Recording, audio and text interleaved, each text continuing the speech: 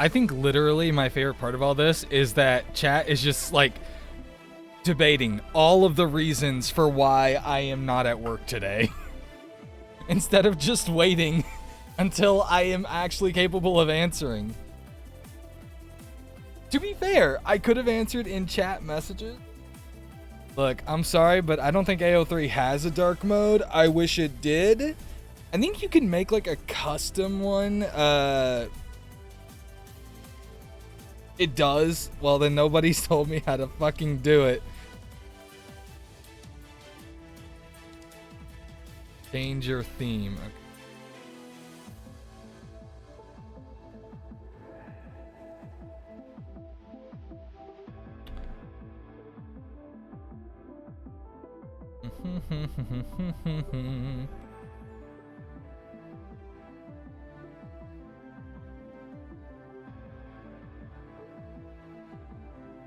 I don't know how to do this.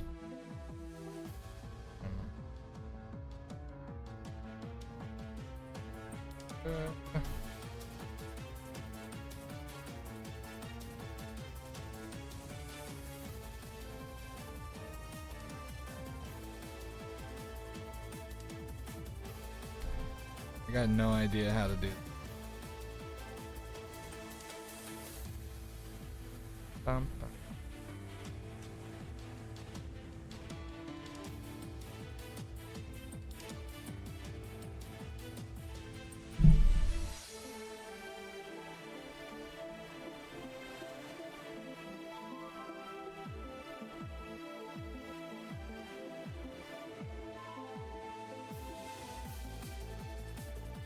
Okay, let's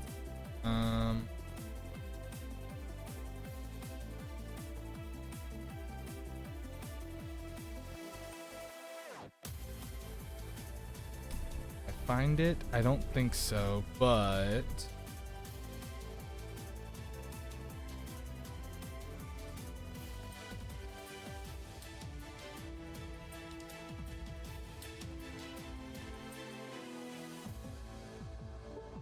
aha!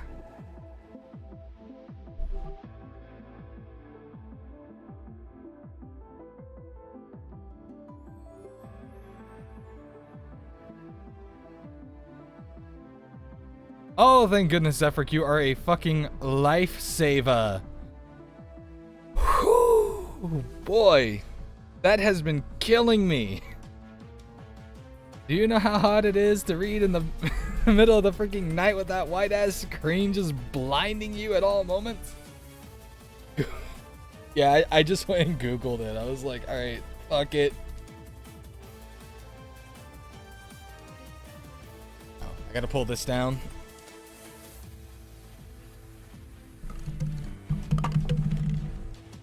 Ignore the sounds of water bottles falling.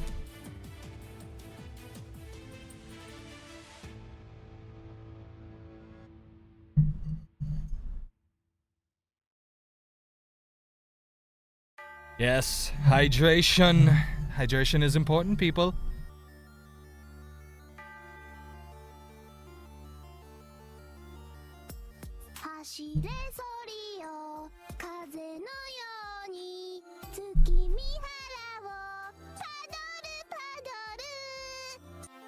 Okay, so howdy Fox gang, how's everybody doing this fine day?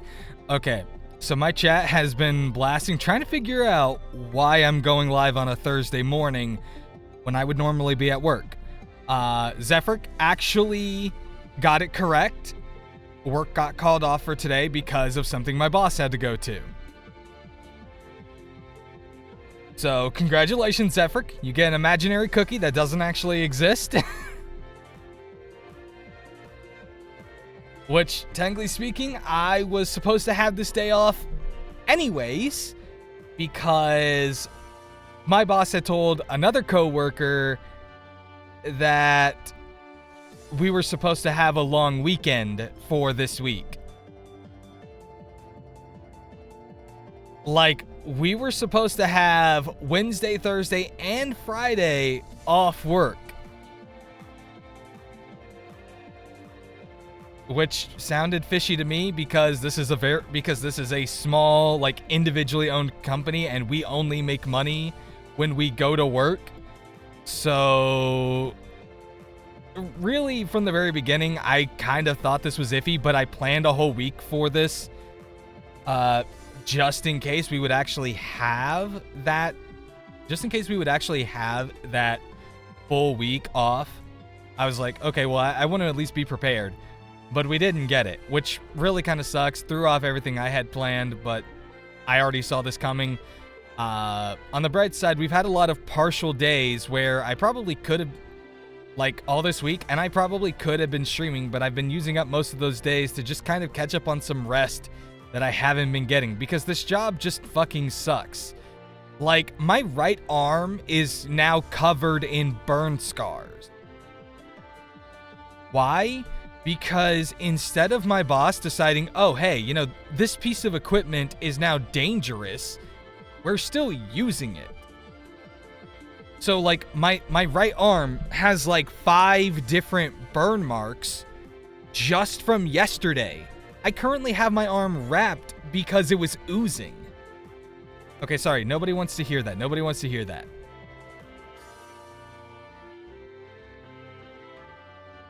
In any case, how's it going?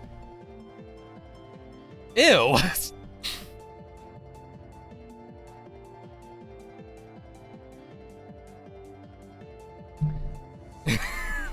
Like, I go, my arm is oozing, and you go, yum? What the hell? What is that about? I'm scared now. In any case, getting ready to go live. You have fun with that. In any case, guys, okay, so I'm really excited about today. Today, the plan is to finish the last of A Tale of One Shadow, get all the way caught up to Chapter 9. I do not mind. I'm a little upset that Chapter 10 isn't out. It's the one I'm really looking forward to. Star has leaked that Chapter 10 is going to be awesome. Star hasn't told me anything about the story, guys.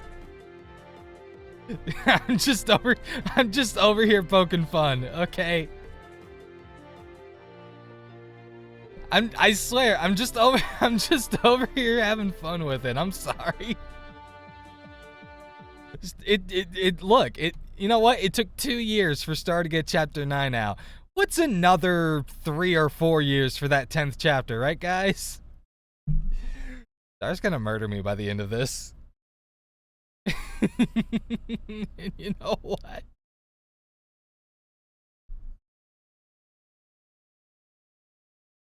Woo! Alright, she's already started Chapter 10. That means we might only have to wait 1 year before she finally finishes. Nice!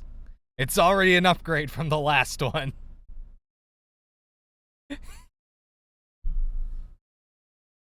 I'm gonna be... I just want to be clear that if you hear about a streamer being dead by at least tomorrow or something, just go look up towards Canada. That's probably where my killer is. Just saying. Alright, so guys. Also, I do want to apologize for being late. I got a little bit distracted because I was singing this morning. That was literally all my distraction was. I just was in a very musical mood. So I just started busting out the songs and tearing up my vocal cords for no reason. Started looking up like things to improve singing, because I do like singing, but I'd actually like for it to sound good sometimes, you know?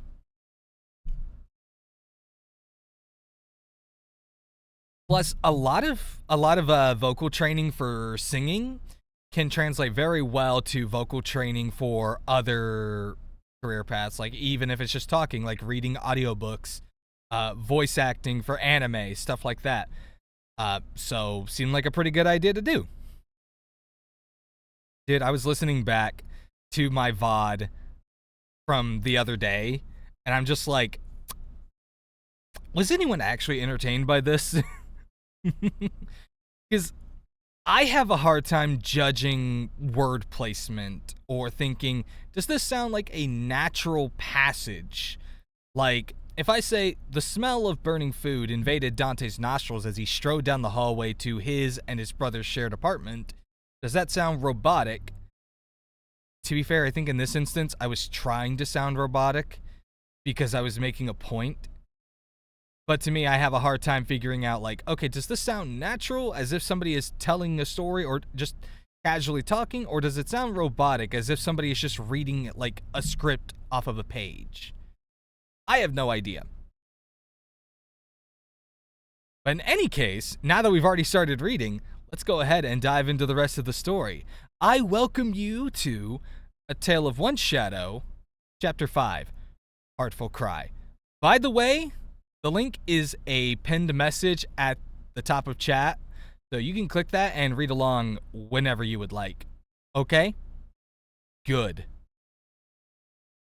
Go read the story!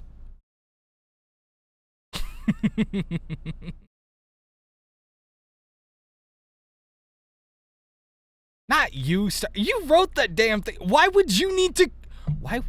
Why would you need to go read it? You wrote the damn thing. If you don't remember the plot, that's a problem. Star actually did forget about the plot, guys.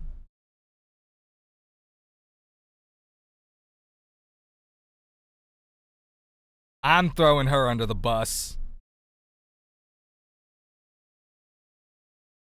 The plot ran away from me. Oh, that's why you ended up under the bus. You were chasing the plot. Gotcha. Okay, it all comes together. It all makes sense now. All right. Oh, I'm fucking losing my mind. Okay. Here we go, guys. For real this time. The smell of burning food invaded Dante's nostrils as he strode down the hallway to his and his brother's shared apartment. I love how actually earlier I sounded so much more natural. I'm sorry. I'm critiquing myself here. He managed to wrap up a case relatively quickly once he received word from one of Damon's coworkers that he'd been spending time with some blue-haired harlot. I wonder who that could have been. Bitch. He had a very good idea who she was referring to, and he swore he'd shoot that monster if he ever found it in his home. Ah, I see. Dante is the American. Makes sense. Sliding his key into the lock, he opened the door and was met with smoke. Lots of smoke. He glanced to his right, where he saw his frazzled brother trying to wave away the smoke with a towel. Slamming the door, he made Damon jump. Dante? Oh my god, I cannot believe you're trying to cook again. Are you trying to destroy our security deposit? Like, are you actually trying right now, Damon? Look, I just wanted to try something new. And, you know, we're always, like, dining on stupid takeout whenever you're not here. So I figured I would learn how to cook. Damon, I barely trust you to wash the dishes. You cut yourself on a knife just rubbing a sponge on the blade. Why would I trust you to cook? Don't gotta be hurtful about it. Go to your room, Damon. Just go. Just go. Fine. Okay, sorry. Dante? He walked over to the window on the other side of their living room and opened it, then returned to the door to turn on the fan, allowing the smoke to funnel out of their small living space. Then, he turned to his younger brother, crossing his arms and glaring at him. You don't cook. Damon glanced down at his charred attempt at pancakes and chuckled nervously. You're home early? No thanks to you, Damon scoffed. Apparently, you've been taking some time off work to hang out with some blue-haired harlot, is how Veronica put it. Damon's face went pale.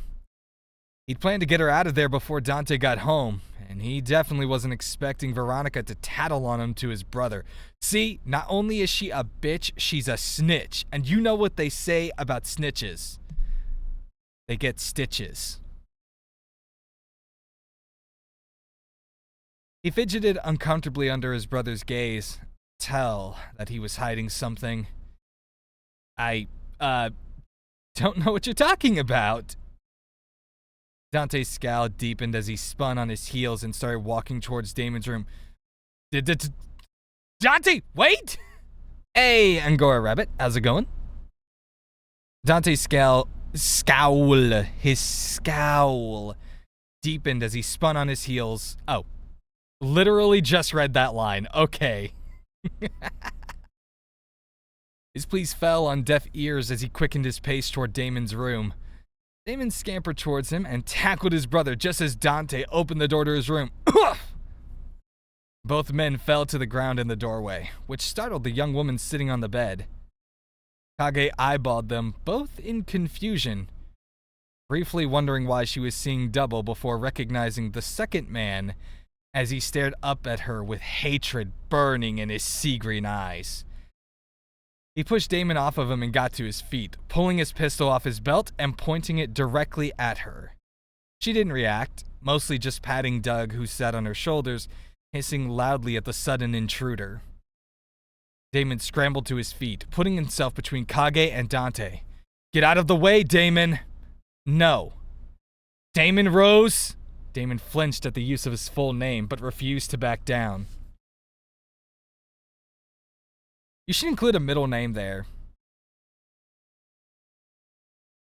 Like, I don't know why, but I feel like Dante is about to go, like, full, like, parent mode. And I always feel like parents, they don't use last name, they use middle name.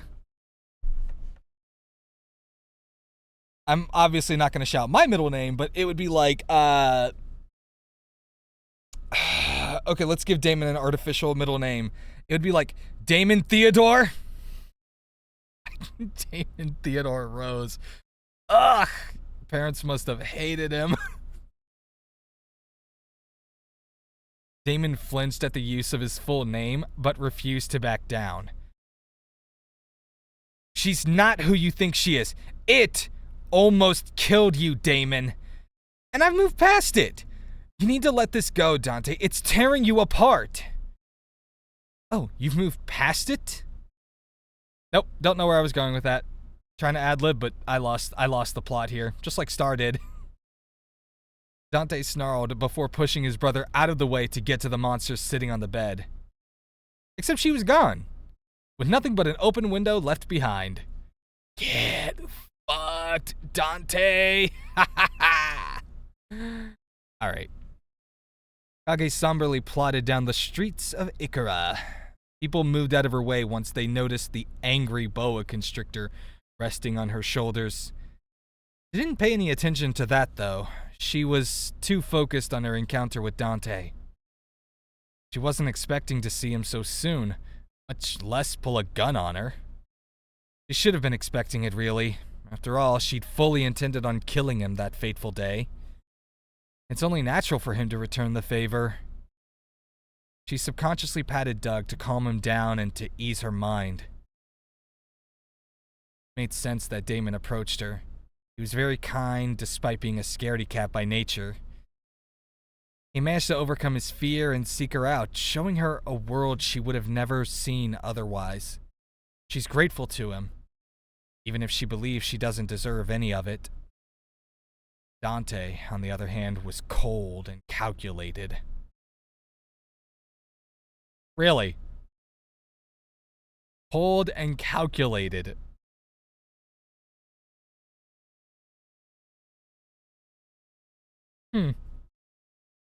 I was gonna go with more of a hothead, honestly. Hey, there's this super scary monster that possibly has the power to kill me, as I just saw from a video on the screen. I'ma stab it, and just hope everything goes well.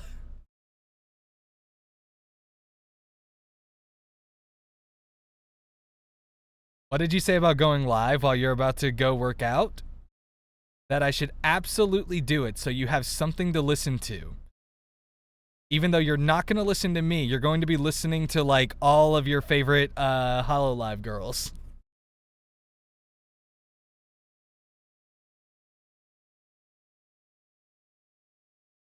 Where was I at? Okay. Dante, on the other hand, was cold and calculated, filled to the brim with hatred for what she did all those years ago. She doubted he'd ever forgive her, even if Damon could ever convince him to even be in the same room as her. He'd never give up on the grudge he has. He'll never stop trying to kill her. Oop, sorry, didn't mean to do that.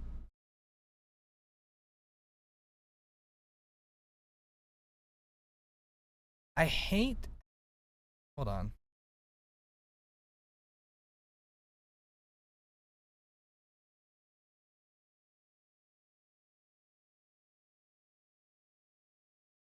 I hate how when this thing expands, it just gets really messed up. Okay, there we go.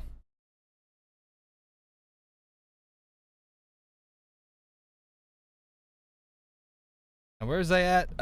Let's see.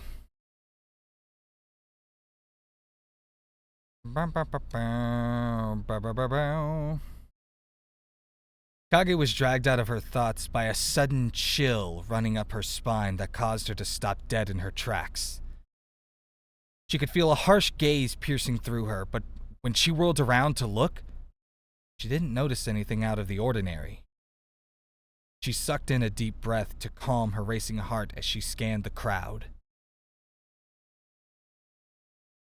People moved around her with annoyance or confusion. There were some off to the sides of the street, eyeballing her with more confusion and some with fear due to the large snake resting on her shoulders.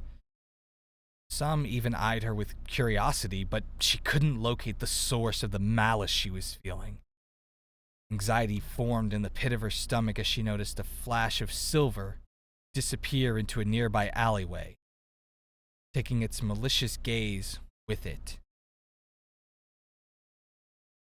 Releasing the breath she didn't realize she was holding, Kage turned to continue her walk down the street when she ran into someone. She quickly muttered an apology and tried to move around the stranger, but she was grabbed by the collar of her sweater and held in place. Doug hissed loudly in response as she looked up at her assailant. She was face to face with the bitch, her hazel eyes staring directly into Kage's deep blue. The bitch narrowed her eyes at Kage. She was trying her best to put on a mean face, but to Kage she looked more silly than she was threatening. Like a Pomeranian stuck in somebody's purse. Star is just gonna kill me this late. Oh, man. She held her in place for no more than 30 seconds before Doug struck at her. I officially love Doug. Good boy! Causing the bitch to stumble backward in fear, Kage rested her hand atop his head to calm him. Once she regained her composure, the bitch continued to stare down at Kage. So, Dante threw you out, eh? Eh?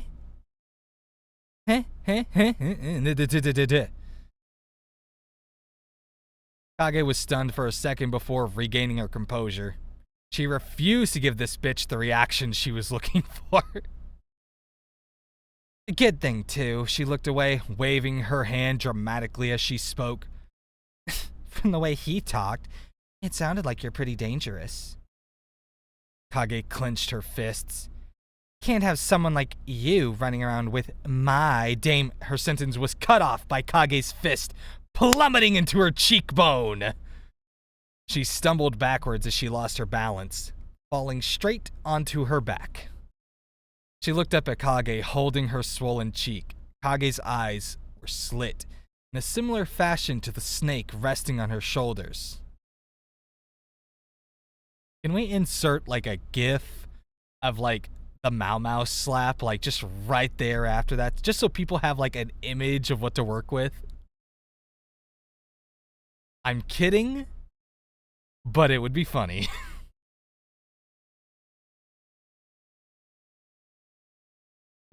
That's when Veronica screamed. She scrambled backwards, screaming at anyone and everyone as she ran away. Kage's eyes returned to normal as she noticed the entire crowd of people staring at her. The street was eerily quiet and no one made a move.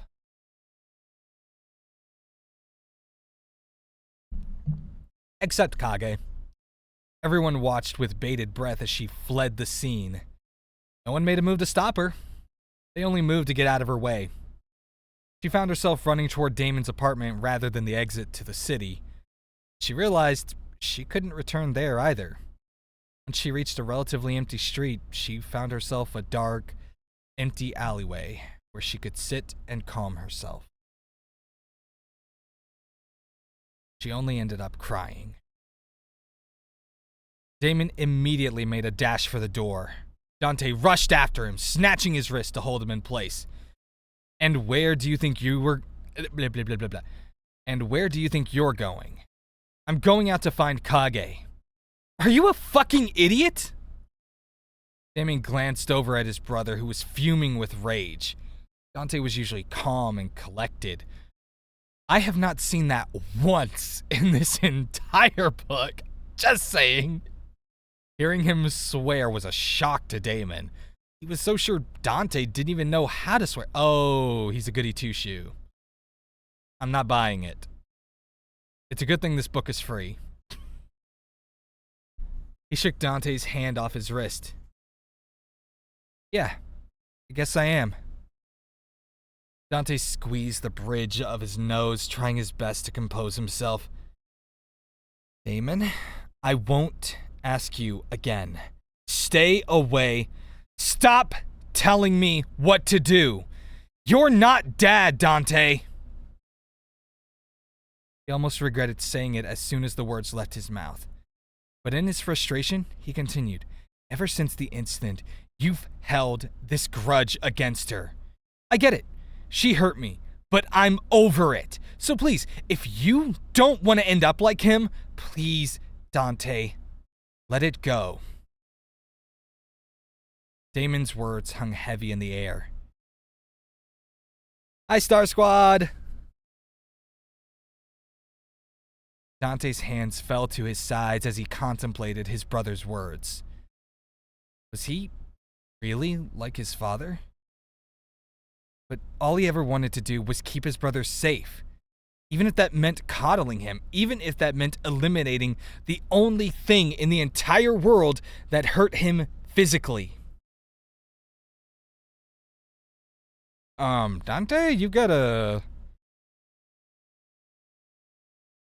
I'd say I know the number of a good therapist, but let's be honest, I've never been to therapy, and it shows. So... You should still look for one. Where was I at? Okay. Please, Dante. I just want my brother back. Dante looked up at his brother, who had a hand resting on his shoulder. He blinked back a few tears before Damon enveloped him in a tight hug. He returned the hug, resting his head on Damon's shoulder as he let a few tears escape his eyes.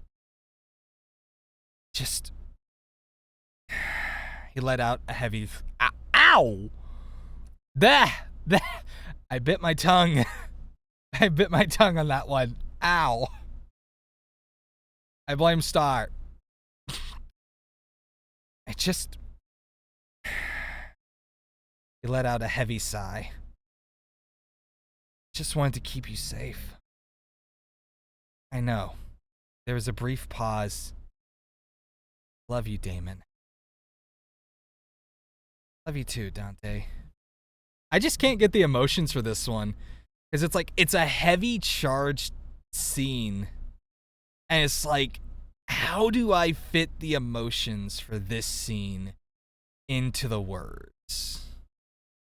Because it's two brothers who have just been arguing And it's like they're having to be like, okay, I know we're mad at each other, but we still love each other. You would think I could do this. Because like the number of times I've been in arguments with my brothers, we still end up doing this.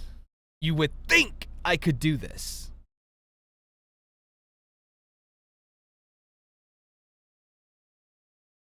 Although I guess they could easily just be like, I don't know, like Dante being like, how do I put it? Just kind of being done with everything. So being like, love you, Damon. And then Dante's just like, love you too, Dante.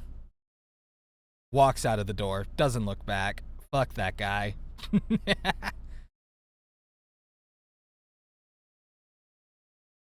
They broke apart, looking each other in the eyes before chuckling. It was a serious issue. They were going to need a lot of time to work things out. But they couldn't help but laugh about it for the time being. Dante scooted by Damon and went to sit on the couch. Go bring her... Nope, can't say it. Can't say it. Go bring her... Blah, blah, blah, blah. Go bring her home, blah, blah, blah, blah. Go... Blah. Ah, fuck it, you know what I mean, Damon. Just get the fuck out of here. Alright, sorry. Read it exactly as said. Dante scooted by Damon and went to sit on the couch. Go bring her home, Damon, he said as he picked up the remote and turned on the TV. Let's see if we can work something out. Damon beamed at him. It was the first time that he referred to her as something other than it. It was definitely a step in the right direction for him. Damon nodded ecstatically and began to put his shoes on until the distinct voice of a newswoman caught his ears.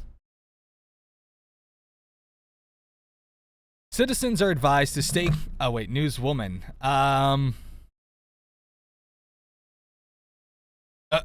Let me bring out my best woman voice. All right. Citizens are advised to stay clear of the upper downtown area while authorities work on removing this vicious animal from the streets. The snake appears to be trying to bite anyone that comes near, and authorities aren't sure if it's poisonous or not at this time. Man, these authorities suck.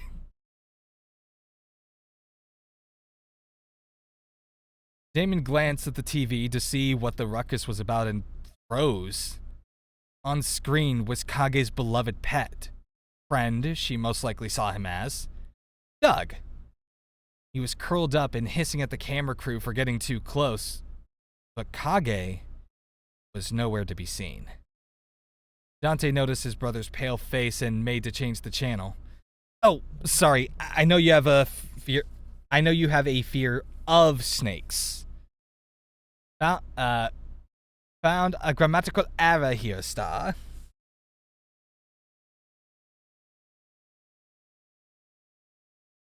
Wait. Nope, sorry. Not desperate enough. All right, let's see. How do I want to go about this one? Wait! His outburst startled Dante into dropping the remote. Sorry, it's just... Sorry, what's the error? Doing Annie Guesser right now? Oh, it says, oh, sorry, I know you have a fear snakes. So obviously you meant, oh, sorry, I know you have a fear of snakes.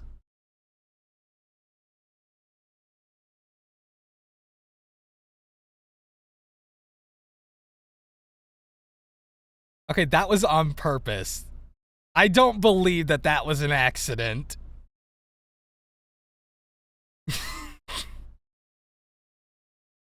Nah, actually, I 100% believe that's an accident because it's not as funny. Aha! You admit it! It wasn't!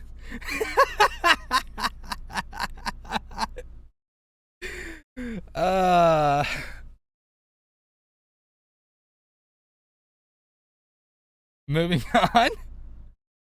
Sorry, it's just... He pointed to the screen with a shaky hand. Why am I like this? What do you mean, why am I like this? You're the one who did it! I didn't do anything. Do you guys see what happens, chat? I just get blamed for nothing over here. I'm just casually enjoying this story, not doing anything.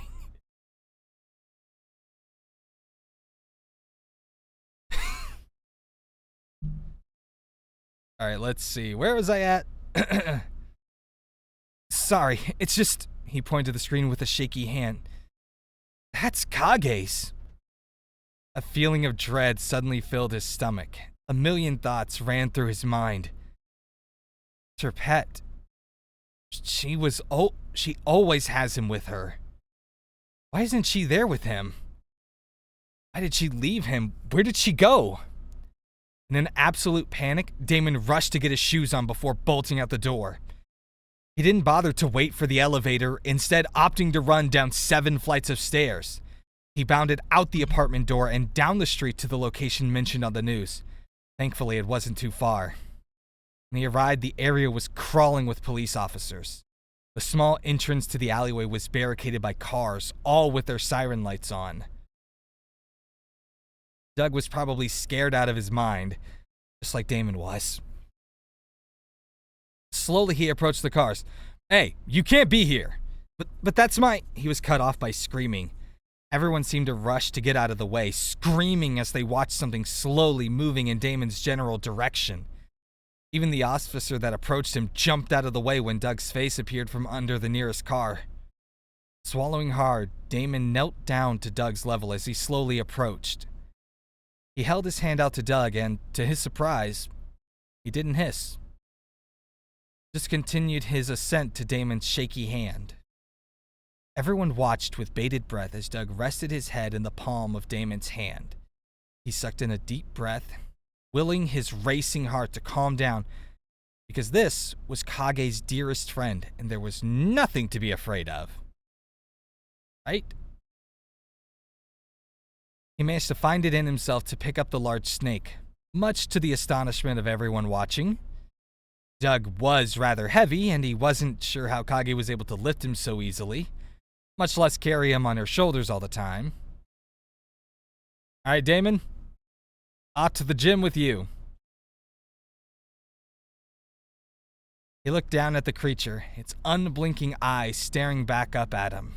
Heeding his resolve, they headed back to his apartment. Let's go find her. It was cold and dark. She wasn't sure where she was.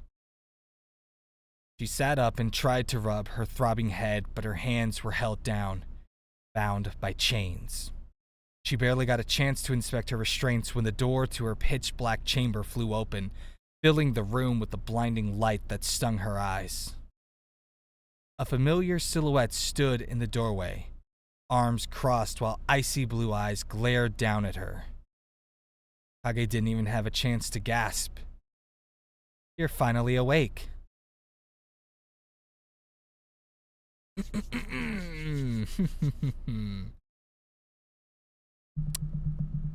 Now here's the thing, I could make this funny and once again read Star's note in a country-ass accent. But the last time I did that, Star shot a gun at me, so maybe let's not do that this time.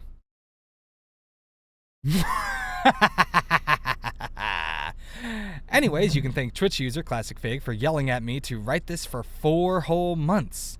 I finally did it! I already know where I want the next chapter to go, so it will hopefully not take as much time, but with me, we're never sure. Fox, who has sat here for 2 years, constantly making jokes about getting chapter 10 done, and it took around those 2 years, I almost said 10 years, 2 years before Star finally wanted to work on a chapter. And Fig only had to do it for 4 months? Damn! Fig is apparently the favorite here. Okay, now I get it. If I want a chapter, go through Fig.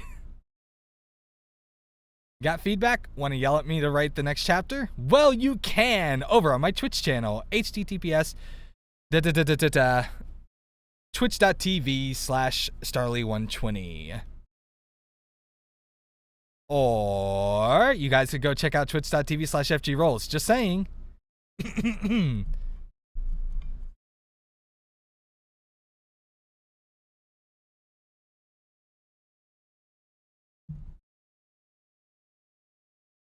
The buttons look so weird now because it's it almost looks like as if I've already clicked the button kind of thing. You know how sometimes when you click something on a website, it grays out. And that's what they look like now, and it's really weird to me. Okay, here we go. Chapter 6. My Demons. Okay, question star. Is this My Demons from Starset? Because if so, based. If not, I am sad. Yes! I love that song. Totally was not listening to it this morning. Or singing along to it, I swear. Moving on. See the end of the chapter for notes. I don't want to see the end of the chapter for notes. I'd rather read them now. I'm kidding, obviously. The notes always contain spoilers. No, they don't. Kage leapt to her feet, attempting to rush to the figure standing in the doorway before she was stopped by the restraints clasped around her wrists. She pulled and shook and struggled against them, but they wouldn't budge. She didn't even notice that she couldn't make any fire in her desperation. Figure made no move to even help her. She collapsed to the ground, trying desperately to reach the figure, but to no avail. She dug her fingernails into the concrete floor, unable to stop the hot tears from flowing down her cheeks. Oh my god, Fox, learn to read. Okay, let's redo that. She collapsed to the ground, trying desperately to reach the figure, but to no avail. She dug her fingernails into the concrete floor, unable to stop the hot tears from flowing down her cheeks. Ooh, okay, how to read this?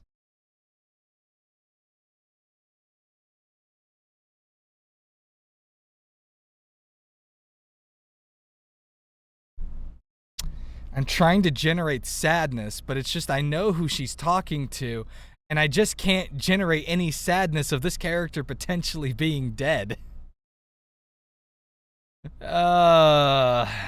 Honestly, Kage, you'd be better off if she was. Okay.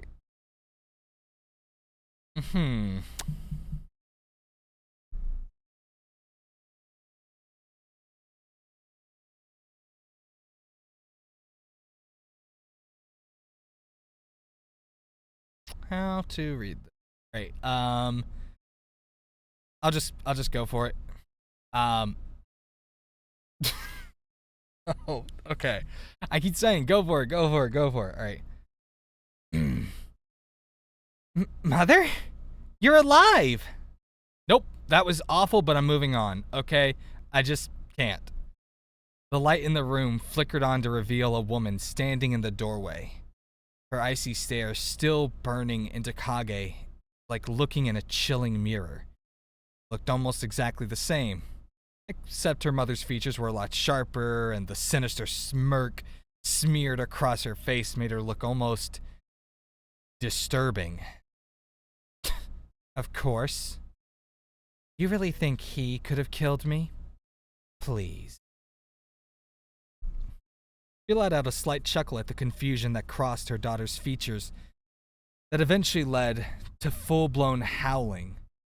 It was almost as if everything she lived for led up to this exact moment. The moment she revealed to her child that she was alive the whole time. The despair Kage felt, all for naught. The lives she took, meaningless. Hundreds of memories rushed back to her within a matter of seconds, and everything hit her like a ton of bricks. But you... abandoned you? Not true, my dear. The elder woman strode over to her daughter, grabbing her by the chin to make her stare into her mother's icy cold eyes. I was there the entire time. She released Kage's chin and allowed her to contemplate her mother's ominous statement. If she were there the entire time, why didn't she help her? She could have saved her from the doctors. They could have run away together, away from the city, away from her terrible father. They could have been happy. Chill ran down her spine as a particular memory forced itself to the forefront of her mind. It was a usual one. Creepy old men with funny instruments ready to run tests on her poor child body. But there was one thing she never noticed before. Behind all the men was one singular woman. She held no instruments, just sat back and watched. She was wearing all white and a face mask, just like all the doctors, but she also had a hair cap. The only notable detail she could pick out was the woman's emotionless gaze from her familiar blue eyes as she watched on. Kage shuddered, swallowing the bile she could feel rising to her throat. She could barely find it in herself to look up at her mother. It was you? The elder woman's features softened as she rested a hand on her chest. It was all for you, you know. She spoke in a somber tone. We just couldn't figure out how you turned into such a disappointment. Kage stared at her mother in disbelief. What? Well, let's see. She rested her chin between her finger and thumb in a mock thinking pose. We weren't getting the test results we were looking for, so I decided to put you to a little test myself. And you passed with flying colors. Kage gulped. What was the test? She didn't know if she wanted the answer to that question. Her mother laughed pleasantly and clapped her hands together. When you killed all those doctors, of course. Kage's gaze fell to the floor. She couldn't bear to look at her mother anymore. I have to admit, you really did a number on this place, she laughed.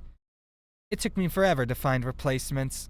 Around 10 years, if I had to guess. She patted Kage on the head, inadvertently causing her to suck in a sharp breath. She spoke without looking up. How do you find me? Anyone could pick up your putrid scent from a mile away. I knew the second you stepped foot into the city, she sneered. The older woman walked back to the open door, flicking out the lights as she smiled down at her child. I think that's enough for now. I should let you rest. After all, we have much work to do. The door slowly creaked closed, leaving Kage in pitch darkness, as her mother's last whisper echoed through the room. I love you. My shadow. Bam, bam, bam. Kage wasn't sure how long it had been. Days, weeks, months, years, she wasn't sure. All she knew was pain. Every day she would be dragged out of her confines into a much larger room and forced into her dragon state. She wasn't sure how they were doing it or why. All she knew is what her mother kept telling her. Necessary for our revenge. It was for her mother. Everything she's ever done has been for her mother. Damon was a distraction, so she tried her absolute damnedest to forget him. But she knew he still lingered in the back of her mind most days. Her mother knew it too. She was not pleased. Kage sat in the corner of her room, her knees brought up to her chest with her arms wrapped around as she thought.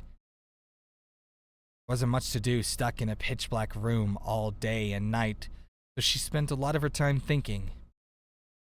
She missed Damon. She missed how he dragged her into the city and bought her new clothing that her mother tore up. She missed the hot bath and the comfy couch and the warm blanket. She missed his comforting presence as she slept next to him on that stormy night. She just missed him. She counted down the seconds until the clunky door opened up. She slowly rose to her feet, following the attendant down the long hallway to the testing room. He removed her restraints, a marvel of technology her mother created to seal her powers, and shoved her into the room. He slammed the door and locked it with a heavy clunk. She strode to the center of the room, facing the one-way plexiglass window as she waited for them to start. Except, never did. She blinked. Straining her ears, she heard a bit of commotion outside the room. It wasn't their usual excited chattering as they started the experiment. It sounded as though they were being attacked. Panic shot through her heart as she rushed to the door. She yanked on the knob as hard as she could, but it wouldn't budge. She pounded on the door, screeching desperately at them to let her out. She couldn't bear the thought of losing her mother again. The glass shattered, and two people fell through, kicking and punching and scratching at each other. One was her mother. The other was a black-haired man she didn't recognize. They both landed on the floor with a loud thud, and her mother kicked the man off her. She scrambled to her feet, panting heavily as she glanced at Kage. A strange glint appeared in her eyes as she smirked sadistically. The man also jumped to his feet, panting as he snarled at her.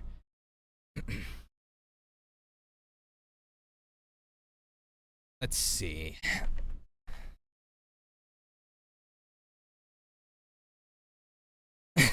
I am back. So does everyone die in this one? Because all I ever hear about this is how all Stars characters die.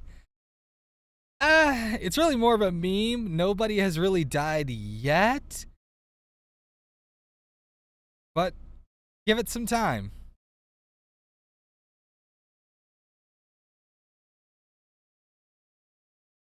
Okay. Weak.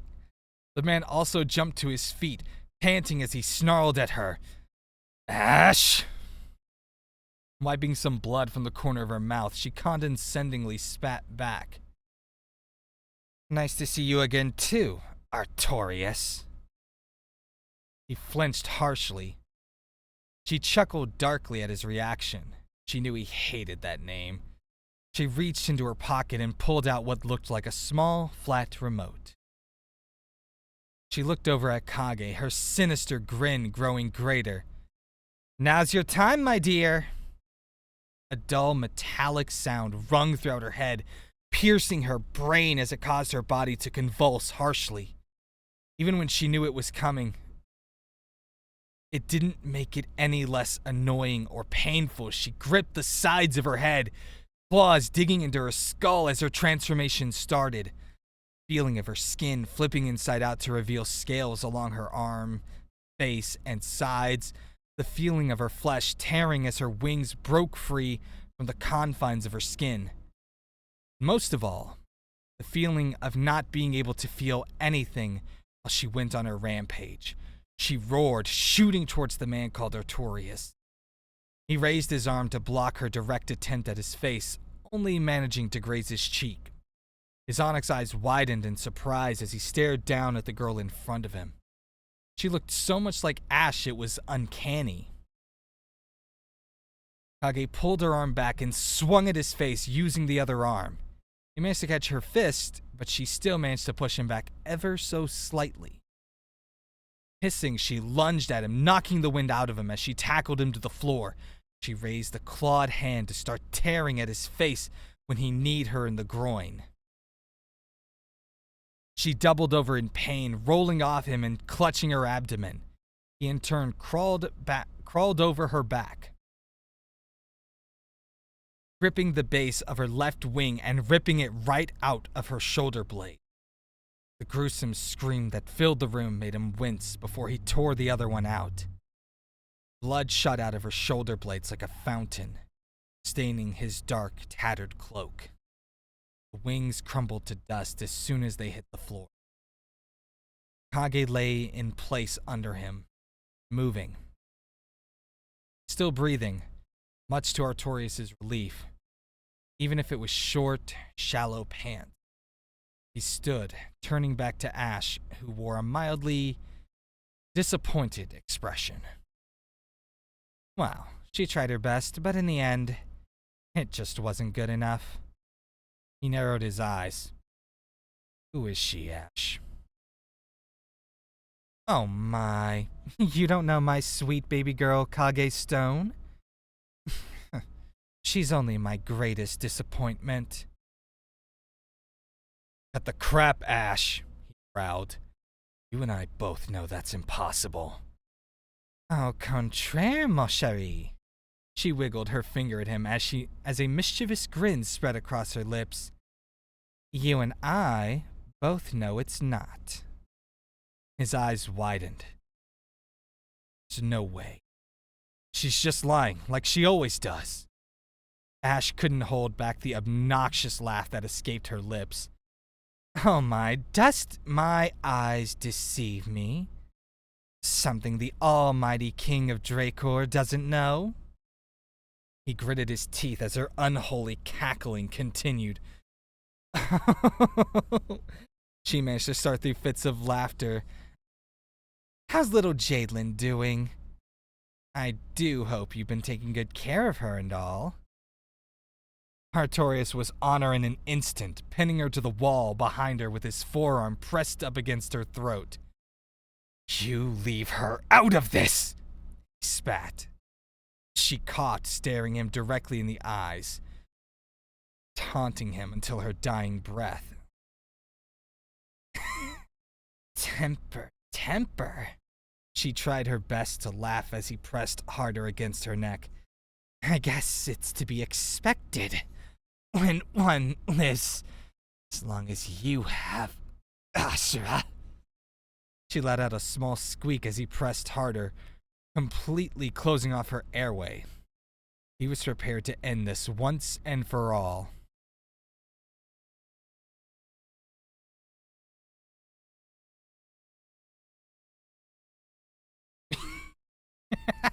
Had to make the comment, but I wasn't saying it out loud.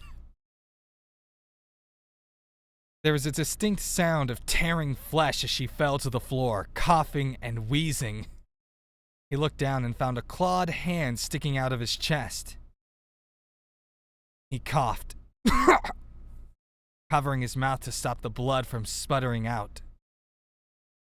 Looking over his shoulder, he saw Kage. Her eyes were devoid of any emotion. Despite the fact that she had just shoved her arm through his chest, tears were streaming down her cheeks. She kept repeating the same phrase over and over again. Don't kill my mother. She ripped her hand out of his chest and he fell to the floor, staining the concrete floor a deep crimson from his gaping chest wound. He coughed, gagging from the metallic liquid that kept regurgitating. Wincing, he pushed himself up onto his elbow to give Ash one last irritated glare before his material form crumbled to dust. His last whisper echoed throughout the chamber as the dust disappeared into the void. Monster. Ash scoffed, using the wall behind her to steady herself as she got to her feet. Kage seemed to return to her senses, her scales peeling off as life returned to her eyes. She turned to her mother. A shaky smile made its way onto her face. She looked down at her trembling, bloody hand. I did it. I saved you, She was cut off by a blade in her chest. Her eyes widened as she looked up at her mother's expressionless face.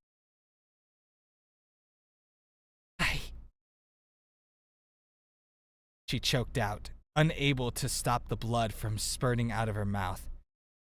Ash said nothing, instead thrusting the body down Kage's blade until it was stopped at her pelvic, almost slicing her in half. She tore the blade out, causing Kage to fall face first into the concrete. The blade dissipated in light. Why'd I say in a light? That's not even the right word, Fox. The blade dissipated in a cloud of flames as Ash turned and strolled out the room. All Kage could hear, she lost consciousness with the sound of her mother's laughter. At some point, thought she heard Damon too. So for the record, I just want to clarify something before we move on to read the author's note. One time, I made a comment about Kage getting hit by a bus. And Star is just like, you think that Kage would survive that? Well, apparently, because I assume that, because obviously this isn't the end of the story, Kage survived nearly getting cut in half. Excuse me for thinking that a bus was not going to be the line of fantasy here that could not be crossed.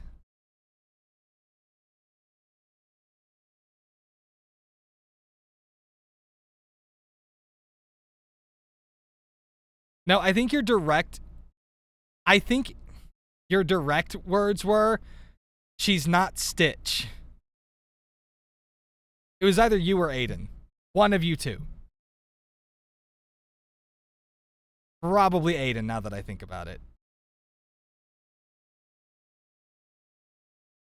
I'm just like, are we really saying she would not? Yep.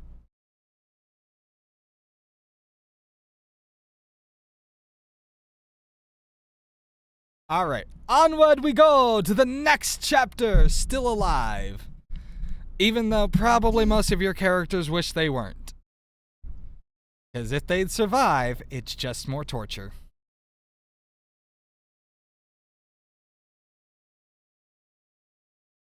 Not gonna lie, Ash is probably my favorite character to write so far. Also, Kage means shadow, so there. Boom. There's the title. We can all go home now.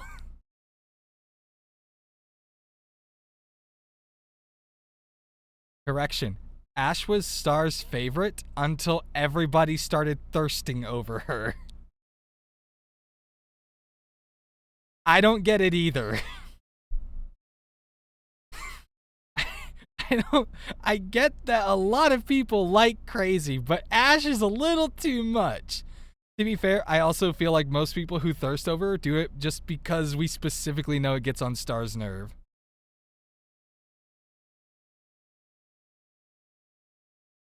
Okay, here we go. Chapter 7, Still Alive. Even if they wish they weren't. It was a warm spring evening until it turned into a dark and stormy night. Moving on. The forest was silent except for the soft footsteps of a cloaked man making his way down the dirt path. His destination was a lonely house obscured by nature.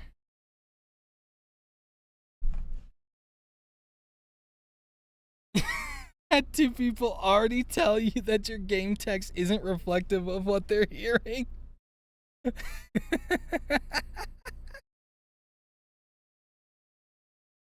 I want it on record for the Star Squad. I did not decide for Star to do this. Star was just like, nope, I can't wait until the VOD. Because she knows that the VOD probably won't get released for like 2 months before I finally remember to post it. And?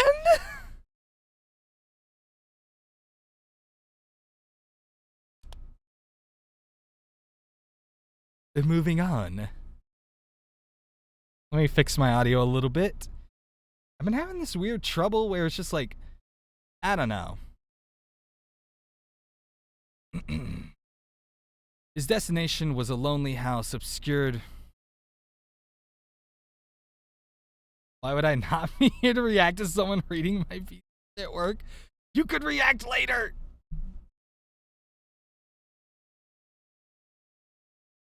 You'll have 2 whole streams to do it too! Okay.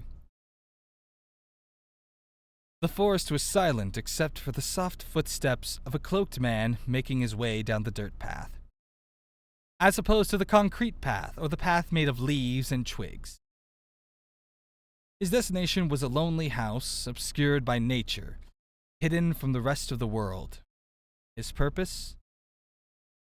To reconvene with an old friend.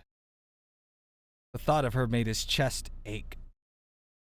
He'd spent the last couple years trying to track her down while still managing his duties as ruler of Dracor. But he didn't imagine she'd go out of her way to reveal herself to him. Knowing her as he did, he suspected a trap. He reached the clearing and was met with a cute 2-story house. All the lights in the house were on, meaning she was expecting his arrival. He strode up to the door and gave it a few quick knocks. He'd intended to settle this peacefully if he could. There was some muffled yelling behind the door. Something that sounded akin to, "Can you get the door?" 30 seconds later, yes, he counted. 1, 2, 3, 4, so on and so on. The door creaked open and he was met with a small child. She looked like she was around 6 or 7 years old. He couldn't really tell. She was incredibly thin and looked extremely malnourished. There were dark circles under her eyes that stood out against her pale skin.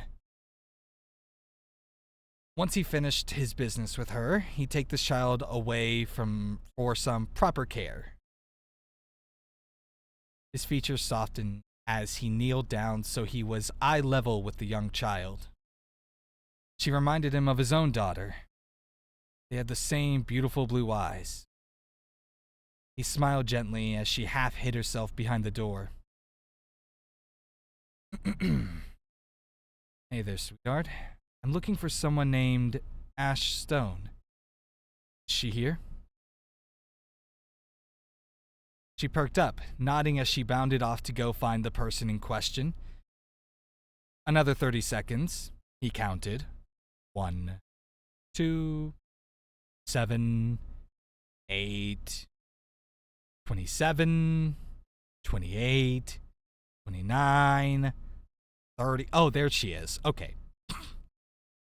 Until she returned holding hands with Ash, her icy gaze piercing through him by the grin that crawls its way onto her face as soon as she lays her eyes on him. He knows he's not here for a peaceful chat. She turns to the child. You'll get ready for bed. I'll come tuck you in after I talk with our guest. Yes. Child ran off. She turned back to him. Her signature sinister smirk smeared across her face. Well, he awoke with a start. He clutched his chest in pain, having sat up too fast and momentarily forgotten the arm that was shoved through him the night before. Wincing, he managed to sit up on the soggy couch he was laying on. He observed his surroundings. It wasn't the stone interior of his castle chambers, nor any of the rundown buildings of his abandoned hometown. It was that cute 2-story house in the middle of the forest. He often found himself coming back after that. There were no police reports or media coverage on the incidents. By all accounts, it never happened.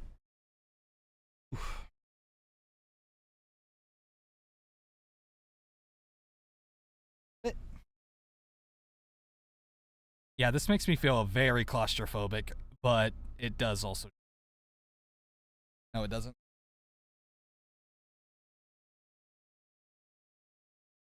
Okay. Just readjusting. Okay, here we go. It was an isolated incident, as it should have been. Never found the young girl's body.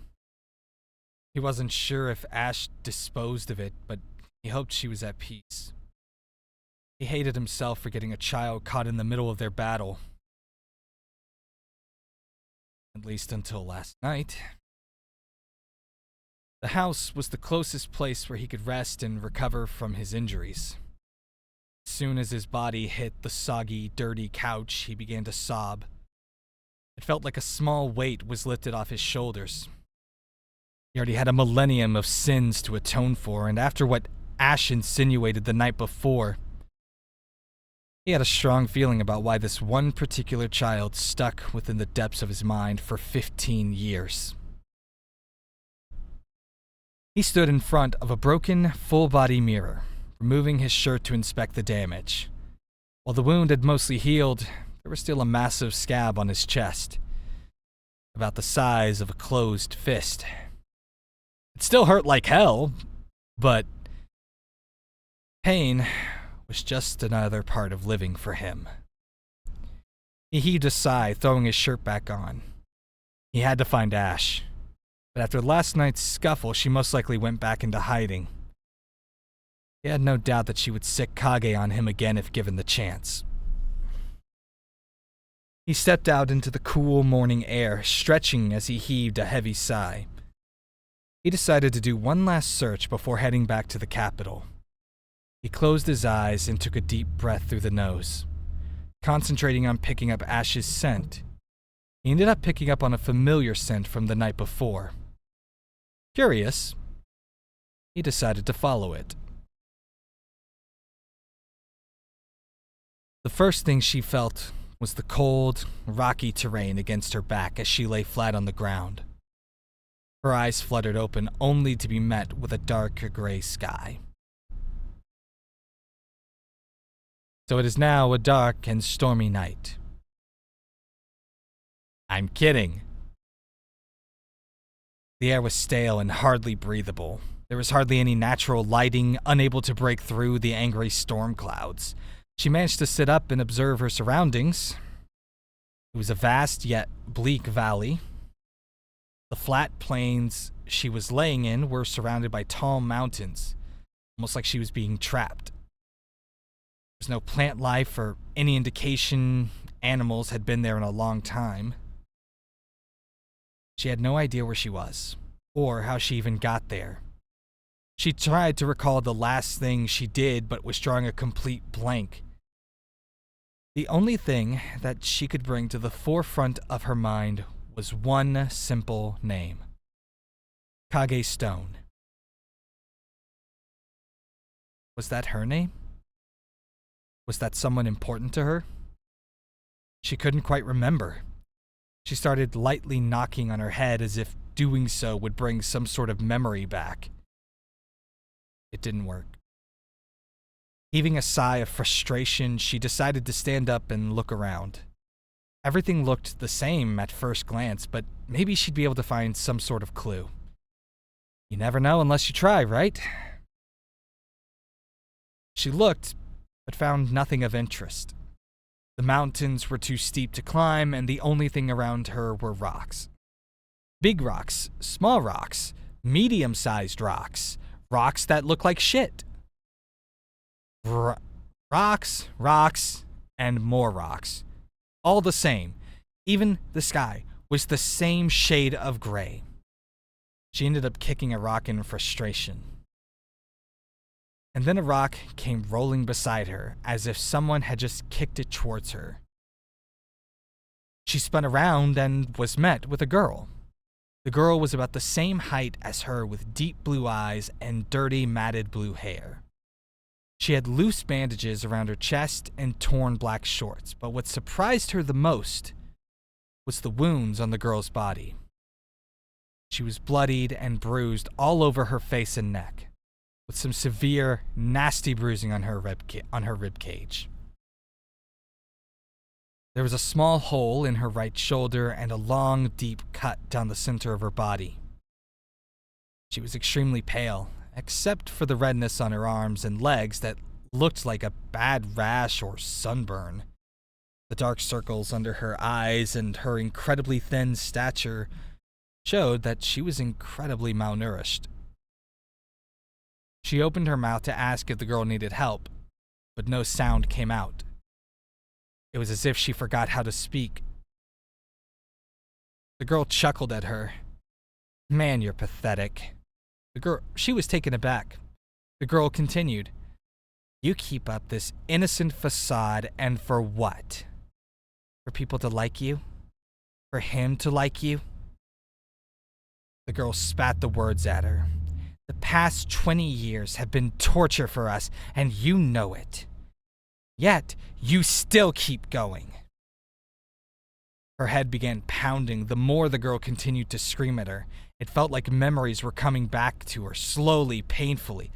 The night that man came to the house should have been the end of us. A man with long, scruffy hair and a sorrowful smile.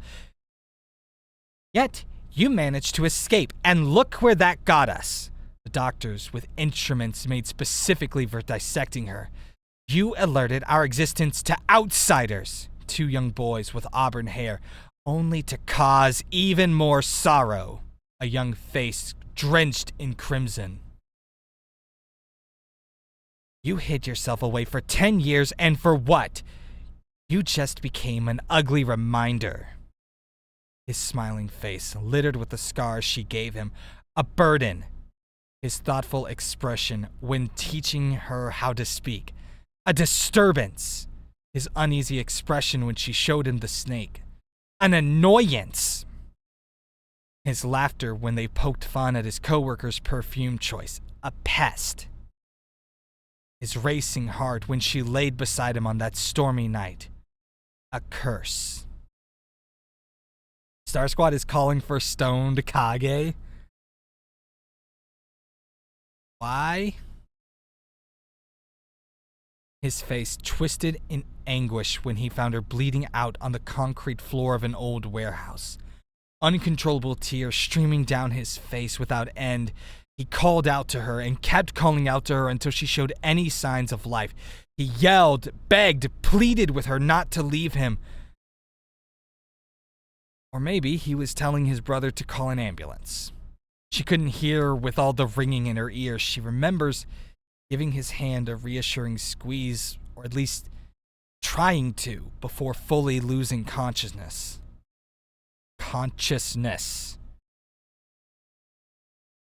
Wait, she remembers? She didn't even notice falling to the ground, gripping the gray dirt as hard as she could. The ground below her was dyed in a deep crimson, most likely due to the gaping wound down the center of her body. Tears streamed down her face. Those are my memories. The girl didn't respond, knowing that she wasn't talking to anyone in particular. I am Kage Stone, she said, shakily getting to her feet and staring at the girl in her deep blue eyes. So who are you? You fool, she grinned. I am you. Dante had never seen his brother so distressed before. The day he woke up in the hospital after the attack, he looked somber, but he didn't cry. The way he was picked on for the jagged scars lining his face, he'd laugh it off, but he didn't cry. The way their parents fought constantly, their dad so insistent on tracking her down and making her pay, while their mom just wanted to put the whole damn incident behind them. He would cling to Dante in fear, trying his damnedest to calm his trembling body. But he never cried. The way they watched their dad being hauled off to prison to murdering a young girl who just happened to have dyed blue hair. The way he bit down on his quivering lower lip, hurt and betrayal all written over his face. The way he clenched his fist so hard Dante was afraid he'd accidentally draw blood, whilst they witnessed the grieving parents hurl insult after insult after insult at their father as he stood on trial. Sorry, I didn't see the third one there. I gotta remember the power of 3. It's needed. It's needed, Fox. But he never cried. Maybe distress wasn't quite the right word he would use to describe it. Maybe there wasn't a perfect word to describe it. Anguish, agony, grief, misery. They all seemed to apply. It didn't change the fact that Damon Rose was an absolute wreck.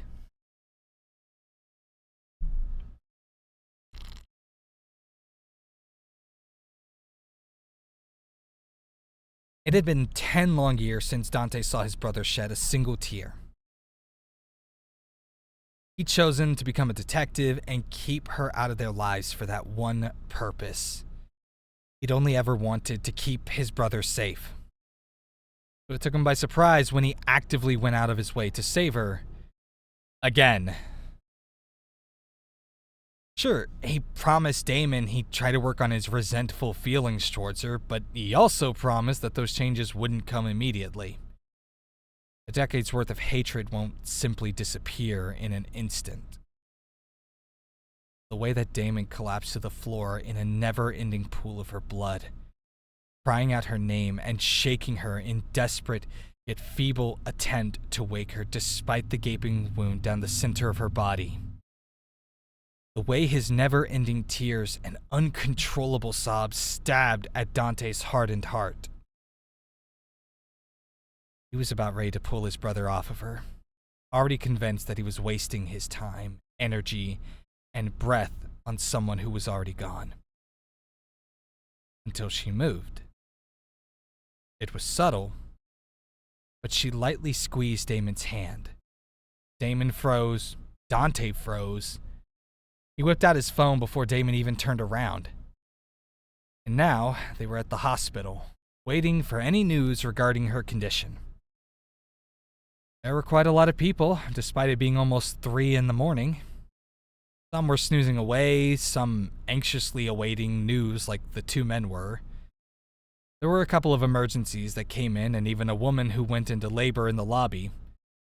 Didn't stop Dante from eyeballing his brother as he paced around the waiting room like he'd been doing for the past half an hour. And now... Oh, sorry. I just jumped right back to the beginning of the paragraph for some reason. Dante was exhausted. He was certain Damon was too. They had been searching nonstop since she disappeared a little over a month ago. Dante had exhausted almost every resource at work he could muster, while Damon would be out searching every nook and cranny of Ikra he could muster. Dante was almost certain it was a fruitless endeavor. Until that damned snake managed to pick up on something they couldn't. It practically jumped out of Damon's arms and slithered away through the alleyway she was last seen in. It moved quite fast for a creature with no legs. Damon chased after it, and Dante had no choice but to follow. They eventually caught up to it, sitting outside an old warehouse building, hissing loudly. The air was thick with the stench of blood. Dante sighed heavily. He glanced down at the slightly open satchel on the seat next to him, containing said snake. Damon was so insistent on bringing it with them, being her pet and all, he was sure they'd get thrown out for bringing an animal into a hospital, but the darn thing has been silent since the moment they walked in the door. Damon, he decided to break the thick silence.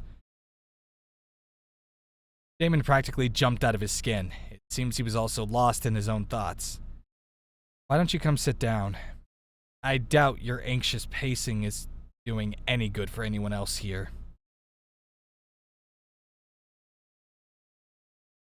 Damon slowly glanced around at the other occupants of the waiting room before going to sit beside Dante. Why don't we head home so you can get some rest? I'm sure they'll call if anything comes up. Damon shook his head softly. I don't think I'd be able to sleep even if we did go home. Despite that, he still rested his head on Dante's shoulder. Telltale sign that he was deeply exhausted and was about to fall asleep right then and there. I might rest my eyes for a bit, though. And with that, Damon was fast asleep. Dante chuckled to himself. No matter how old they got, some things never changed. Dante figured he could rest his eyes for a little while, too. And you'd be wrong, sir!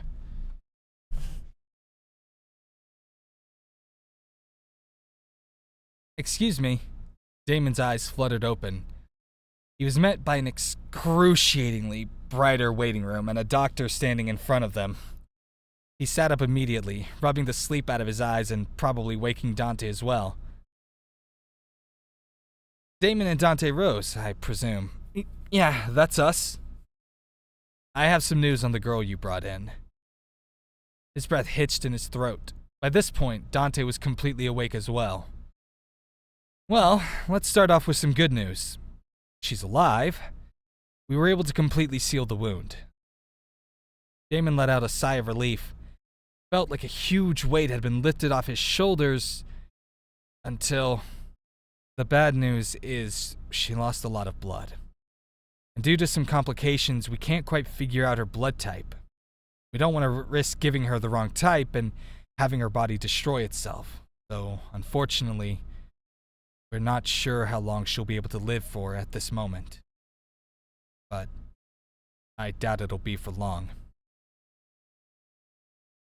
Damon's world came crashing down around him. His gaze dropped to the floor and he could already feel the familiar sting of tears pricking his eyes. Wait, what about the universal blood type? He heard Dante say in a panic. Oh, negative, right? Why can't you use that? We tried some as a test. We've never seen someone react so negatively to a universal donor before. Unfortunately, she's a very strange case and we just don't think we'll be able to save her. I'm very sorry.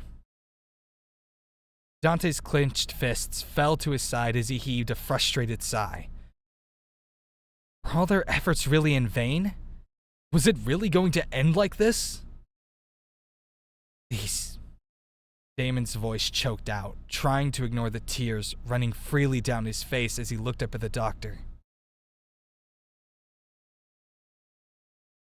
Can I see her? Please. The doctor nodded solemnly before leading the two men down a long white hallway. They eventually stopped at what was supposedly her room. He informed them that she would be routinely checked on and to be prepared in the event of her condition becomes critical again. He also informed them of the button used to call a nurse by her bedside, then briskly walked away. Most likely to work on his next patient, leaving the two standing in front of the door.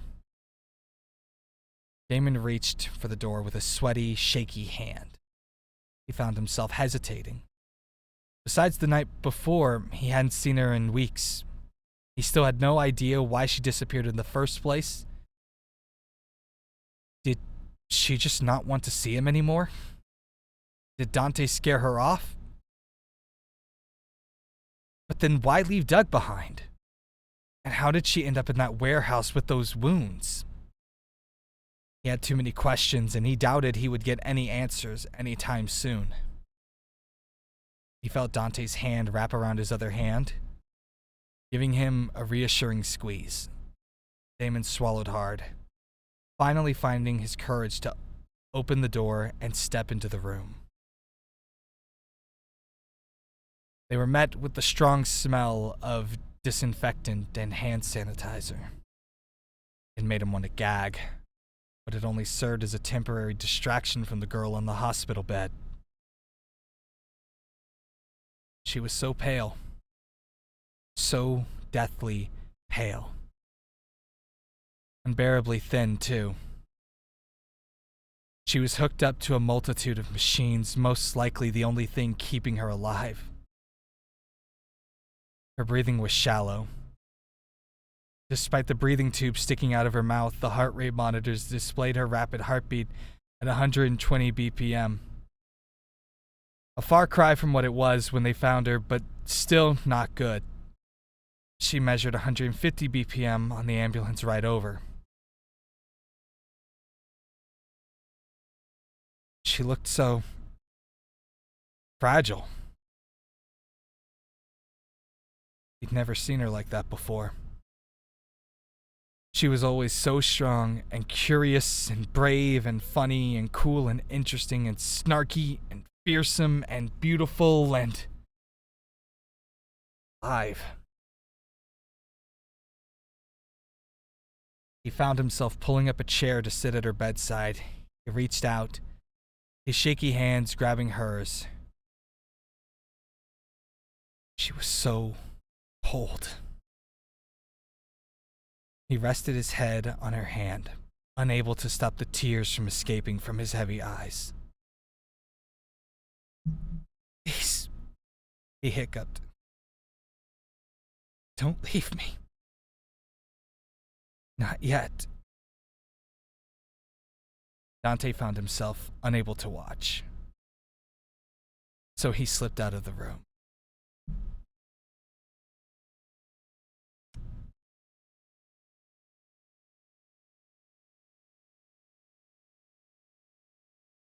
Dante sat in the waiting room, resting his head on his intertwined hands ever since that day 10 years ago. Oh, sorry. Man, I don't know why I read that as a single sentence. My bad. Dante sat in the waiting room, resting his head on his intertwined hands. Ever since that day 10 years ago, Damon had this fascination with her. He would never outwardly state it, but Dante could see it in his eyes when he would stare off into space or when they passed by the dirt path on the highway. Irked Dante to his very core. But now he wasn't so sure. The way Damon restlessly searched for her during a month she was missing, the endless tears once they found her, his insistence to see her one last time before the inevitable demise. Dante wasn't a moron. Even he could tell his brother was in love with her. He sighed deeply. It all made sense. Damon told him it started out innocently. He just wanted to talk to her, to get to know her better. He wanted to know what she was and why she did all those terrible things. Time went on, Dante guesses. They just happened to form a genuine connection. He noticed the spark in Damon's eyes as he talked about her during that grueling month.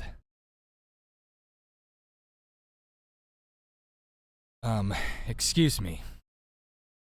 Dante was startled out of his thoughts by a soft voice. He looked up to find a man who looked not much older than himself. Would have thought the man was another doctor giving him an update on Kage's condition, if not for the tattered cloak he had draped over his shoulder. He had long, scruffy hair pulled into a ponytail. He had large bangs under his deep onyx eyes. Oh, bags. Why'd I say bangs? Oh my god. My ability to read has disappeared right now. He looked so tired. Yes, how can I help you? The man looked to his left and then to his right, as if making sure no one was listening in on their conversation before responding in a hushed tone. You were at the warehouse last night, yes? Dante's eyes widened and he instinctively reached for the pistol resting on his belt. He thought that, excluding Kage, there were no other survivors. Who was this man? Was he here to kill them? Who are you?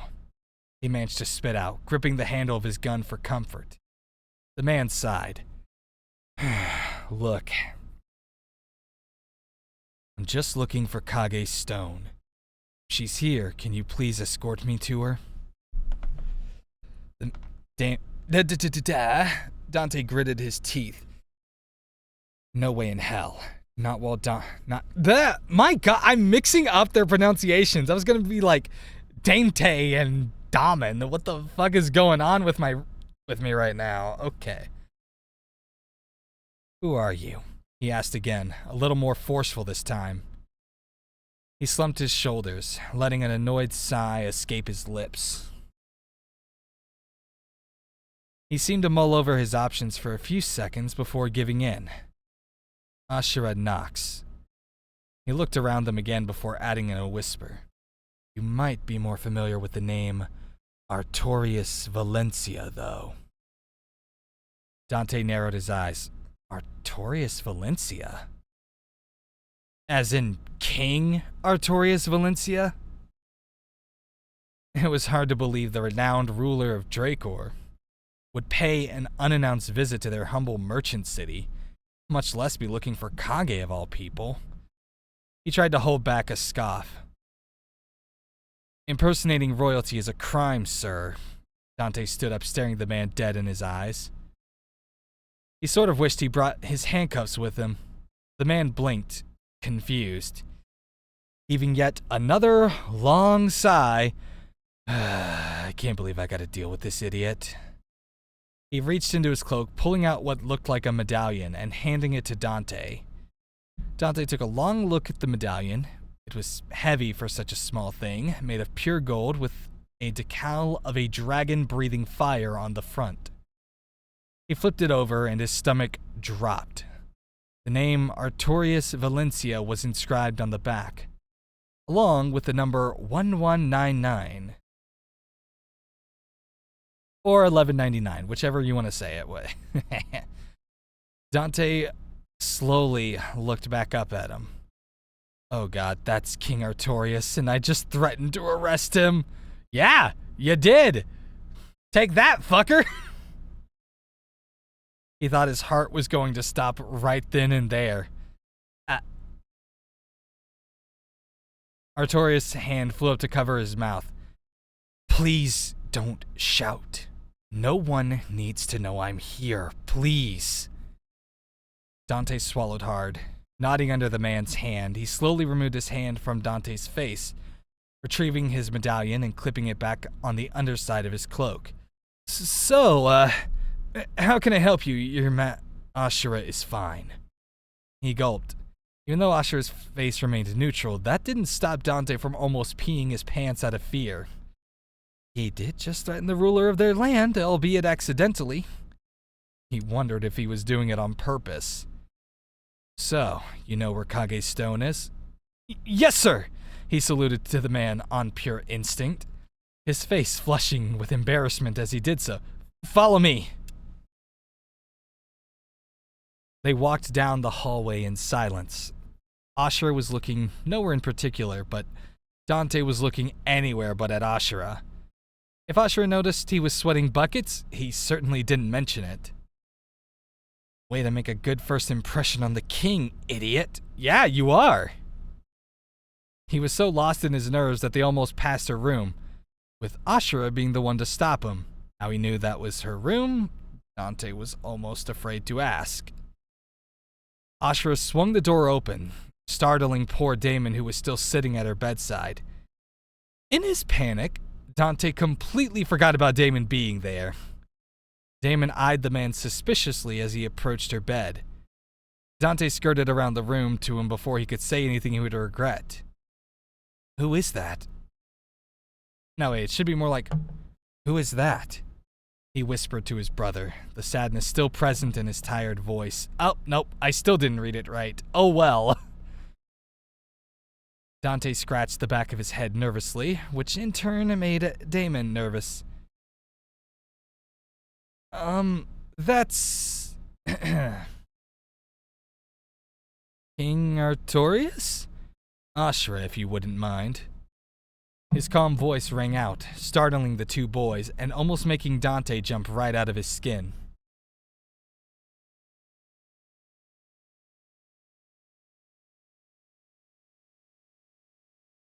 Ugh. So much to read, and still so much more to go. Dante tried taking deep breaths to calm his racing heart as Damon stood up, walking over to Ashura, who hadn't taken his eyes off her since he walked in the door. Excuse me, sir. The man grunted in affirmation, and Damon licked his dry lips before continuing. What's your connection to Kage? He heard Dante choke on air behind him, but he tried not to let that deter him. He needed to know. Who is she? Or maybe that was Damon talking? I don't know. Star, who's talking in that question? The who is she? Is that Ashura? Or is that Damon?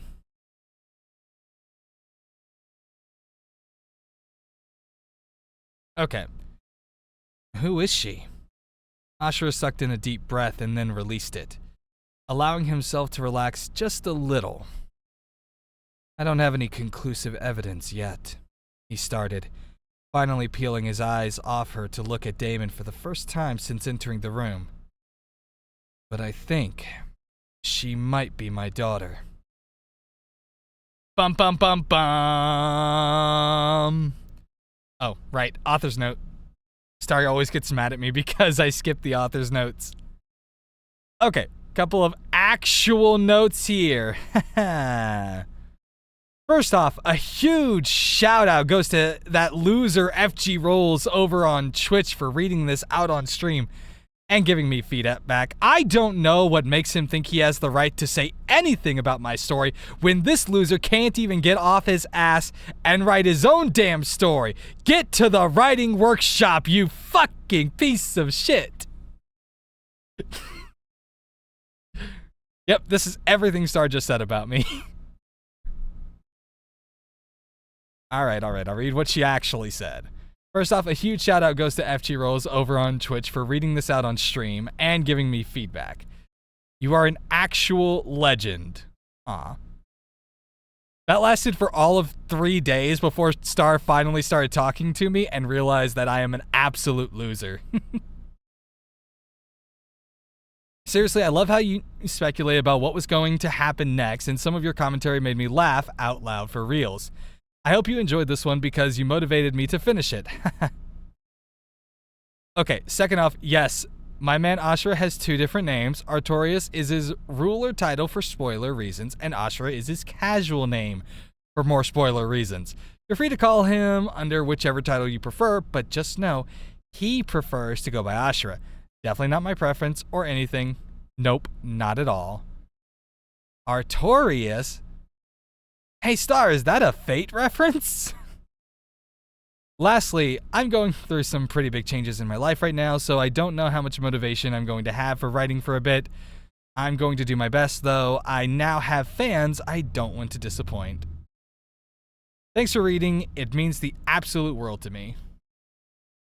Bum, bum, bum, bum, bum, bum. It wasn't at first, but now it is. You cannot escape.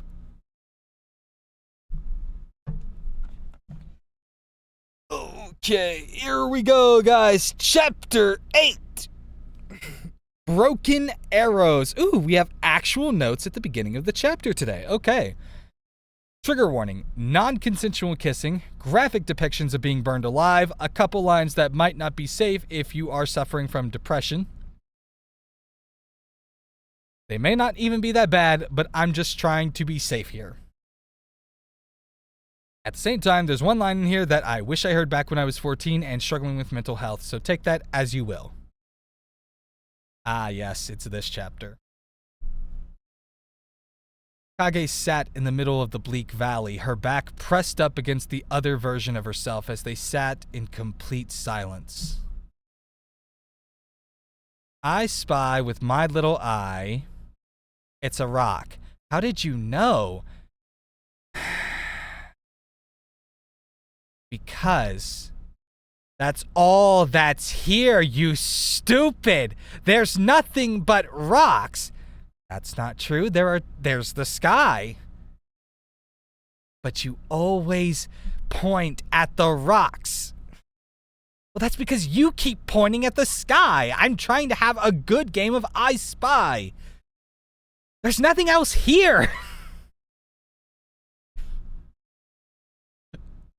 Look, let's just move on, okay? The other her explained that this depressing-looking enclosed area was actually a manifestation of her innermost thoughts and feelings, so they were just sitting in the darkest recesses of her mind. Great.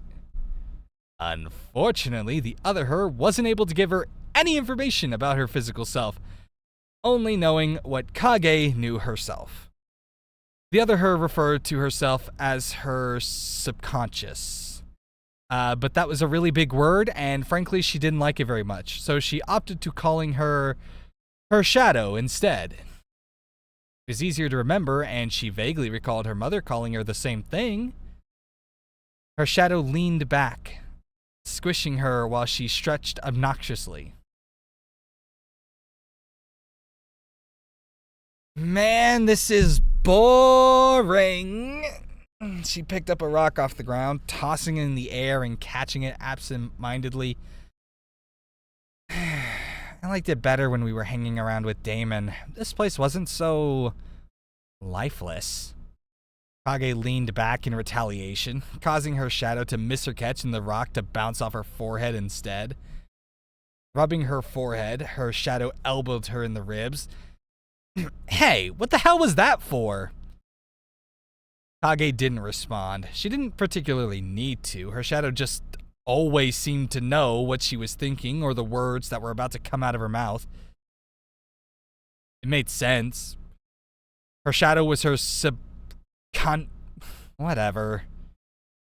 Her shadow huffed, crossing her arms. Yeah, I know. According to her shadow, they'd been imprisoned. She hated that word. She wanted to help her mother. For at least a month. Apparently, she was keeping track while Kage was busy with her mother's experiments. It felt so much longer, but that could have been the after effects of being pushed to the limit daily with the added bonus of little food and no sunlight. She missed Damon so much, she kept wishing she could turn back time and stop herself from leaving that day. She would have preferred to have been shot by Dante than have to endure this painful month without him. Death would be a mercy at this point. Yeah, really would, honestly. At least then you'd finally be out of Star Story, and you would finally have some peace and quiet. Kage sighed, rubbing her face. The dirt underfoot was cracked and dry. The air was cold. She could almost see her breath as she exhaled. The cold always felt odd to her.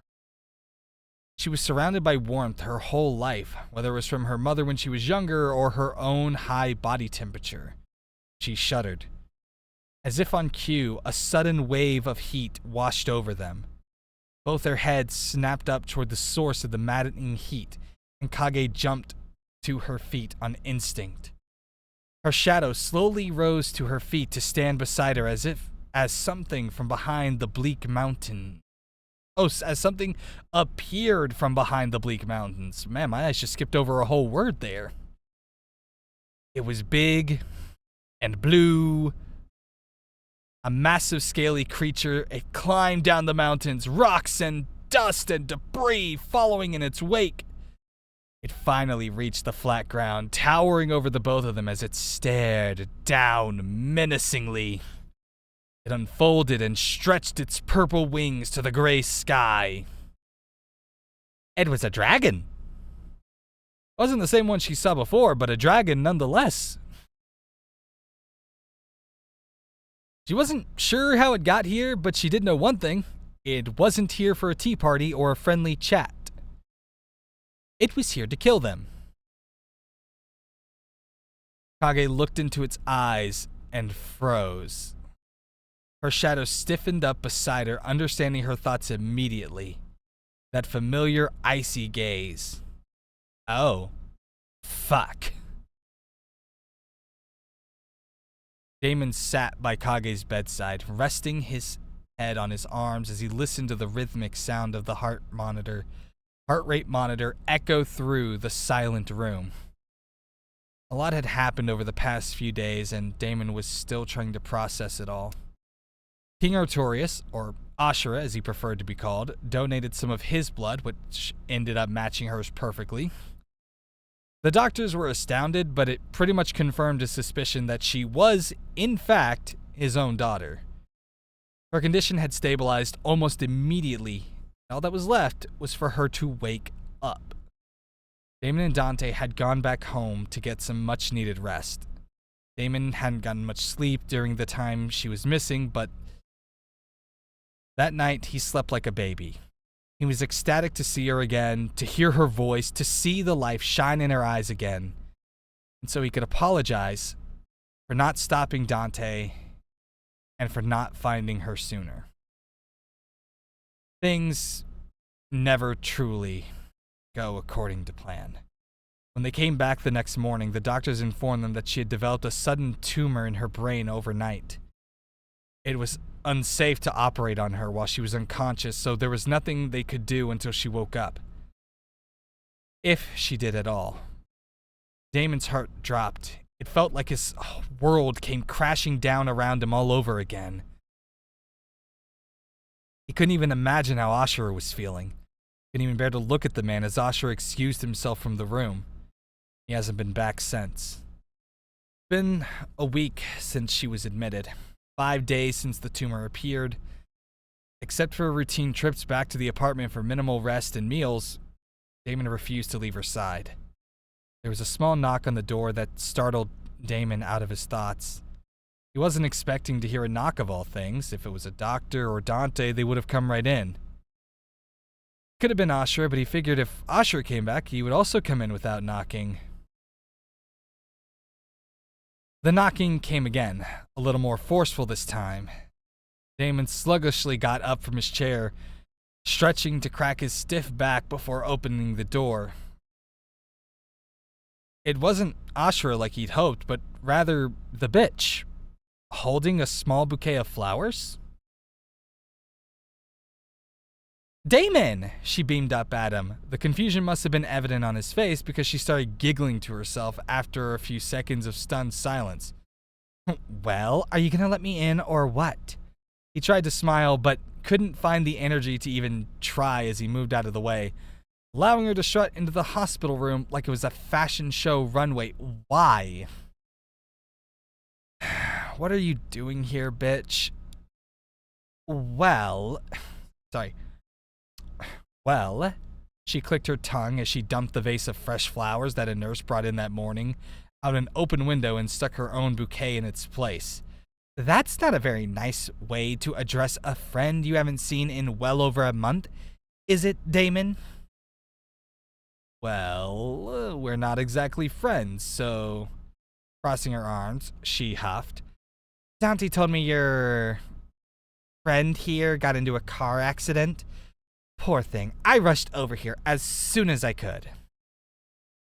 A hit and run was the best cover they could use for Kage's injuries. It wasn't perfect, and it hardly explained that horrendous stab wound down the center of her body, but it was the only thing he could come up with on the spot when they brought her in. They couldn't go with a mugging victim?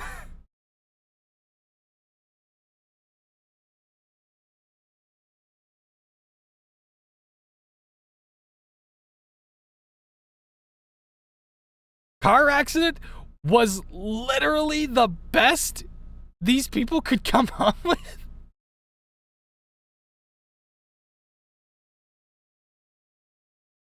Okay.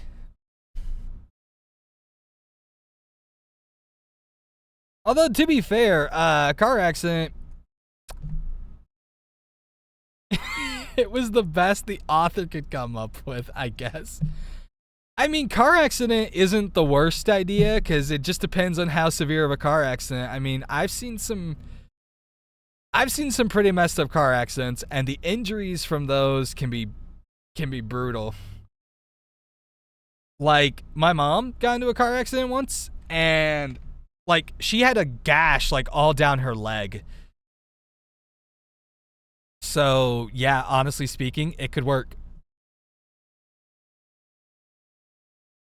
Although, I guess it assumes, like, what kind of car accident? Like, was she in a car? Or was it just like, oh, hey, yeah, no, she got hit by a car. That was it. Obviously, this is not. This is just me just kind of sitting here and just conversing. It's not me saying you have to go back and do anything with it.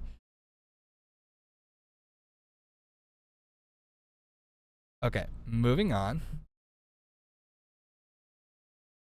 Damon looked over at the bouquet the bitch left on Kage's bedside table. It sprouted pinks, yellows, and oranges, as well as one slightly taller white flower in the center. It was kind of pretty, but knowing the bitch, there was probably some other meaning to this gift. Veronica followed his eyes, noticing his interest in the flowers she'd brought.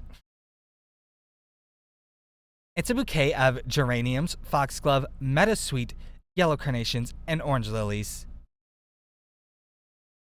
She pointed out each flower as she named them. I wanted something to represent my worry and hope for a quick recovery. Right.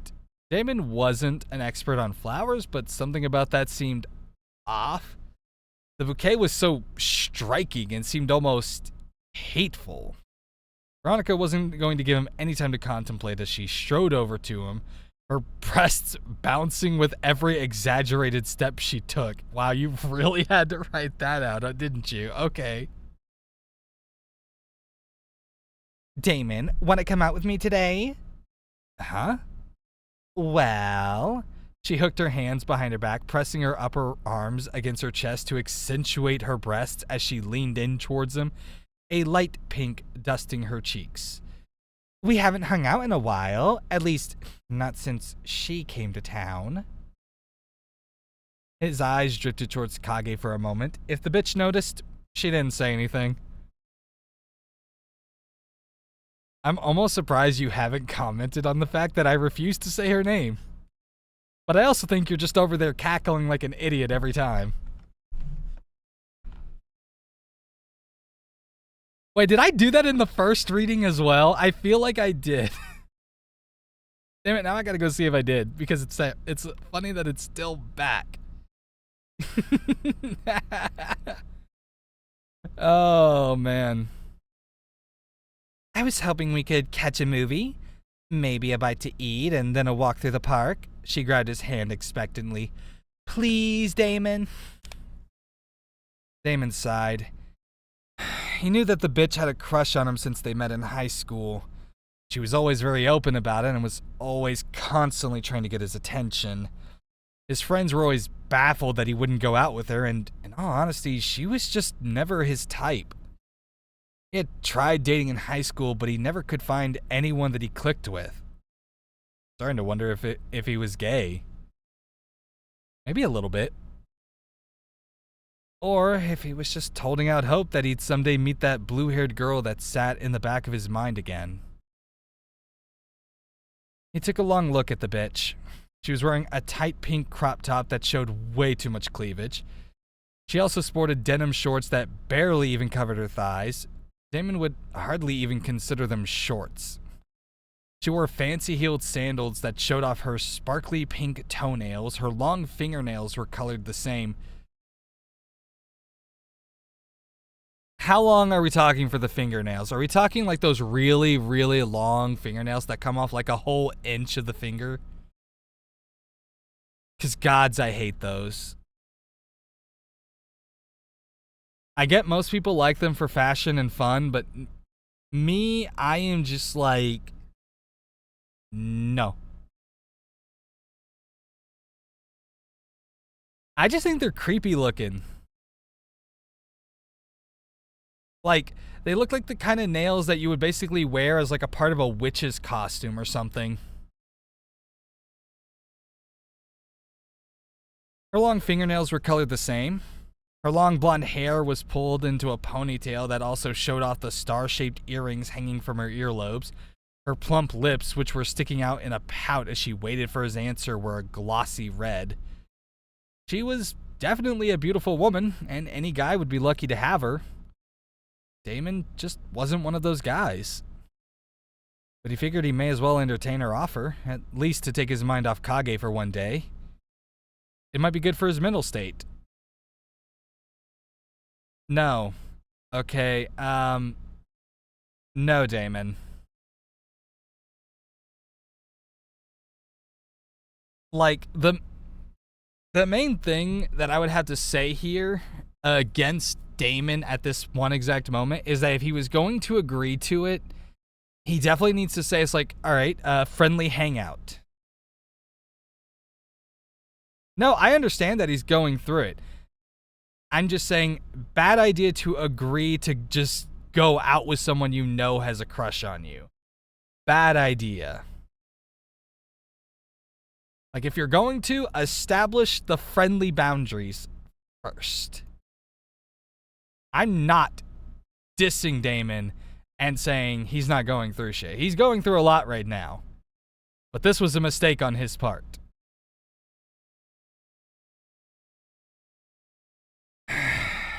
He heaved another sigh, almost gagging on the sour scent that filled his nostrils. Ugh. God's lemons really did smell horrible.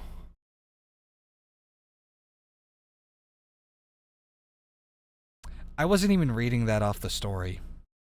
I didn't even notice it said that until I started talking. God's lemons really do smell horrible. I just was in character. All right. Fine. Just for today, okay? Her face lit up as she practically dragged him out of the hospital room.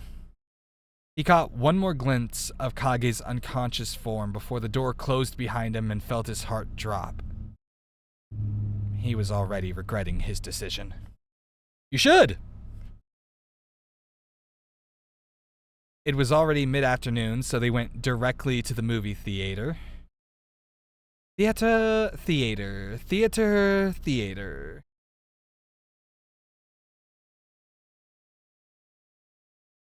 It's a weird word. Because I think if someone said, oh, we're going to the theater, I tend to think plays and stuff with like a stage. No, you're spelling theater the way that I recognize. I'm just over here commenting like the two words and the pronunciation. Like, I said theater first because I see it as the word theater, which is more like movies and such. So I was just commenting on it. It's the correct one. At least I think so. I don't know about other people. Like, how do you guys say theater or theater with this particular spelling? For this spelling, I say theater. Damon had no particular opinion on the movie they should watch, so Veronica chose a cheesy rom-com that featured an attractive, oblivious main girl falling for a handsome but arguably toxic and abusive man. Is that what teenage girls were into nowadays?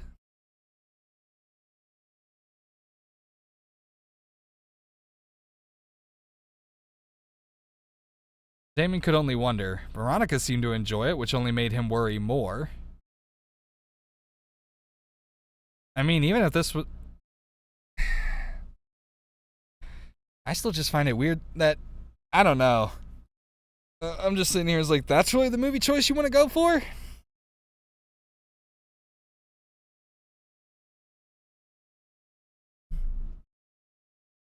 Veronica hogged the entire bag of popcorn despite saying she didn't want any. Oh, that's the worst. She also only got one large drink with 2 straws, forcing Damon to leave partway through the movie to get his own drink. While standing in line, he caught a flash of blue out of the corner of his eye. He whirled around, scaring the person behind him in line as he rushed to find her. When he did find her, it wasn't Kage, it was a young teen with obviously dyed blue hair going to see a movie with her family. Defeated, he went back to the movie without getting a drink. Bro, you should have just hid in the bathroom and then said, and then just said you were busy. Like, just, you know what? It might be embarrassing. Claim diarrhea. Go right on ahead. Get the fuck out of there.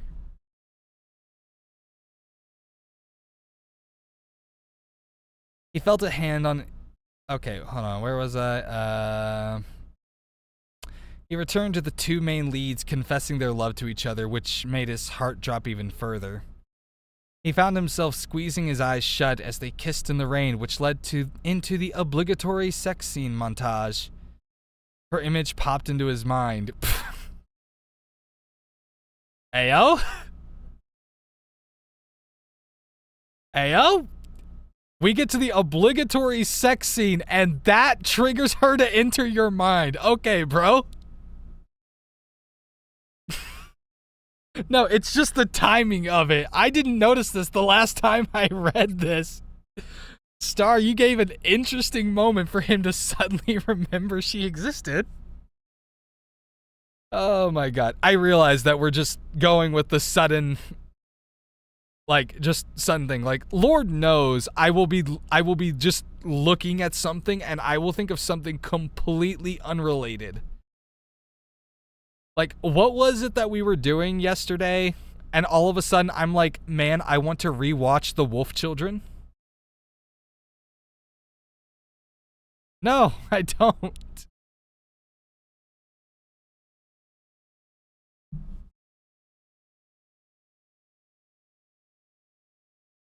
Like, what we were looking at didn't even have anything to do with it. I was just suddenly like, man, now I want to go watch this movie again. Okay, he could feel the tears pricking at his eyes. This was ridiculous. He was a grown man, yet he couldn't handle one romance movie?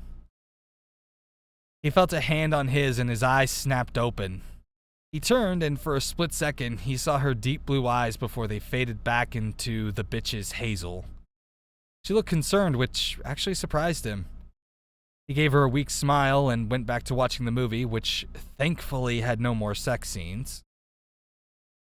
After the movie, they went to a semi-formal restaurant. I cannot talk right now. Okay. Damon felt a bit underdressed, but the bitch told him it was no problem. The bitch ordered a fancy garden salad. She said she wanted to eat light after all that popcorn that she originally said that she didn't want in the first place. Whereas Damon decided to go with a house steak, medium rare. Veronica tried to make small talk while they ate, but all Damon could think about was how tender the meat was and how she would probably enjoy it.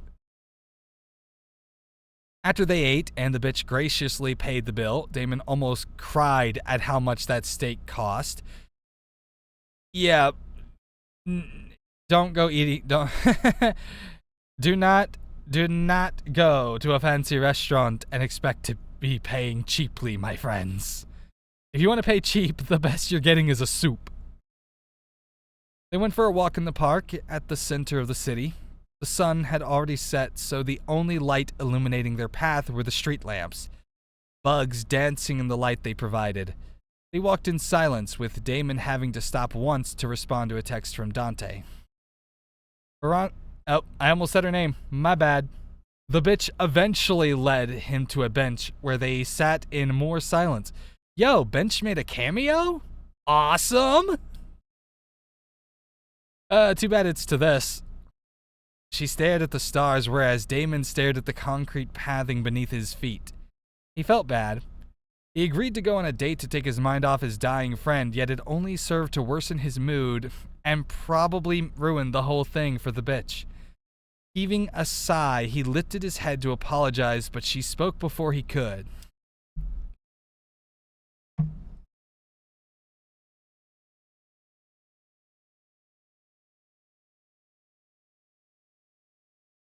I understand where you were going for, Damon, but I think the fact that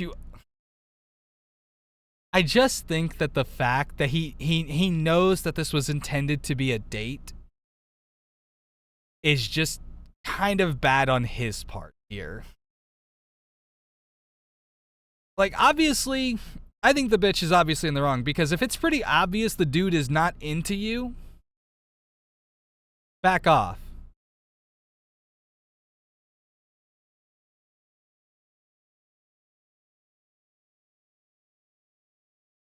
Yeah, your character has flaws.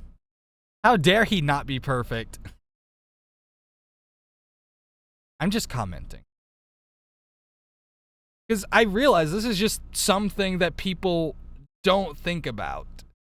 Is like, if you know somebody has a crush on you, please do not go on a date with them without establishing that, no, you're going on this as a friend. Because what you're doing in that scenario is you're leading them on. That's the only thing I really have a problem with. But Veronica, in this case, could easily, like, she knows that he's into someone else. That's been obvious.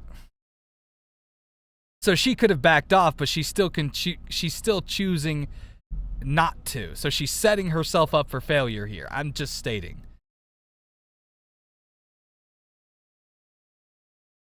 So, as much as I hate it, I do feel sort of bad for the bitch. Because she's like, awesome, he finally accepted. Maybe he will finally...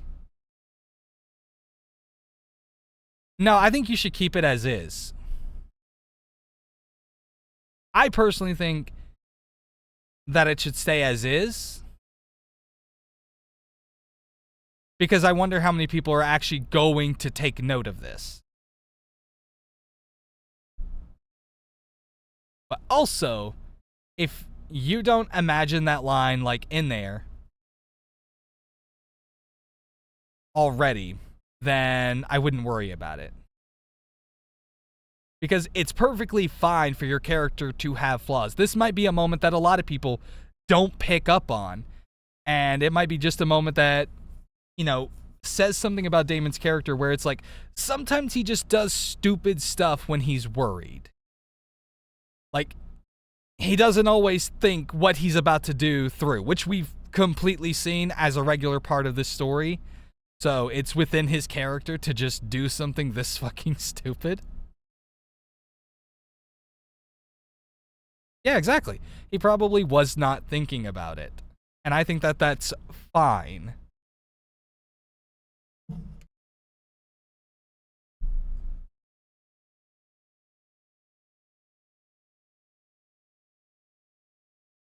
Yes. Exactly. He probably didn't feel that he needed to clarify. Because likely she's asked him on dates before, and he's said no.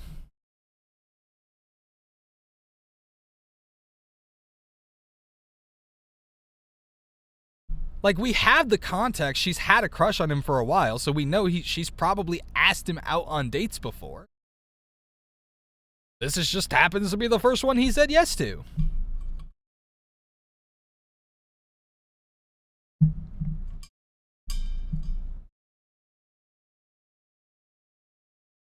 So, I am sorry if this feels like a lot of heavy criticism on Damon, but it was just the one thing that I felt like pointing out as I was reading this.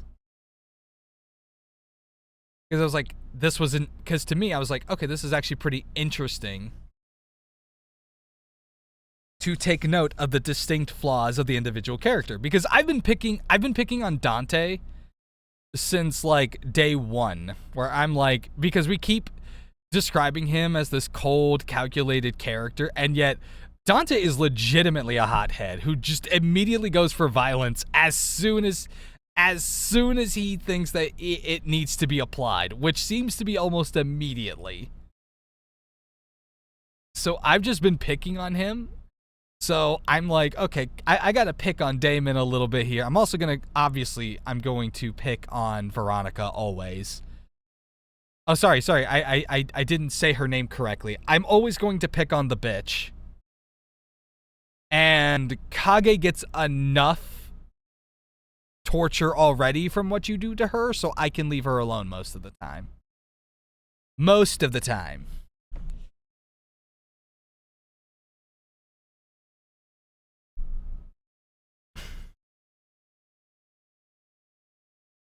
Heaving a sigh, he lifted his head to apologize, but she spoke before he could.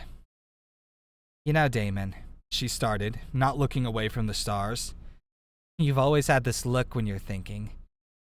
It's the expression of someone who's looking at the only thing in the world that matters. He looked down at the ground. He did? No one ever told him how he looked when he was lost in thought.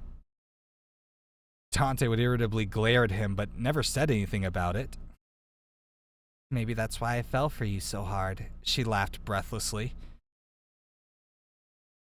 I know why now, but... She finally looked away from the stars. I've always wanted you to look at me like that. Then it hit him like a ton of bricks. When he was lost in thought, he was always thinking about her, the girl that almost killed him, accidentally, when he was 10. The girl who lived out in the forest all by herself. The girl he brought to the city to show that life could be better than what she had. The girl that opened up to him and showed him her true self. The girl sitting alone in a hospital room, possibly on the verge of death. That girl, Kage, only thing in the world that matters. He took a few deep breaths to calm his fluttering heart. He never understood why he was so drawn to her. She almost killed him. He should have forgotten all about her like a bad dream. But her eyes couldn't forget the pain, the sorrow, the fear, the absence of something as simple as love in those deep blue eyes. He wanted to help her become a better person despite these emotions. He wanted to show her what it felt like to be loved. He loves her. Damon loves Kage. Why are you thinking about yourself in the third person here, bro? Sorry, just poking fun. Damon felt the world sway around him. He definitely would have collapsed if he weren't already sitting, but that didn't stop the overwhelming urge to faint. He had to rest his head in his hands. He's having a moment. You know what? At least he's not having this moment because of a couple of anatomy dolls. So you know what? That's bonus points.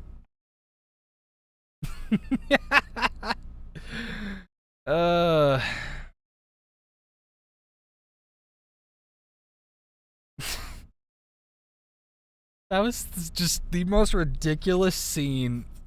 You know what? No, I can't even say that's the most ridiculous thing that's happened in Dan to Dan. Because so much worse has happened. Oh boy. He was in love? He never really believed in something as nonsensical as love, but now that he thought about it, it kind of made sense. He thought about her for 10 years while the rest of his family tried to forget and move on. Apparently not, bro. He sought her out and continued to come back even after she continuously pushed him away. At first, he thought it was out of a curious desire to learn more about her and gain some sort of closure.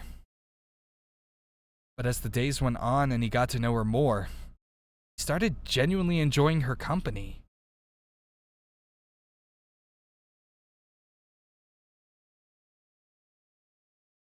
He began to like her. He even selfishly almost jeopardized his relationship with his own brother just to spend time with her. Provide her with clothes, a pet, her friend, a warm meal, a warm bath, and a warm place to sleep. Every smile that crawled its way onto her tired face filled his heart with joy. When she disappeared, it felt like a piece of him went with her. He barely slept, he barely ate. He missed her so much that he thought he would die. Oh. He was so in love, and he was an idiot for not realizing it sooner. He lifted his head to look at Veronica, trying to ignore the thumping heartbeat in his ears. Hey, listen, He was cut off by Veronica's lips capturing his. His eyes widened and his fluttering heart immediately dropped into the pit of his stomach. Because there behind the bitch was Artorias.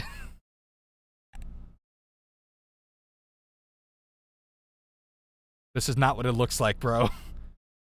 Artorias just keeps on walking. He turns around only after reaching to whisper into Damon's ears. You're dead meat.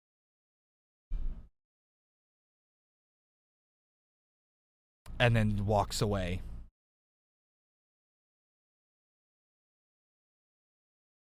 Okay, I'm done. I'm done just poking fun. He was so taken aback he didn't know what to do when she draped her arms over his shoulders, pulling him closer. It was like his mind went completely blank. He wanted to push her off, but he wasn't sure where an appropriate place to touch was until she tried shoving her tongue in his mouth. Ew. He immediately grabbed her shoulders, pushing her off his face and standing up, getting as much distance from her as he could. What? He wiped his mouth with the back of his hand, rubbing off her lipstick. The fuck? Sorry. What the fuck, bitch? Oh, come on, Damon. She licked her lips and let out a satisfied hum. Ew. Don't act like you didn't enjoy it. He wiped his mouth again, trying to keep his body from trembling in anger. It doesn't matter if I enjoyed it or not, bitch. That was uncalled for. Oh, come. Now you're being unreasonable. I'm being unreasonable. You just assaulted me. He wiped his mouth. He couldn't get the taste of her out of his mouth. Mouthwash, dude. It's like $2.50 at the nearest dollar store. She rolled her eyes, getting visibly angry. Would you rather I ask next time? Will that make you happy? Damon clenched his fists. Is this how she treats every man she's ever gone on a date with? If so, then he's thankful he never did until now. There won't be a next time, bitch. I don't ever want to see you again. He turned and started walking away, still wiping his mouth. Veronica scrambled to her feet and began to chase after him. Damon, wait! Stay the fuck away from me! She stopped in her track, tears beginning to spill out of her eyes. Damon, please, she choked. Damon, I love you. I'm better for you than she is. Now, it was his turn to stop in his tracks. He turned his head and stared her dead in the eyes. His eyes were burning with hatred. Never in the 6 years they've known each other had Veronica seen him that angry. She was a little frightened. Don't you ever speak about her like that. You hear me? I love Kage more than you will ever know. And when she wakes up, I'm going to tell her exactly how much she means to me. Damon stormed off, leaving Veronica to weep alone in the park. It was too late to go back to the hospital as much as he wanted to at that moment. So instead, he went back to the apartment, occasionally wiping his mouth as he walked. Once he got back, he shut the door behind him and leaned against it, heaving a sigh. Dante was sitting on the couch watching TV, waiting for him.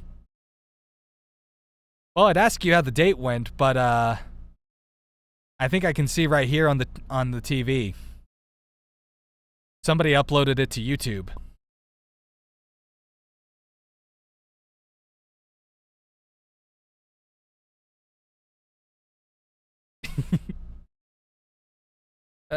Sorry about that. Hey. Hey, how was your date with the bitch? The words had barely finished leaving his mouth before Damon broke down in a mess of sobs. He slid down the door until he hit the floor, sobbing like a child. Dante immediately rushed over, pulling his brother into a tight hug while he cried. He didn't ask any questions, just continued to soothingly rub his brother's back until he calmed down. Damn.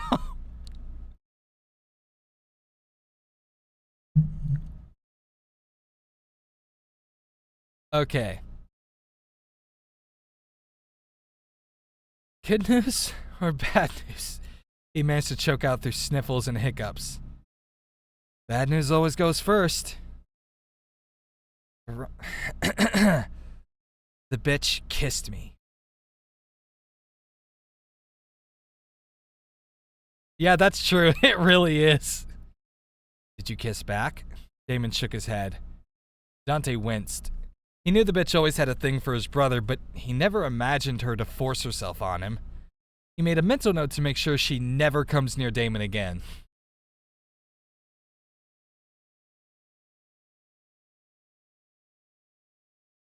Give me a second, guys. Give me a second real quick.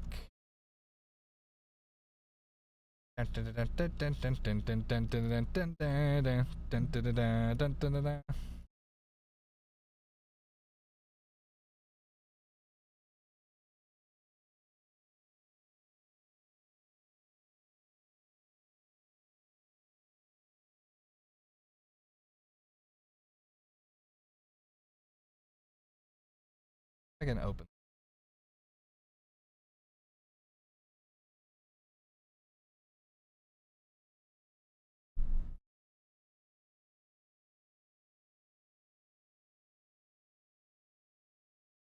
Aha! Good. Ah. Dante, the plan's not working. She's still here.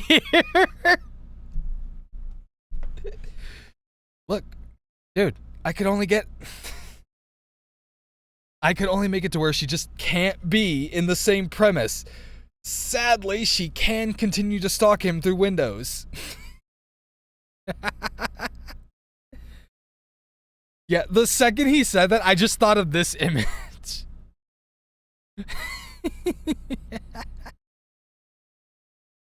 Dante, she's in our house! Okay. And the good news? Well, I'm in love with Kage. Damon was at the hospital as soon as visiting hours were open. He made sure to stop by the front desk and inform the nurses that Veronica Pierce is not to be allowed anywhere near Kage Stone's room.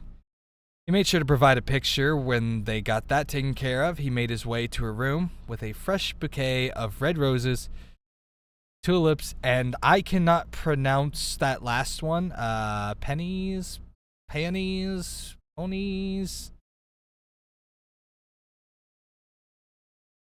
Yeah, I can't pronounce that one.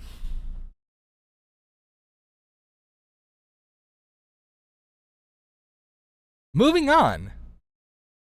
Peonies, okay.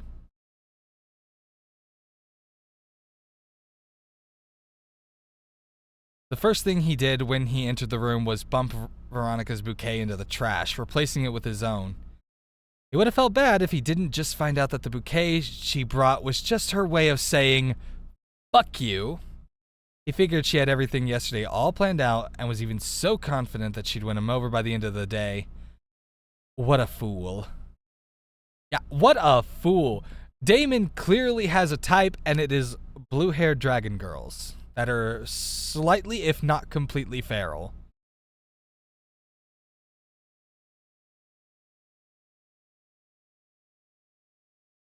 He pulled up his chair and sat next to her sleeping form. He reached out to her hand with his, gently pulling it up to his face. Despite his bold declarations the night before, he was quite nervous and a little embarrassed about what he was about to do. Still, he planted a soft kiss on the back of her hand. Hey, I just want you to know that my God, why is this so difficult?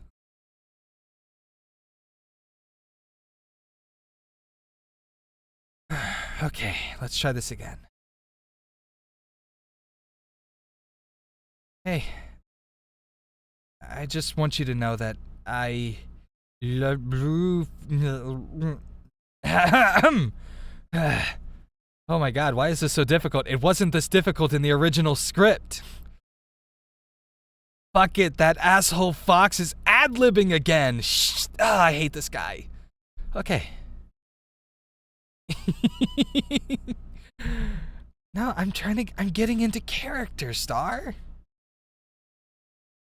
I feel like even with her just completely passed out, Damon over here would be a fucking wreck trying to say these words.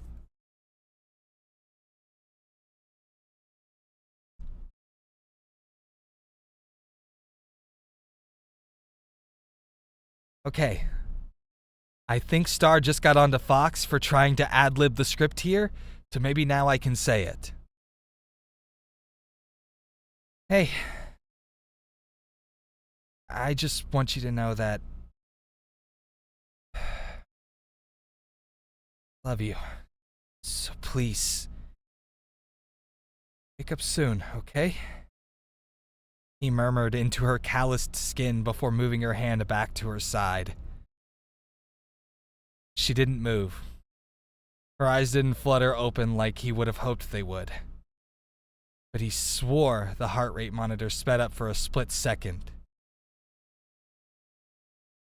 That alone made his heart flutter in response.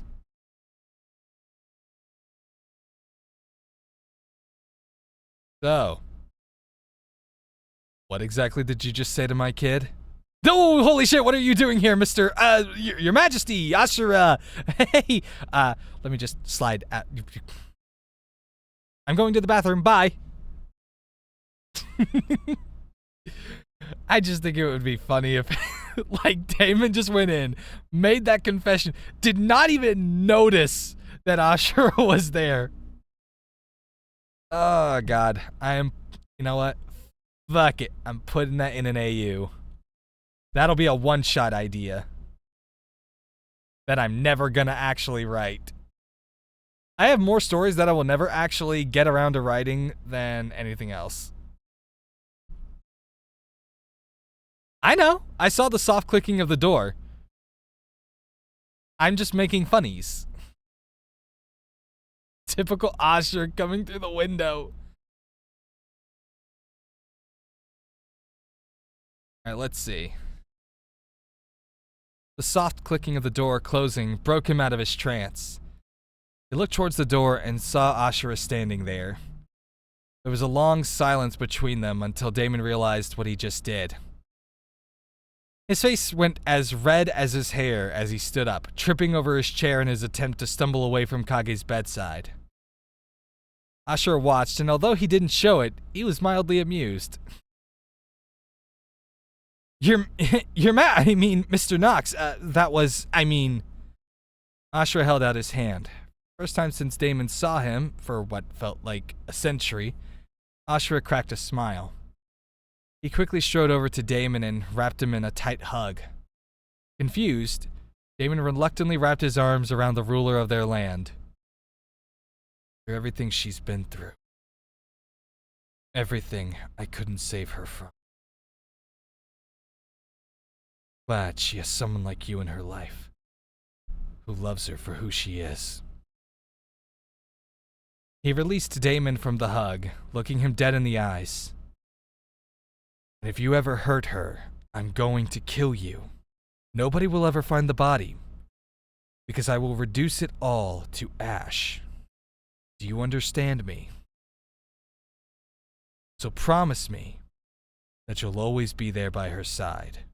This feels less like a promise and more like an ultimatum. Same result, kiddo. Okay, I promise, Damon said without hesitation. I promise you, not Artorius Valencia, the king of Dracor, but Ashura Knox, her father, that I will stand by her side, love and protect her for all eternity. I said to stand by her side. I didn't basically said for you to try and tell me your wedding vows, kid. Jesus, at least let me go. At least let me go and find a priest so we can officiate here. I'm sorry. Let me read that more. let me read that again without the ad-libbing. I promise, Damon said without hesitation. I promise you, not Artorius Valencia, the king of Dracor, but Ashura Nox, her father, that I will stand by her side, love and protect her for all eternity. Ashura lightly squeezed his shoulder. He couldn't stop the tears from pouring out of his eyes. He was happy it turned out this way. Now, it was his time to do something for his daughter. Releasing Damon, he walked over to the bedside table and pulled a letter out of his cloak. He made sure to show Damon before putting it on the table. If I don't make it back, make sure she gets this. Damon nodded. He was expecting Ashura to leave after that, but when he didn't move from his spot, Damon decided to speak up.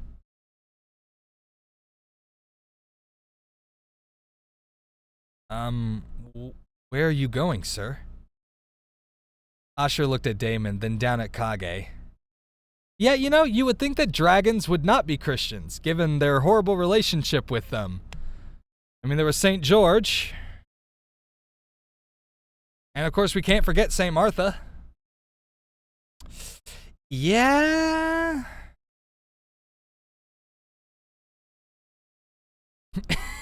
It's tickets for the World Series. So, yeah, I don't feel that dragons would be too chummy with the church.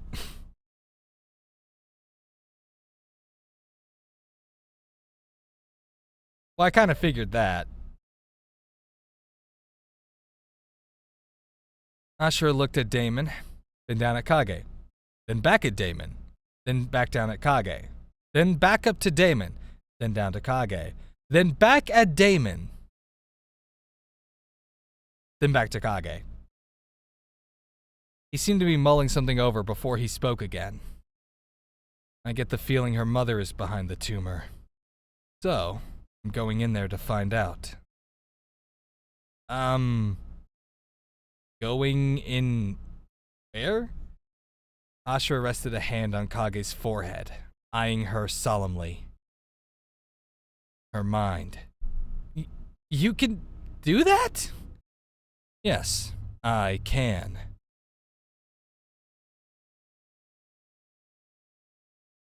There was a beat of silence. Wait, I thought Kage's mom was dead. An illusionist she seems to be. Damon's head was swirling with questions.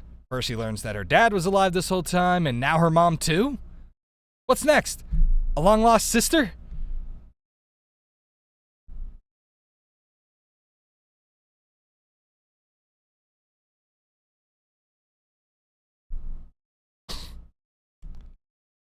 Uh-huh.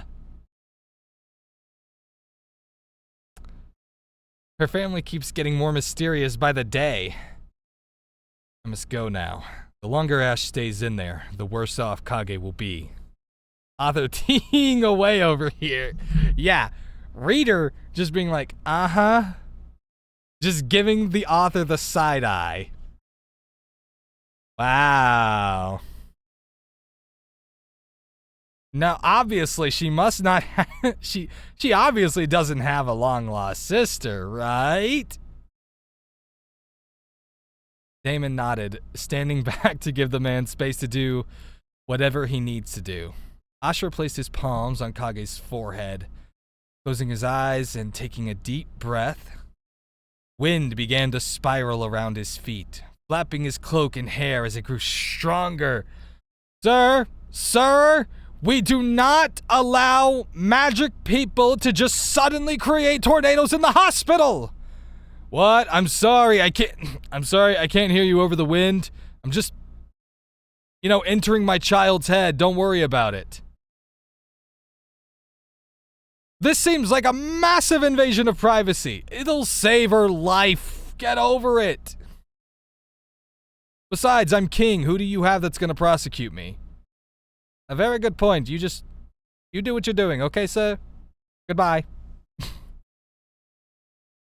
After a few seconds, Ashura's eyes flew open as his body evaporated into black mist, swirling above Kage for a moment before seeping into her forehead. As soon as he disappeared, the wind died down, and I called every single last part of that paragraph. I was sitting here, like, literally imagining this as an anime, and I saw all of that happening. I did not even read the rest of the paragraph. That scares me. What is a breath? I have so much to read here.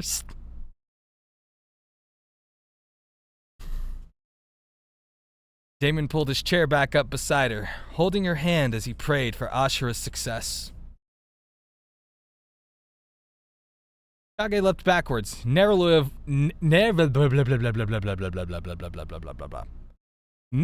avoiding a swipe from the dragon's massive claws.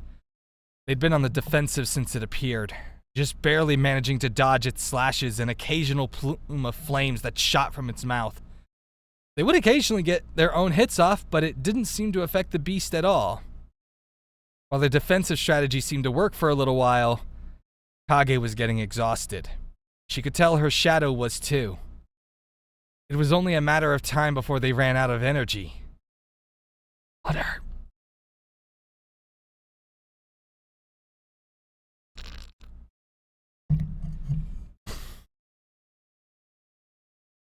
There was a slight warmth that brushed the back of her right hand for a brisk moment, causing both of them to stop in their tracks. She didn't know why it made her breath hitch in her throat or why her heart started fluttering. The dragon took this as its opening to strike. It swung its tail, hitting her shadow in the stomach and sending her flying towards the nearest cliffside, which was really only 2 feet away because there's nothing but rocks and cliffsides here. She crashed into the rocks, sliding down along the pile of rubble. Kage fell to her knees, feeling every painful sensation that her shadow was feeling. Her shadow sat up, wiping the blood from the corner of her mouth. Damn it, Damon, what the hell are you doing? She muttered to herself. She could hear everything that was happening on the outside, but couldn't tell Kage. Not yet. Especially not while this monster was here. The dragon pounced on Kage, trapping her beneath its claws. Her shadow struggled to her feet, but immediately collapsed from the crushing weight in her chest. Kage tried to pry the beast's claws open, but to no avail. Her arms wouldn't obey. It was slowly but surely crushing her. She found it impossible to breathe. She was going to die. A beam of light appeared from between the dark clouds that littered the sky. It's a silver lining. The dragon let up the pressure just slightly as she sucked in the biggest breath she'd ever taken. She craned her neck, looking up to the heavens with half-lidded eyes. Read that so sassily? Which part?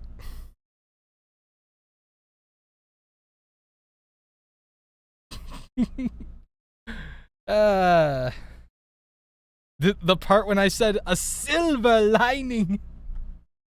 I think that that's the fun part, is that most of the time when I'm ad-libbing, most people don't notice. I remember I one time got somebody who to follow the channel because I was reading... Oh, couldn't tell Kage. Not while this monster was here. No, that wasn't ad-libbing. You wrote that.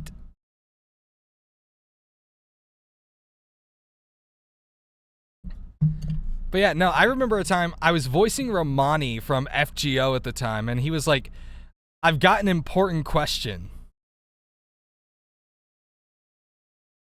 And I just immediately was like, which do you prefer? Boobs or ass? And somebody literally thought Romani said that for a split second. I was like, hold up, Romani says this?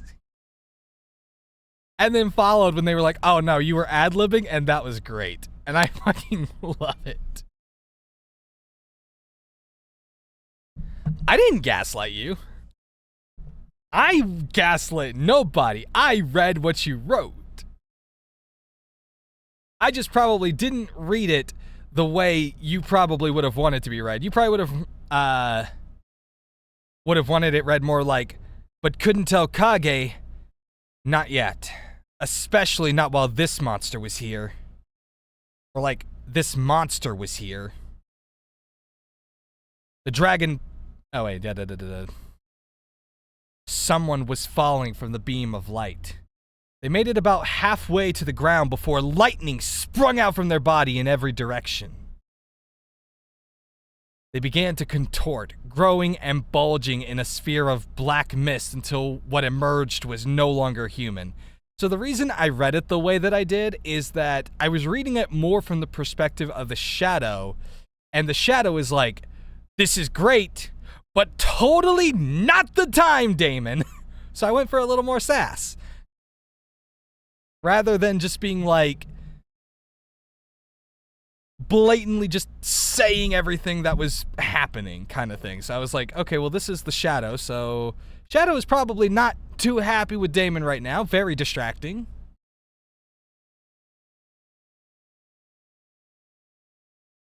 Okay, where am I at? They made it about halfway to the ground before lightning sprung out from their body in every direction. They began to contort, growing and bulging in a sphere of black mist, till what emerged was no longer human. Kage's eyes widened.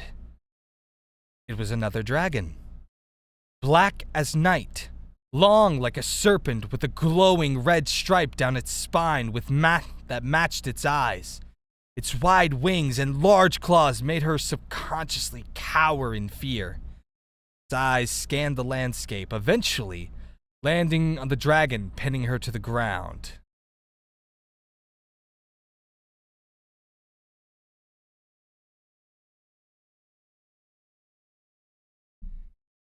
Ash!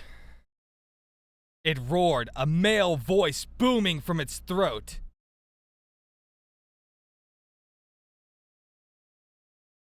Ashura! The dragon snarled back, leaping back and taking her only protection from the black beast with her. The first time the blue dragon spoke since arriving. It had a woman's voice, which I cannot do, so fuck you. The black dragon dove downwards, slamming right into the blue one and rolling them both into the nearest mountain. Kage couldn't help but curl into a ball, covering her head with her arms to block out the noise, protect herself from the debris.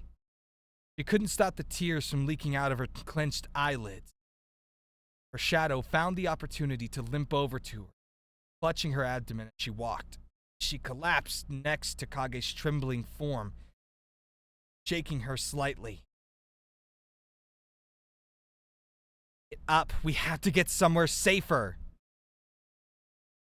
Where? Where is there someplace safer in this hellhole? In the mountains? Oh, these dragons will just destroy it. She frantically shook her head, unable to choke out any other words except for pained nose and not agains. Head. Of course she knew. He was Kage, and Kage was her after. Yeah, no kidding. She could see the same memories replaying in her mind over and over again. The same black dragon appearing at and destroying their childhood home. Same black dragon that took their mother away. She also knew that now wasn't the time to be paralyzed by fear. She shook her again, more forceful. Now's not the time for that. We need to go now, or else we'll all die.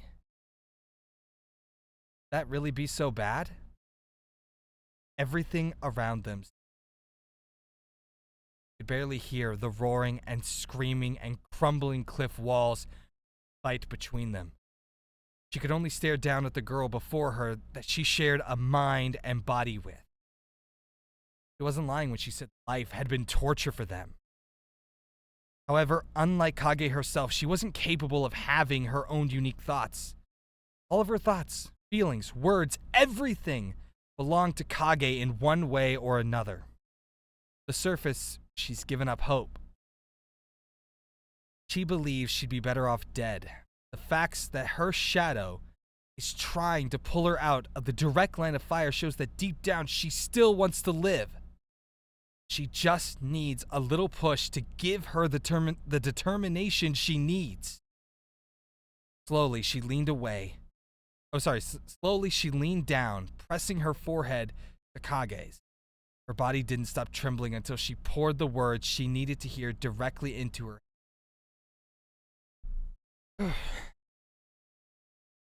Hey.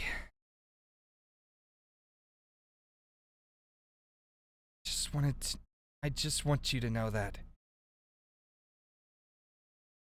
So please. Wake up soon, okay? Kage's eyes popped open. She slowly uncurled her body, looking up at her shadow. Tears continued to fall freely down her face, but her shadow could tell it was for different reasons. That?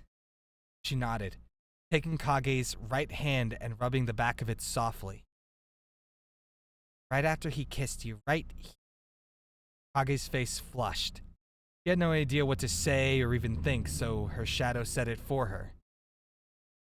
Think if someone like him can love someone like us, have something worth living for. Kage closed her eyes, taking a deep breath before opening them again. With her shadow's help, she slowly rose to her feet. The grass underfoot was damp with morning dew and smelled fresh. Comforting smell. The valley walls began to crumble around them, revealing vast meadows. Trees spotting the landscape and a far-off cliff sporting a waterfall leading to a lake. Red, white, and pink flowers as far as the eye could see. Felt like home. Felt like they could finally have a decent game of I Spy. There was finally more stuff to see, thank God. No more rocks. The dragons ceased fighting as the scenery changed around them. The black beast seemed almost relieved to see such a beautiful sight. The blue one, however, shoved him off, darting towards Kage before swinging her wings down in an attempt to slice her in half. Kage brought up a scaled arm to block the attack. Sparks flew from the collision. She stared the dragon dead in its eyes before a plume of fire erupted from her own throat. While it didn't hurt, it did stun it long enough for the black beast to jump back into the fray. Pounced, digging his teeth into the blue dragon's neck and tearing it away from Kage, hurling it as far away as he could. Landed near the far-off lake with a loud thud. He then looked back down toward Kage. You all right? Fine. For the most part. Who are you? A lot of self-control to talk to childhood demons. Her shadow gripped her hand tightly when her body started to tremble. His crimson eyes softened. Tell you later. After we get rid of her. He gestured to the blue dragon who was rising to her feet on unsteady legs. Turned back to the blue dragon, ready to return to the fight when her soft voice perked up once more. That's my mother, isn't it? He took a long, deep breath. Yeah. See. He didn't turn back to her. Couldn't. Not when her voice cracked like that. So instead, he shot forward back toward Ash with the intent to finally finish this. When he got close enough, however, he noticed her eyes had turned a deadly shade of red. Whatever she was about to do, it was too late for him to break. Within a split second, she shoved her paw into his face, stopping him in his track and almost fracturing his jaw from the momentum. She shoved him down, dragging his face through the dirt while he struggled against her. She caught hold of his arm with her teeth and, using all her force, tore it right out of the socket. He screamed in agony as she tossed it in Kage's direction, laughing maniacally at the horrified expression that crossed her features. Leaving him to wallow in his pain, she stalked over to Kage, towering over the girl and hissing loudly. Any resolve she had to fight her own mother shattered. Ash opened her mouth and inhaled sharply, preparing to drown her own child in a sea of flames. Before she did, someone pushed Kage out of the way. Fire shot out of her mouth like a waterfall, fast and never-ending. The scream was drowned out by the sound of Ash's roar and the blaze that began to ravage her inner world. The fire eventually died and the dust settled. There was nothing but the charred remains of Kage's stone. At least, the personification of her subconscious. Shadow. It was silent, but reality caught up with it. Kage screeched, clutching her head as all of her shadow's thoughts and emotions bombarded her brain all at once. Every thought, memory, and emotion she buried a long time ago bubbled to the surface. Her head felt like it was about to burst. She had barely recovered from the overwhelming influx of information when her skin felt hot. She was never bothered by heat before, but this was different. She collapsed to the ground, the feeling of her skin melting away, causing her to cry out in agony. She could barely hear her mother's cackling as she watched on over the thumping of her heart. She scratched at her face and began ripping her own hair out, anything to take her away from the mind-numbing heat that coursed through her entire body.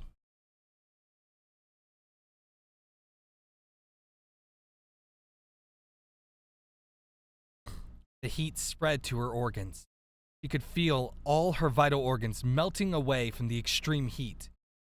She vomited stomach acid before it all leaked out onto the ground anyway. Heat traveled up her throat along with the vomit, causing her to cough and cough until she couldn't feel her lungs anymore. They were gone. She tried to stand, but found her legs were gone too. All she could do was wait in agony until her bones had melted too. In reality, fine. Her body was still intact. She was reliving her shadow's horrific last moments. It did share mind and body after all. She eventually went limp, the thumping in her heart ceasing. Her eyes were wide from the shock of it all, but she showed no signs of life. The sound of a flatlining heart rate monitor filled the silence.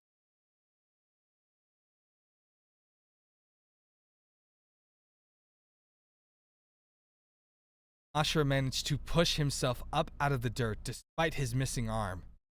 The scene of his daughter wailing in absolute agony at the sensation of being burned alive was nothing short of heartbreak. To make matters worse, her own mother watched on in amusement, cackling away at her daughter's misery. Using his wings for support, he stood. Couldn't cry for her. Not yet. Not until it's over. Launching himself off the ground, he soared over to Ash, dragging her off the ground by the wings and away from Kage's body. She roared in pain, flailing around in hopes that his missing arm would make it harder to keep a hold on him. He bit down at the base of one of her wings and began to tear. She whipped him with her tail and tried to nip at him. He was angled in a way that made her snout just out of reach. Once he dragged her high enough into the air, he bit through the cartilage of her wing, just below the bone. She screeched as he tore it right out, letting it fall to the decaying ground below. Blood oozed from the spot her wing had just been. He was enamored by the sight, despite the pinprick stabbing at his own heart. She managed to wiggle out of his hold, scratching him across the face before inevitably falling. He wiped his face in mild annoyance before darting downwards after her. She was wildly flailing her only good wing, unable to stay in the air for more than half a second before falling again. spinning, out of control. Ash, for once, actually looked scared for her life.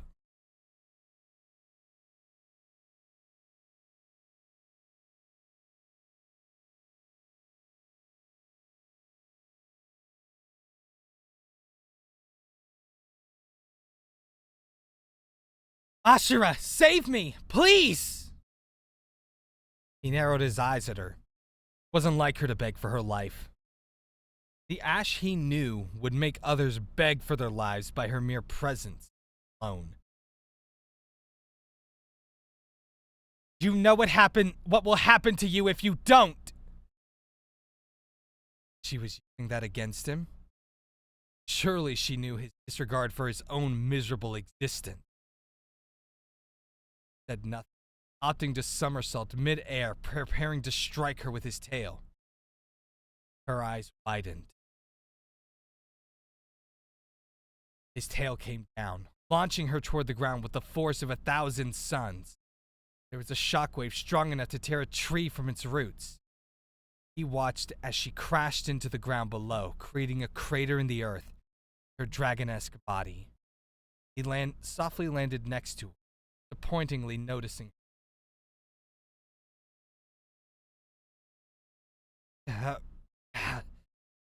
It's over, Ash. Oh, wow, that felt like it cut out. It's over, Ash. She breathlessly chuckled before her body began to glow a soft yellow. Her form became that of a human before turning into a pale blue flame that drifted up toward the sky, disappearing into the dark clouds. He shook his head, releasing a deep sigh. She was determined to drag this out for as long as possible. His body also took on a soft glow as he transformed back into a human, clutching the stump where his left arm used to be. It would grow back. That didn't mean it didn't hurt like hell. His jaw felt funny too, and it stung when he touched it. It was going to be a rough night. He looked around the barren wasteland. No life, not even the girl laying not too far away from him. Swallowing the lump forming in his throat, he made his way over to her. Oh, not even in the girl. Heart-wrenching. Her face was still twisted in agony. Her eyes still glued open in fear. He pressed 2 fingers against her neck to check for a pulse. Found none. He lowered her eyelids so she looked a little less distressed before he found himself pounding his palm on her chest, hoping, praying that he could somehow bring her back to life. Hey, come on, he said between compressions. You can't die yet. There's someone outside waiting for you. He couldn't stop the tears from pouring out of his eyes as he tried his best to resuscitate his own child. Wanted to get to know you too. There was someone back home I wanted to introduce you to. He could hear the distant, muffled voice of Damon calling out to her through the clouds, but he was too focused on his task to give it much attention. He stopped briefly to wipe his face on his cloak, before opening her mouth and blowing air into her lungs. The side of her chest raising and falling gave him just a smidge of hope as he went back to doing chest compressions. I'm sorry, he said between compressions again, mostly to fill the silence. Sorry I'd left you with her. I had known.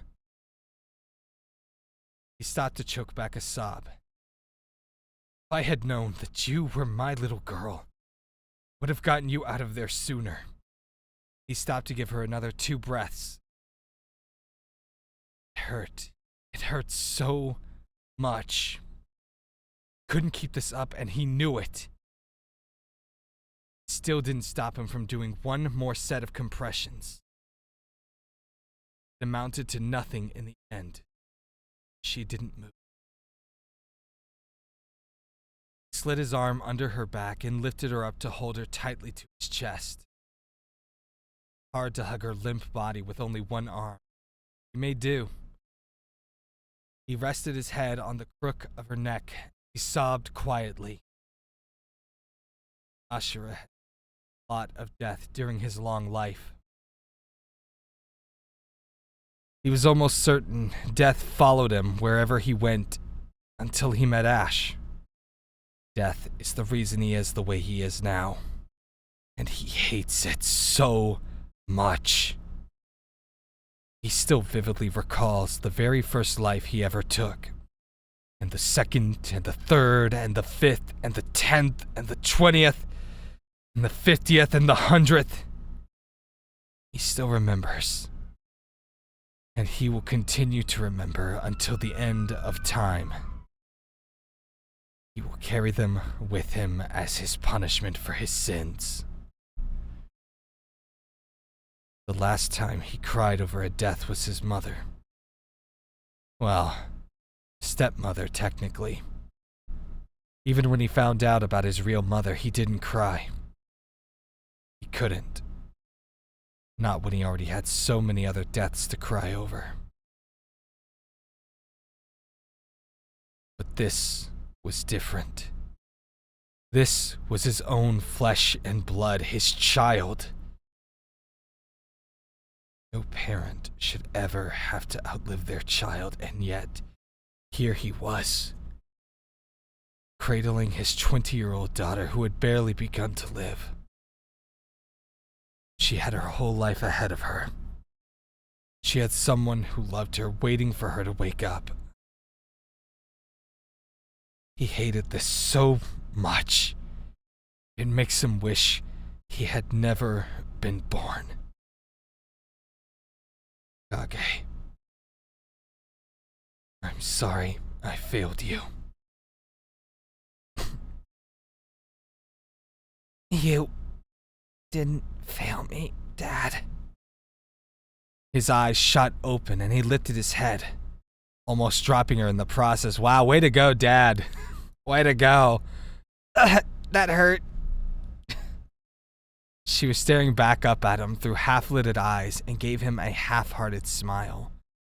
Her breathing was shallow and her heart thumped irregularly against her chest, but she was alive. You're alive? Guess I am, huh? She laughed breathlessly, as if she didn't quite believe it herself. But how? She closed her eyes for a moment.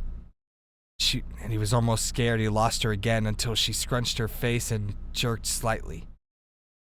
I heard you, and I heard Damon too. I see.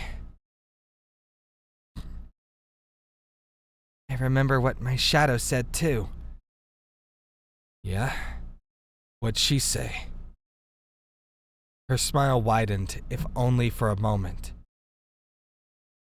I have something worth living for.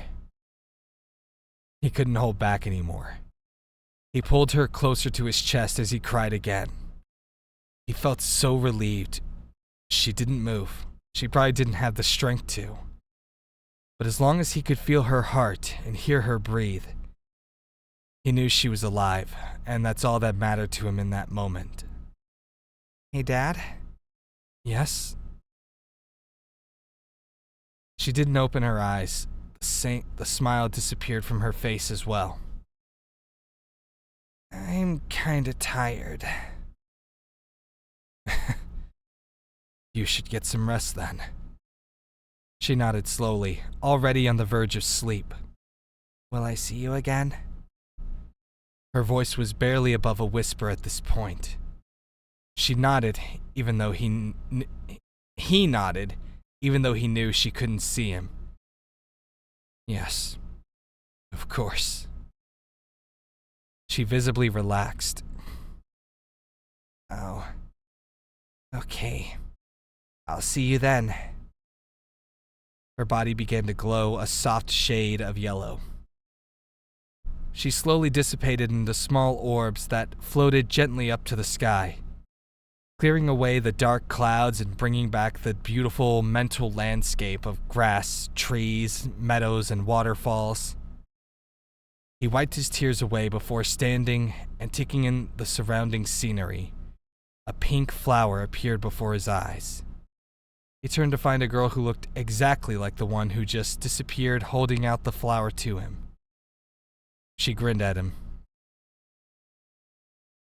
"Just you and me now, huh?" Sorry. "Just you and me now, huh, old man?" He took the flower, finding it in himself to finally smile back at her.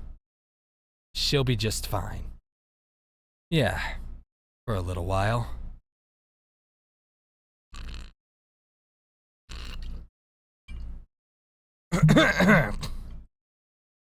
They slipped an oxygen mask on to combat her shallow breathing. Her eyebrows were knotted and her fingers twitched ever so slightly in his hands. He could hear the occasional gasps and whimpers that escaped her lips. "Yeah, I know, almost done." She looked like she was in so much pain, he could hardly bear to watch. That is until he heard the sudden deafening sound of the flatlining heart rate monitor filled the room. Damon's heart dropped and probably shattered. The doctor immediately sprung into action, ordering the nurse to call for a code blue alert while he began chest compressions. The nurse tried to gently pry Damon away, but in his shock, his grip on her stiff hand grew tighter. She opted to just leave him there since he wasn't getting in the way yet. Doctors and nurses piled into the room. One of them was sticking an IV in her arm. They were administering some kind of drug, but he was barely paying attention, while the others took turns with chest compressions. It was difficult to watch, and yet he couldn't take his eyes off her. He was afraid that if he did, she'd disappear again. He didn't want to acknowledge that this was real and actually happening, that she was dead, and he could do nothing to stop it. 5 minutes passed of non-stop chest compressions. Oh my God. He swore he saw what looked like a pale flame fly out of her head and out the nearest open window. But he could have also just been hallucinating. The doctors didn't seem to notice either. At some point, they removed the oxygen mask, opting to provide oxygen to her manually. Damon brought her hand up to his head, grasping it with trembling hands. He couldn't stop the tears from escaping his eyes, nor the sobs that escaped from his lips. "Please, you can't go." Some of the doctors looked his way but said nothing. "I had so many things to tell you," he hiccuped loudly, taking a deep, shuddering breath. "Love you so much." He thought he heard a beep from the heart rate monitor, but it was most likely his fragile mind playing tricks on him. I can't do this without you." When she was kidnapped by her mom, he held out hope that he would see her again. He kept going on the off chance he'd get to see her alive. But this? Dying in front of his eyes, it was too much. One of the doctors pried him away from her body, just long enough to shock her with a defibrillator. He struggled against the doctor, screaming out her name. The tears wouldn't stop. Steady beeping invaded his brain, taunting him. He couldn't say goodbye yet. He wasn't ready. He freed himself from the doctor's grasp, throwing himself on her torso as he wailed in agony. He would do anything to see her eyes open again. He prayed to whatever God was out there to give him some sort of sign that she would survive through this.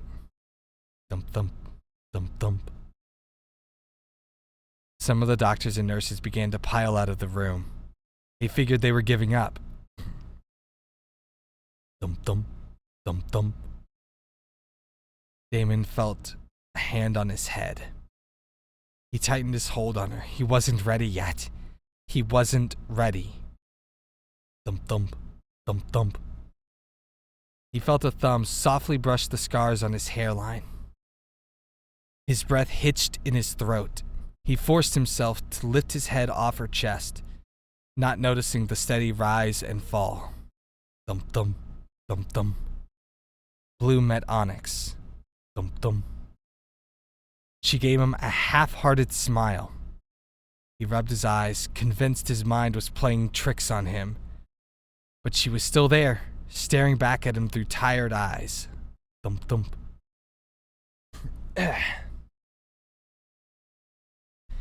You look terrible. He couldn't hold back the onslaught of sobs that racked his body. He cried and cried, unintentionally dirtying her thin hospital blanket with his tears and snot and slobber, but he didn't care. She was alive. She didn't say anything more, just rubbing his head soothingly as he wailed. You're alive. He kept repeating over and over as if to convince himself that this wasn't just a dream and that she was indeed alive. She moved her hand from his head to his cheek, cupping it gently and guiding his eyes to her face. She wiped some of his never-ending tears away with her thumb. She could barely keep her eyes open, but that didn't stop her from smiling gently at him. I'm not going anywhere. Ugh. Come on, Fox, let's try to get through this chapter and then we can go get some water. Her hand dropped from his face as she lost consciousness again. He would have thought she died again if not for the rhythmic beeping of the heart rate monitor or the steady rise and fall of her chest. Her doctor pulled him up and handed him a couple of tissues to wipe his face. The doctor told him they had to run some tests and had the nurse escort him back to the waiting room. She advised him to go home and get some rest, informing him they'd call if anything came up. Damon returned home, barely acknowledging Dante as he collapsed on the couch. He let a long, deep breath before succumbing to his own exhaustion. He woke again when Dante nudged him, leaving a bowl of soup and a grilled cheese sandwich on the coffee table. He sat up and rubbed his face, noticing how dark it was outside. What time is it? Dante came back with a glass of water, handing it to his brother, who downed the whole glass graciously. Around 10 o'clock. Damon sighed deeply. He was out for at least 7 hours, so much for having a normal sleeping schedule. He reached for his sandwich as Dante took a seat next to him on the couch. He noticed the notification light on his phone blinking. Her phone was going off like crazy earlier. Taking a deep bite of his sandwich, he checked his phone. He had a couple of texts and missed calls from the bitch, to which he promptly blocked her number without even reading any of them. He had missed more calls from a number that he didn't recognize. He finished off his sandwich before deciding to call back. His phone lit up as his default ringtone went off. The number from earlier was calling again. He hit the answer button and brought the phone up to his ears, nerves settling in the pit of his stomach. Why was he so nervous all of a sudden? Hello? Good evening. We're calling from Ikara General Hospital. Is this Damon Rose? He swallowed the lump forming in his throat. Yes, that's me. We've been trying to contact you about the patient that you brought in. Is she okay? What happened? Yes. Well... His heart thumped wildly against his ribcage. His palms were slick with sweat. They said they'd call if anything changed, which meant the call only brought bad news. He wasn't sure his heart could take it after her death and subsequent revival earlier that day. She seemed to have disappeared. If you have any information on her whereabouts, please contact us at your earliest convenience. He didn't get to hear the rest as his phone clattered to the floor. Notes. So, I set a goal for myself as a New Year's resolution to upload a chapter every month. Guess I'm off to a great start getting this out on the last day of January, huh? So, excuse me, Starly120, do you have a comment? would you like to comment on this, this chapter every month? Hmm? Anything to say? Nothing? You don't want to let your adoring fans know that this resolution got dropped faster than a hot potato? Man, just think about it. If you were actually able to do this, you'd probably already be done with the story. And already started on book 2.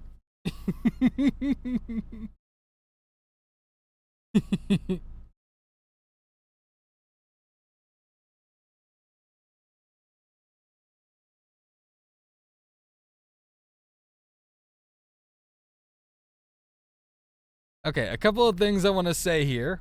1. This chapter is a whopping 8.9k words, 21 pages in Google Docs, which is the longest chapter I've put out so far. I'm actually pretty proud of this one. 2. Fox, if you're reading this, and I know you are, the 8-Ball had spoken. I killed her off. 8-Ball didn't say anything about bringing her back to life.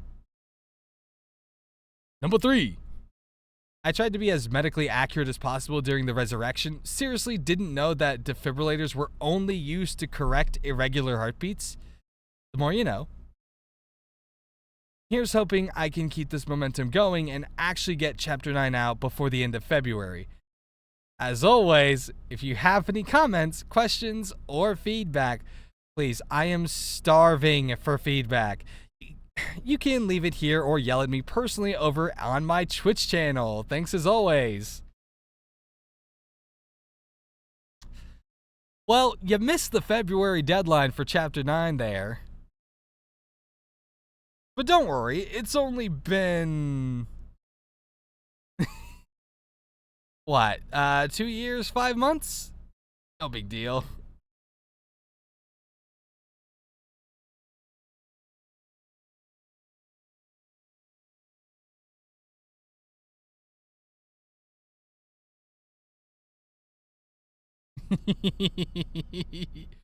Look, I can't really say anything. I said I was gonna do like a video every month for the YouTube channel.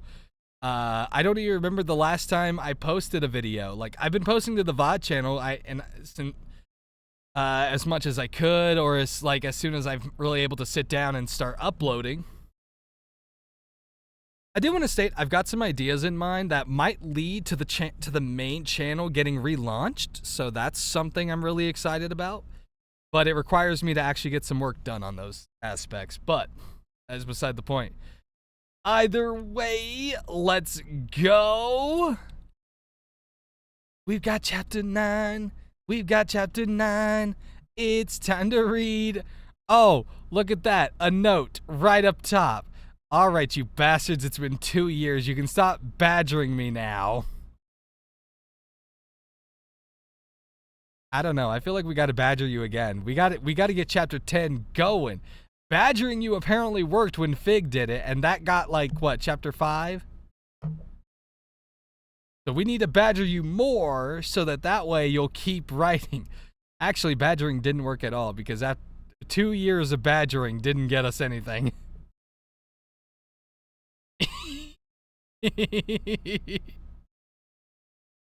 Star's gonna murder me by the end of this.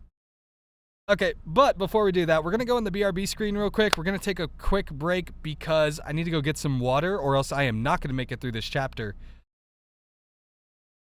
I also might try to get something to snack on real quick because I am also kind of hungry. So, BRB, everybody.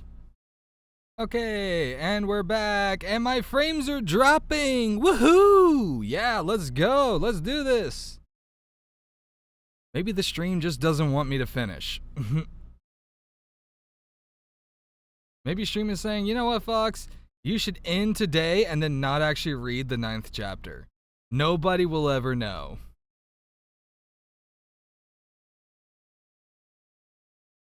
Either that or it's just complete internet failure on my part, but, you know, it could be multiple things at the same time. Let's just be real. Okay, so here we go. A Tale of One Shadow. Chapter 9. The stars in the rain. Star, what are you doing in the rain? I hope there's no thunder.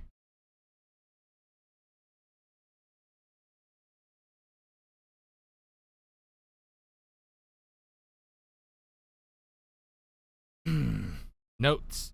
Alright, you bastards, it's been 2 years. You can stop badgering me now. I'm starting to realize why in voice acting, they mostly do things in forms of like 2-hour sessions. It's because it turns out reading for approximately over 3 hours can be exhausting.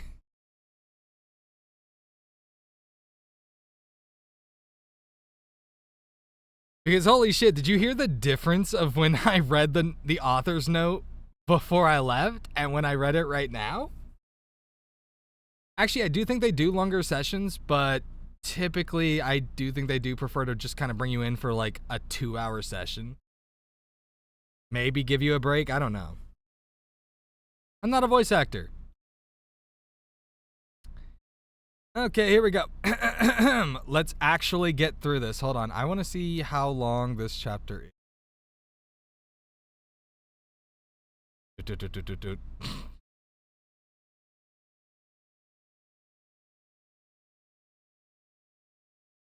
Too long to read. Okay, bye everybody.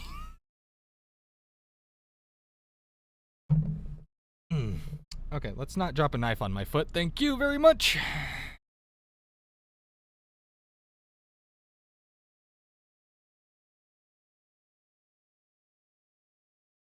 Yeah, pretty much. A soft breeze drifted in through a nearby open window, bringing with it the soft sounds of birds chirping in the distance. A gentle light peered in through the window, disrupting the sleep of an injured young woman resting quite haphazardly on a rather old and moldy couch. And these people kidnapped her and couldn't even give her the good couch. Kage's heavy eyes cracked open, scanning the unfamiliar room. Wasn't in the hospital where she last remembered losing consciousness. It looked like a rundown cabin, not unlike her old house, but definitely more stable. Breeze coming in through the open window rustled the tattered cloth curtains, carrying unfamiliar scents along with it. She tried to take a deep breath, attempting to pick up on anything in the air that might give an indicator as to her location. But the pain and soreness in her ribs caused her to cough. Her whole body was sore. It felt as though she were being crushed under multiple boulders at once. She managed to lift her arm to remove the rather thin blanket draped over her body. Her whole body was covered in bandages. Her chest, lower abdomen, arms, legs. Nothing was left uncovered. It almost reminded her of a scenario she'd woken up to many years ago. But trying to think about it made the tips of her fingers tingle, as if she was expecting her mother to barge in and start tearing off her fingernails for even thinking such a pointless thought. She tried to sit up, but a searing pain shot through her abdomen, causing her to fall back on the flat pillows, teeth and trying to breathe through the pain. All of her muscles screamed at her as she reached up to grab the back cushions,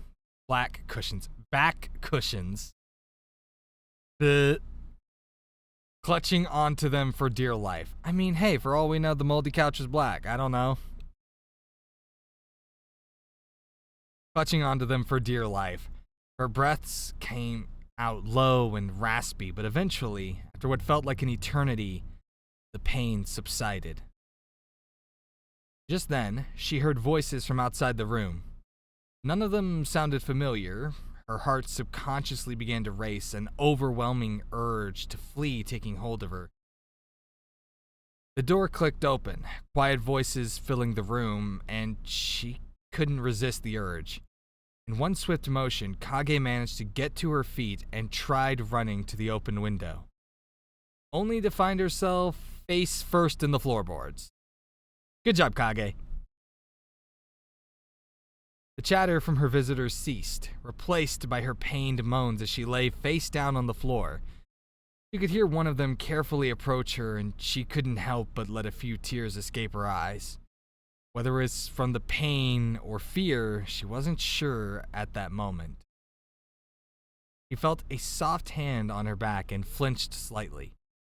The hand retreated for a moment before something wet traveled across her shoulder blade and then down her spine. Her muscles seemed to relax at the action, soreness subsiding ever so slightly. Bum. I need to turn you over to take a look at the front. She didn't recognize the woman's voice, but still complied, sucking in a breath as the woman helped turn her over so her back was on the creaky floor and not her very injured stomach. Once on her back, she was able to get a good look at the woman helping her. Her soft features were etched in concern, her long brown hair was pulled up into a bun, and her with blue eyes so bright they might have matched Kage's own. She lifted her hand just above Kage's face. She had no idea what the woman was about to do until she saw little droplets emitting from the woman's fingertips. Her eyes widened as the droplets converged into a ball in the palm of the woman's hand and began to emit a faint glow. Slowly, carefully, she moved the ball of liquid over Kage's face, down her neck and chest, finally stopping at her abdomen. Her body seemed to relax as she went, all of her pain subsiding ever so slightly. When she finished, the woman flipped her hand back upright and the ball of liquid seemed to absorb into the palm of her hand. She wiped the sweat off her forehead and offered Kage a hand, helping her sit up slowly. The pain was still present, but it was more of a dull throb now rather than the sharp sear it was before. Kage managed to get a look at the other people who were watching the scene unfold. Judging by their relieved expressions, it seems this wasn't the first time the woman had done this. One of them, however, looked less than pleased. She decided to ignore that one for now and turned back to the woman who helped her. Where? She could barely get the words out of her mouth before coughing. Her throat scratched painfully and her mouth was drier than a desert. She must not have noticed in her panic. One of the others, a young man this time, approached a table next to the couch and grabbed a cup of water resting there, handing it to her gently. Must have been left there for when she woke up. Another thing she failed to notice in her panic. She gulped down the cup greedily, handing it back to him as if to ask for more. He looked down at the cup and then at her before begrudgingly trotting off to get some more water. The woman laughed softly at her side. Kage swallowed, trying to use her words again. Where am I? Who are you people? The woman opened her mouth to respond when a loud tsk sound came from across the room. All eyes turned towards the black-haired woman, the one who looked like she was staring at an insect on the bottom of her shoe. Her arms were crossed, her scarlet eyes glaring daggers at Kage. Kala.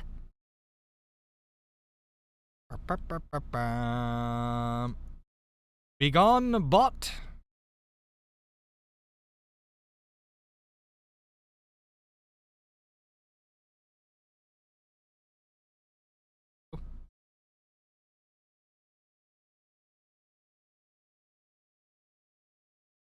He practically spat the words.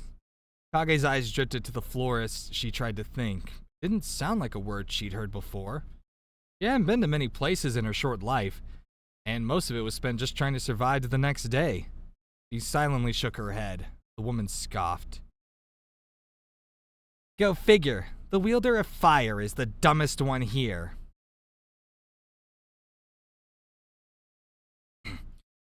Raven!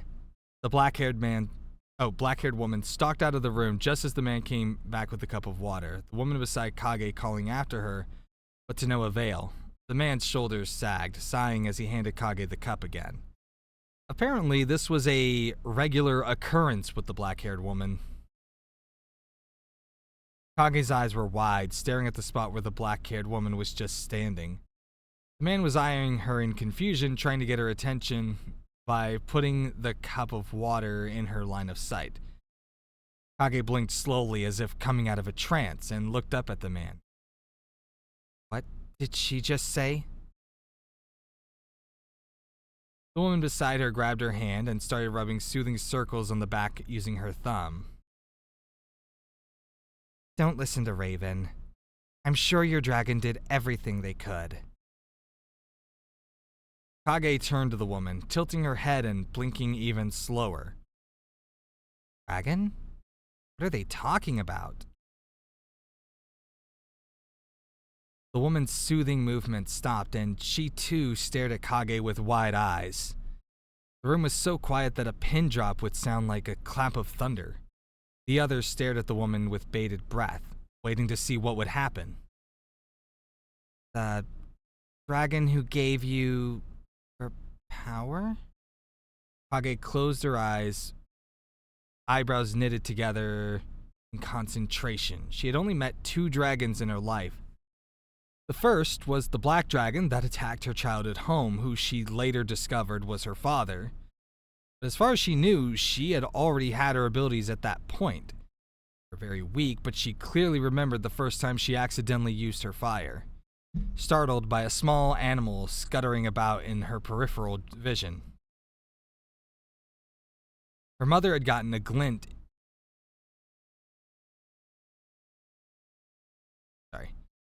Her mother had gotten a glint in her eyes that didn't match her usual attitude towards Kage. She seemed intrigued, excited almost. The next week, the black dragon appeared, and the week after that, she was sent to the facility. The second dragon was her own mother, but that was something that happened in the recesses of her mind, so she wasn't sure if that counted. As far as she was aware, I was born like this.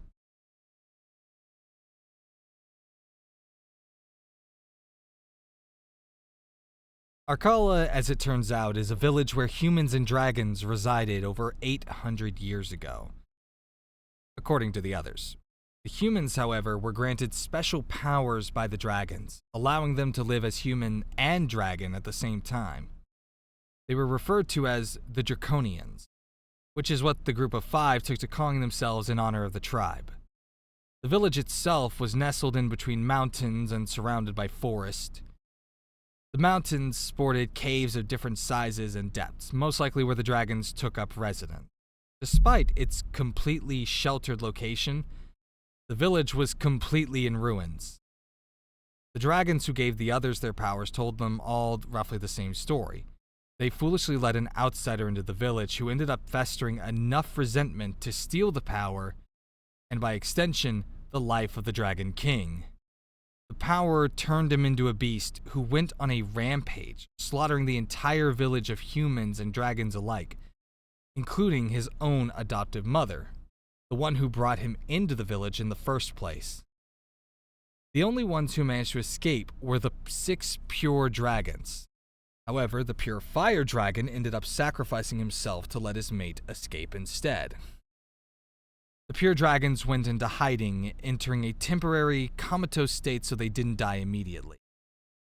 They all probably meant to fight the outsider themselves, but upon being awoken by unrelated humans, discovered their wounds were too severe and instead passed on their powers, desire for revenge, onto the random children who happened to find them before they died. Thus, the children, now calling themselves the Draconians, made their way from across the world just to find each other in Arkala over the course of 10 long years. They'd spent 5 of those years just searching for her, the wielder of fire. Hey, what's up, Raiders? How's it going, everybody? Thank you for the raid star. As Raiders can see, or as you probably already knew, I am reading Star's story, known as A Tale of One Shadow. We finally get to see what Chapter 9 is about. Alright, let's see. Where is I at? Okay,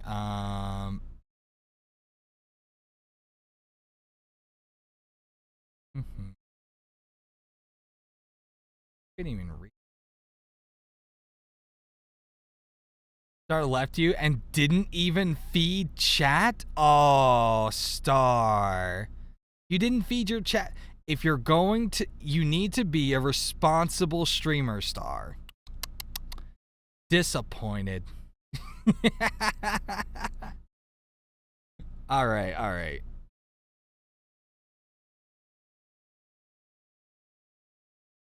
Still, the blue-eyed woman, Glacia Celine, the wielder of water, said, sipping her tea and staring at Kage in wonder. The way she talked was kind of funny sounding to Kage. The fact that you were born as a wielder is incredible. You must be the first second-generation wielder, which means your parent must have been the one to find the dragon. I'd love to meet them. A chill shot through Kage's spine, body tensing up as she shook her head incredulously. Glacia's excitement melted away, replaced with concern. She reached her hand out, water droplets already forming, ready to soothe Kage's wounds at a moment's notice. What's wrong? Are you in pain again? Kage flinched away from her hands as she seemed to get the hint and instead rested them on the table, keeping the water droplets ready just in case. Kage took long, deep breaths to soothe her racing heart before shaking her head, her voice trembling despite her best efforts. No, you wouldn't. Kage continued to show her around Arkala after that. There wasn't too much to see except for singed buildings ripped out from the foundation and dragon bones nestled away in many of the caves that adorned the mountains surrounding the village. One thing did catch her eye, though, or rather, her nose. It was just another dilapidated building, but the wind carried a familiar scent. She couldn't quite place her finger on why it was so familiar. So she decided to approach the rubble.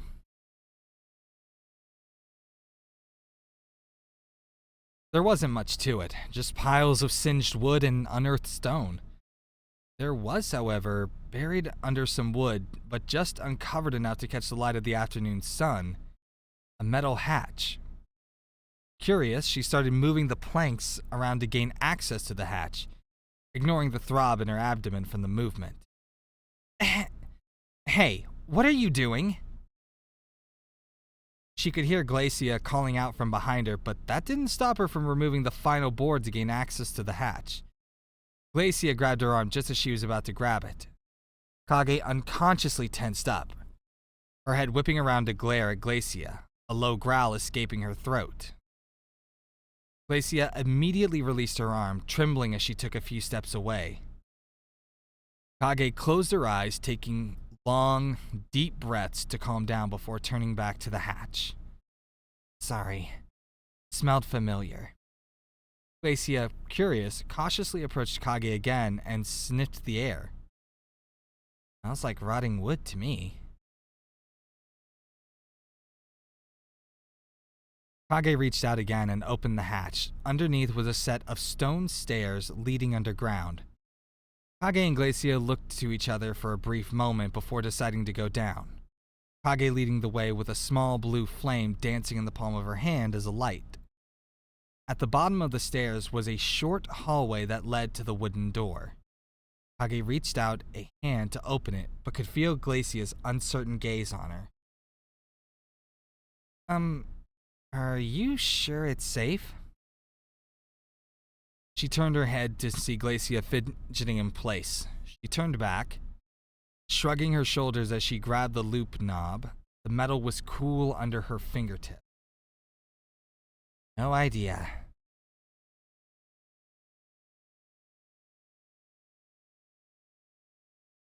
She opened the door to find a dark room. It was relatively large and almost looked like a workshop. Desks with piles upon piles of old books lined the walls.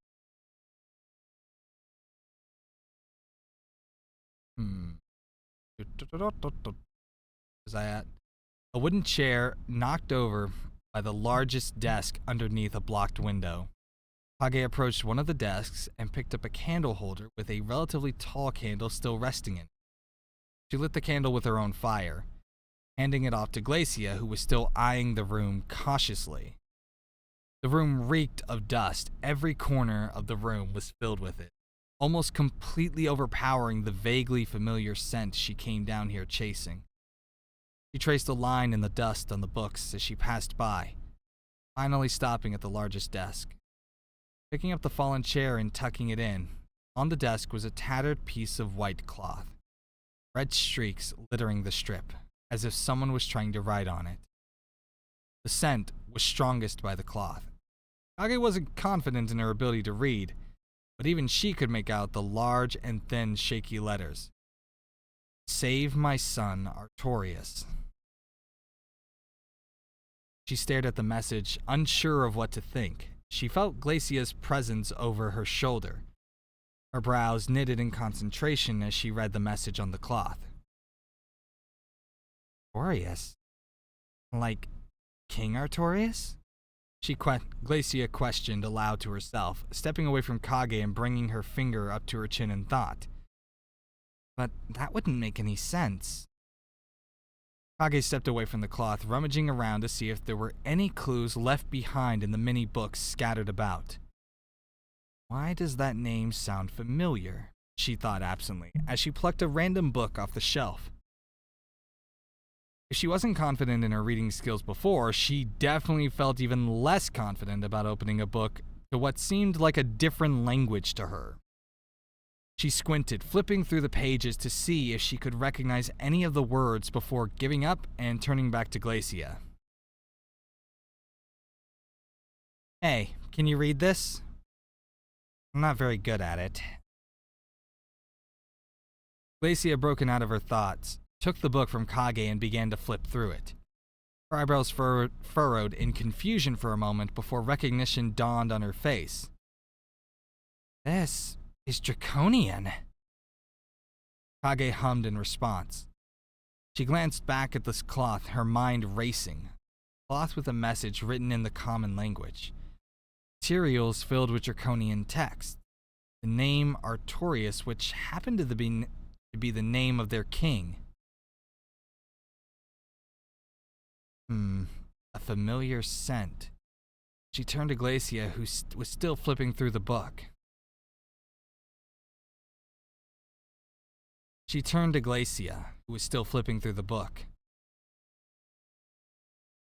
A question. Her voice seemed to startle Glacia out of her concentration on the book. Did your dragon say what color the beast was? Or what it looked like? Yeah, Glacia started, closing the book and setting it on the table. Mine said it was long like a serpent, black as the night with a crimson stripe that matched its bloodshot eyes. Why? Kage's eyes closed, and the picture that entered her head was the black dragon that destroyed her childhood home and killed her mother. The same black dragon that also saved her from death at the claws of her own mother in her own mind. Her childhood demon turned protector. Kage's hand clutched at her chest, just above her pounding heart. The outsider. The man that laid siege to Arcala 800 years ago. The one whose blood flowed through her body was none other than her own father. Kage somehow managed to convince Glacia to leave the texts where they found them out of respect for the deceased. While Glacia was at first reluctant to do so, she eventually agreed so Kage wouldn't leave her in the abandoned workshop alone. They closed the door leading to the stairs on their way out, and Glacia mentioned that she would bring up the presence of the workshop to the others. A sharp glance from Kage made her promise to tell them to leave everything where they found it as well. They made it back to the cabin on the outskirts of Arcala just before nightfall. It seemed to be the only building in the vicinity of the village. Although it was pretty run down, it at least still functioned as a building. The same couldn't be said for most of the rubble in the village. Glacia led her through the front door and towards the eating room, where a large table and 6 chairs sat. A spread of bread and meat sat on the table untouched.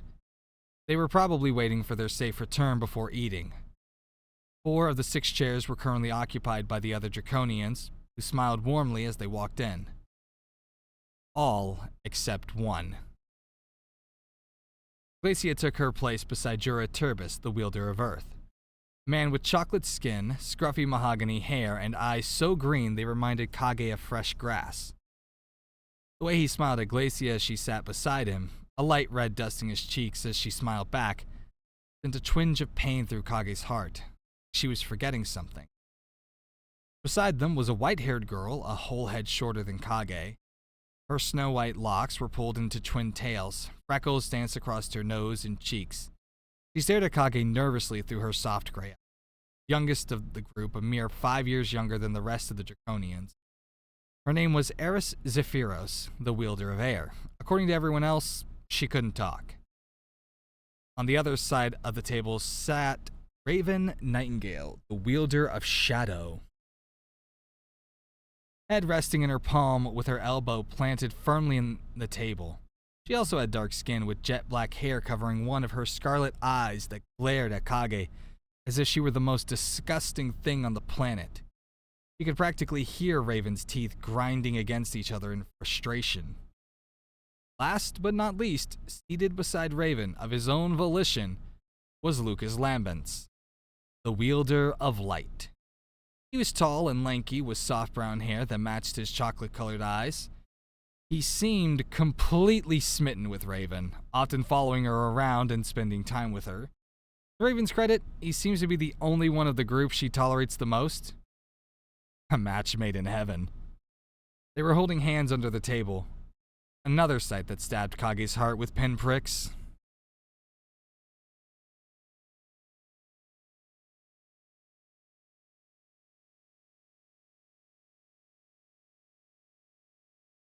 Glacia invited Kage to sit with them, gesturing to the open seat next to Lucas. But Kage politely shook her head, grabbing some bread and meat from the table and retreating to her room. Unlike the room she woke up in, the designated room was much smaller. It consisted of only a rather uncomfortable bed, still better than sleeping on the forest floor, and a bedside table. Apparently the room she woke up in was a communal recreation room, so she wasn't allowed to have it all by herself. So, she sat on her hard mattress eating her hard bread, listening in on the conversation happening in the eating room. Despite her best efforts to ignore it, Glacia was animatedly retelling the events of the day, being sure to mention the workshop they found and how they should be sure to leave things as they found them if they decided to visit. Kage rolled her eyes at the sound of Raven's signature sound, a sound that seems to come out of her mouth far more often when Kage is the subject of conversation. I take it she came up with that rule? Awkward silence. Well, yeah, but... So now we're taking orders from some nobody when I've been the one to keep us safe and hidden all these years? Another silence. There was a loud scoff, then the sound of a chair being pushed backwards, then angry footsteps coming up the stairs past Kage's room, and then a door slam at the end of the hall. She heard Lucas apologizing on behalf of Raven and then following after her. It sounded like he went into her room rather than his own. Kage, having finished her food, flopped over the hard mattress and wrapped herself in the thin blanket, trying desperately to figure out what she'd forgotten as she succumbed to sleep. Honestly, Lucas, not your job to apologize for her.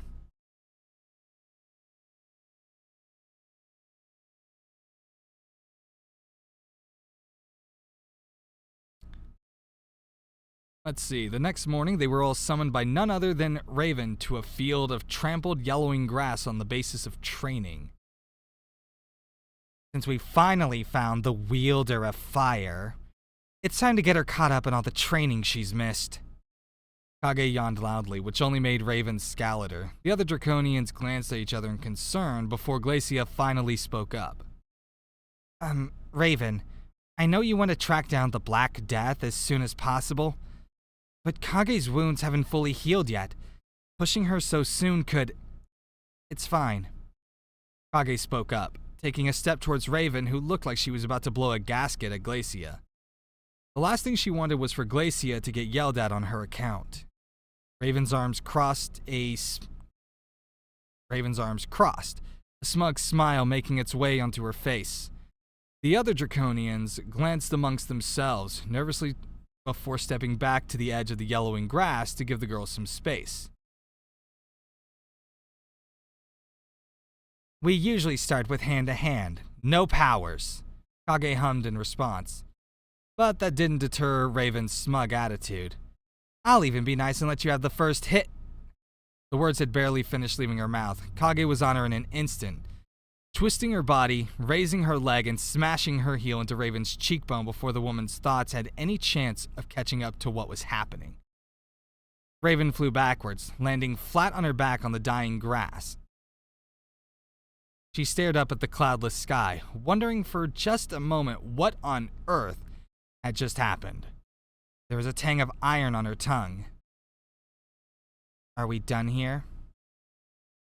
Raven raised up her head to look at Kage, holding her swelling cheek. She was standing back in a neutral position with a hand resting on her abdomen, rubbing the bandaged wound gently. She wasn't panting from the exertion, but she was breathing a little deeper. The other Draconians were staring with wide eyes and slack jaws. Kage turned on her heels and began walking back to the cabin. The other Draconians seemed to break out of their stupor, Glacia falling after Kage to check on her wounds, and Lucas practically running to Raven's side to make sure she was all right. Jura and Eris both spared a quick glance at Raven before following after Glacia and Kage. Lucas helped Raven sit up, her teeth grinding painfully in frustration. She glared daggers at Kage's back, ignoring any words of comfort from Lucas at her side. Darkness pulled under the fingertips of her hand, resting on the ground. The darkness shot out like an arrow against the ground until it was directly under Kage. When it shot out of the ground in the shape of a closed fist and struck Kage in the stomach, directly on her still healing wound. There was a choked cough that rang out through the field, Kage's arms wrapped around her abdomen, falling to one knee as she coughed up blood on the grass. Glacia called out her name in surprise, dropping down beside her to assess the damage. Raven, however, couldn't stop the chuckle, turned full-blown maniacal laughter from escaping her lips. Okay, so Raven is the second bitch of the story. Gotcha. Jura, a look of pure anger crossing his soft features, stalked towards Raven, the ground seeming to crumble under his feet. Lucas wrapped his arms around the still laughing Raven as if to protect her from Jura's rage. The laughing ceased when Jura stood directly in front of Raven. But the satisfied smirk never left her lips. Raven, what the hell is wrong with you? Oh, our little softy Jura is finally using some big boy words. Jura pushed Lucas off Raven with a little more force than he meant to. Grabbing her by the collar of her shirt, he instinctively raised his clenched fist, ready to give her swelling cheek another bruise. Raven couldn't help but let out another short laugh. Hitting women now, are we? My, you really are just like your dad. I officially don't like this character star. Like, honestly, you know what? Fuck it. Veronica is second bitch. This is top bitch. I hate her. I fucking hate her. Congratulations, Veronica. You are no longer the bitch, but you are still a bitch. Jura's entire body froze, eyes wide and unfocused. Raven's shirt slipped through his fingers. She watched in delight as his shaking forms lowered to wrap around his torso, sinking to his knees as tears involuntarily slipped from his eyes. His lip quivered from whatever memory he was currently reliving, and he couldn't stop the choked sob that escaped his throat. Glacia panicked, raced over to Jura's side, quickly pulling his head against her chest, and stroking his hair soothingly as he instinctively wrapped his shaking arms around her waist. She glared at Raven, who was smoothing out the wrinkles of her shirt collar. Raven, that's enough. All eyes turned back to Kage, who was slowly rising to her feet. Her head turned like a snap, eyeing Raven with eyes that were more akin to a serpent's. Her whole body turned soon after, visible steam rising out of every inch of exposed skin. She was panting heavily, every exhale sounding like the growl of a beast. Eris reached out to calm her, but quickly flinched away after a single touch, as if singed by her body. She approached Raven slowly, agonizingly slow. There was dried blood on her lips from the coughing. Glacia gently moved herself and drew her out of the way so Kage could stop directly in front of Raven, whose smirk was replaced by fear. She didn't say a word. She slowly, silently lifted her shirt and unwrapped the bandages from her abdomen. There was a quiet gasp from Lucas as he covered his eyes. There, in front of the whole group, was a long, angry cut down the center of Kage's body, running from just below the chest all the way down past her pant line. There were methodical stitches from her stay at the hospital that were coming apart, blood and pus oozing all the way down the length of the wound. Raven wanted to vomit at the sight. My mother did this to me, you know? Raven's eyes snapped up to Kage's, away from the angry wound staring her in the face. She had no identifiable expression, didn't even look away from Raven as she slightly traced the length of the wound with her finger. Did her nails always look like claws? You remind me a lot of her. Taking out your frustration on me? It was her love language. She leaned down in front of Raven, grabbing her cheeks with a scalding hand and forcing her to look her in the eyes, her claws digging into her cheeks just enough to draw droplets of blood out. Raven's body trembled. So please, take out whatever problems you have on me. I can take it. Don't drag them down just to make yourself feel better.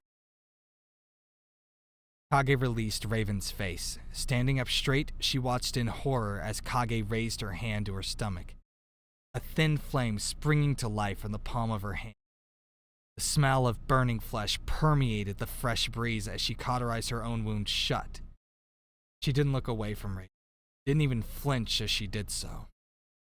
So then, without a word, turned on her heel and left the clearing, leaving the Draconians in stunned silence. Raven in soiled pants. Ha! Good on you, Kage. Kage sat on the roof of the cabin, breathing in the damp air. It rained that afternoon after their scuffle at the clearing. So Kage took the opportunity to spend some time away from the others. Rain always calmed her down, so she really needed it.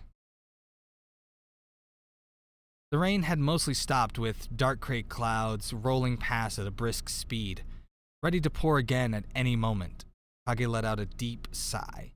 Resting her hand on her incredibly sore stomach, she had every intention of letting her body heal itself on its own. Maybe let Glacia relieve the pain every once in a while. But after Raven clearly wasn't against using underhanded tactics to beat her in a fight, she decided it wasn't worth risking continuously opening the wound back up. It would leave a nastier scar, but that didn't really bother her much. She heard soft footsteps approaching from behind. Considering she was on the roof, there was only one candidate who could get to her without much effort. Glancing back at the white-haired girl behind her, her suspicions were correct. Eris silently approached, settling beside her and offering her a loaf of bread, which she took before Eris could hear the loud protesting of her stomach. They sat in silence, munching on their bread and breathing in the damp evening air. So does the reader get any bread? Because I'm hungry. All I ate when I went out earlier was like maybe 5 corn chips. Okay, I didn't have time to make anything, so I'm starving over here. Kage finished hers relatively quickly, not realizing just how hungry she really was. It definitely wasn't a lot, but she was used to eating less. She let out a content sigh, resting her hands on the roof behind her to lean back in a half stretch. Hey, thank you for the hydration. Although I guess I can't say I'm actually starving. There are people who definitely actually starve. but I am still hungry. Thanks. Drink. Those chips are dry. True. Eris nodded silently beside her. So, you really can't talk, huh? She slowly shook her head in response.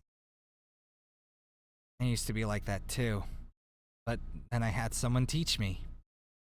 Kage trailed off. Something didn't feel right. There was a strange kind of disconnect. It made her feel uneasy, like she was forgetting something really important. A chill shut down her spine and she visibly shuddered.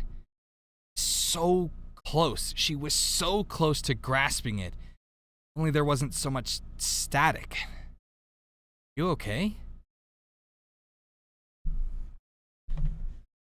Kage broke out of her thoughts, almost jumping right out of her skin. She looked around frantically, but didn't see anyone but Eris, still sitting beside her with eyebrows knotted in concern. The static was still filling her head, but not nearly as loud. It was more like a soft hum. Sorry, I didn't mean to scare you. Who's there? Kage's arms reflexively reached around to protect Eris from the unseen threat. She could feel heat gathering in her palms, ready to shoot fire at a moment's notice. Eris quietly grabbed Kage's arm, causing her to look down at the younger girl. It's all right. It's just me. I'm sorry for scaring you. Kage's eyes widened. Eris' mouth didn't move, but she could hear words as if they were being directly implanted into her head. She blinked once, twice, then slowly pulled her arm out of the younger girl's grip. Then, resting both of her hands on the girl's cheeks, gently squished her face, eyes full of wonder and confusion. How are you doing that? Please let me go. Kage released the girl's face. Her face was flushed with embarrassment. She quietly fiddled with the edges of her rather old jacket. It's called telepathy. Lacey is the only other one I've used it on. Kage nodded. Glacia did seem like the most approachable of the group, so it only made sense. The word telepathy wasn't one she heard before, though. So you can talk, just not with your mouth. Eris nodded. That's pretty cool. Eris shook her head, bringing her knees up to her chest and wrapping her arms around them. Not really. Before I became a draconian, I was nothing but a burden. Any excitement Kage held evaporated immediately. She could see tears starting to well up in Eris's eyes, soft hiccups escaping from the girl's lips. Probably a burden to the draconians, too. Kage rested a hand on Eris's head, gently lulling it side to side.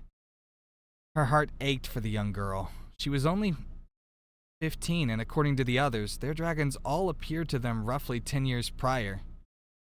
Eris was far too young to be caught up in this mess. I'm sure the only one who would see you as a burden is Raven. Don't worry about it too much, kid. Eris wiped the unshed tears from her eyes and smiled softly. Thank you. You're definitely a lot nicer than you look. Kage frowned. Only a little. Hey, what's that supposed to mean? Eris let out what one could assume was a laugh. There was no sound, but the telltale signs of laughter were present in her soft movements. After a moment, she calmed down, wiping a stray tear from her eye. Sorry, earlier at the clearing you just looked more dragon than human. Kage's eyes drifted away from Eris, turning back to the cloudy sky before murmuring. You're not the only one who believes they were born a burden. Silence stretched between them, with the only sounds being the leaves rustling in the wind and crickets in the distance. Kage could hear the lively conversation from the eating room. A drop of rain hit her on the nose. Her eyes drifted shut, taking a deep breath to ignore the sudden nagging feeling in her gut. You were thinking something earlier. About not being able to remember? An eye peeled open. You can read minds now, too? I didn't mean to, honest. Kage hummed in response, her lips quirked up in a slight grin as Eris's flustered expression. He chuckled, ruffling the young girl's hair and urging her to continue her thought. Well, I might be able to help you remember what you've forgotten, if you'll let me. Kage fully turned to face Eris. The gnawing in her gut intensified as she tried to remember on her own, but no matter what, it remained just out of her reach. She slowly nodded to Eris, who now faced her fully. Okay, close your eyes and try to remember. I'll do the rest. She did as she was told, closing her eyes and trying to remember what she'd lost. She tried to remember what usually triggers the feeling of unease. The feeling she'd forgotten something important. She thought about the longing looks that Glacia and Jura give each other, Raven and Lucas holding hands under the table, waking up in an unfamiliar house covered in wounds, being taught how to talk. She gasped as she felt Eris grab onto something. She had to refrain from screaming as Eris dragged that something to the forefront of her mind. It felt like her head was being smashed through a glass pane, glass shards scraping against every inch of her brain as her memories rewrote in front of her eyes. Memories that felt off were suddenly righted by the presence of one red-haired man with scars on his head. He taught her how to talk. She woke up in his house covered in wounds. Her heart ached because he wasn't there. Lightning struck around them, breaking her out of her trance. She normally cowered at the sight of lightning, but she only had one thought on her mind: Damon. She raced to the other end of the roof, the static in her mind finally clearing as her wings tore through her shoulder blades. She didn't think twice before taking off. Rain pelted harshly against her as she flew. She'd never flown in the rain before, much less a thunderstorm. It didn't stop her from darting off in the direction she thought Ikara was. She prayed to whatever god was out there was right. She was right. She didn't even tell the others she was leaving. She hoped Eris could clear that up for her. All she felt in that moment was pure panic. She broke through the barrier of rain, shivering through the cool night air. Relief pooled in her dread-filled gut at the sight of the city in the distance. She almost slowed down as she approached the tallest building, the apartment where Damon and Dante lived, until she noticed what looked like a person on the roof. Her heart plummeted when she noticed they were about to step off the edge. With one powerful beat of her wings, she shot towards the figure, crashing into them. She wrapped her wings around them to attempt to minimize the damage. She rolled, landing roughly on her side while holding the person close to her chest, breathing far too heavily for her liking. Her shoulder burned with fresh scrapes. She tried to calm her racing heart until shaky arms wrapped around her. Eyes wide, she slowly unwrapped her wings, only to be met with scruffy red hair. She felt dampness on her shirt, whatever was left of it, where his face was. His body was shaking uncontrollably.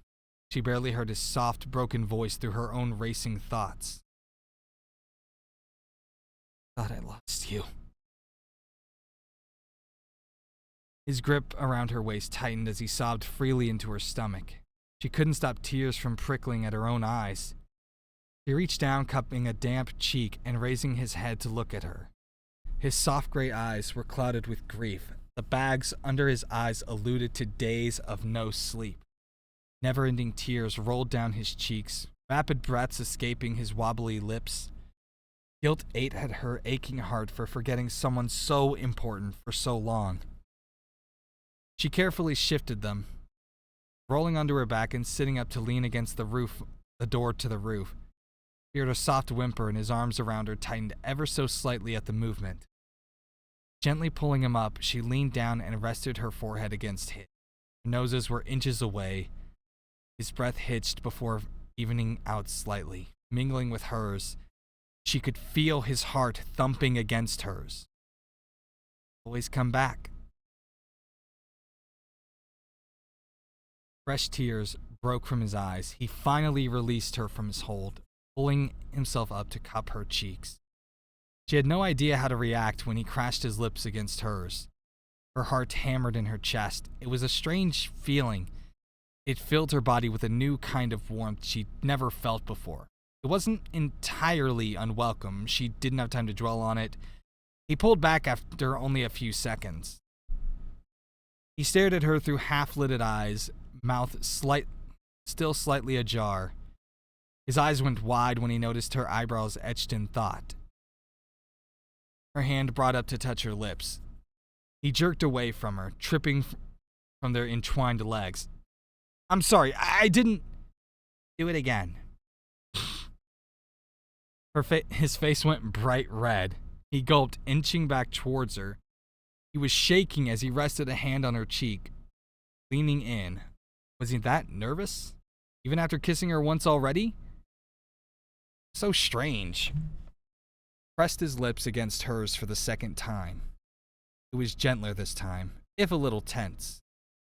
His lips were soft, and he tasted a little salty from his tears. The pleasant warmness spread through her body again. She rested her arms on his shoulders, fingers twirling the hair on the back of his neck. He stiffened, both their eyes opening for a moment before he inevitably relaxed. He moved his hand from her cheek to her waist, pulling her closer to him. The warmness only intensified. They broke apart, gasping for breath, mere inches from each other's mouths. He rested his head on her shoulder, releasing a shuddering breath that tickled her neck. A tingling sensation shot through her body as he pressed a kiss to her collarbone, tightening his hold around her. And then suddenly, the screen faded to black, and in 9 months, Ashley was made. I'm sorry. Stay. Please. His voice was quiet under the slight bustle of the nighttime city. Her hands dropped from the back of his scalp to around his torso, pulling him even closer. He shuddered slightly at the movement. Can't. Another deep, shuddering breath. His body trembled ever so slightly. She thought he was going to start crying again. Her heart ached. I promise I'll come back. There's just something I have to do. Wetness crept onto her neck. Her heart felt like it was cracking in two. Without thinking, she gripped his torso and with one powerful beat of her wings, took to the sky. He yelped in surprise, eyes squeezed shut, holding on to her for dear life as she continued to ascend.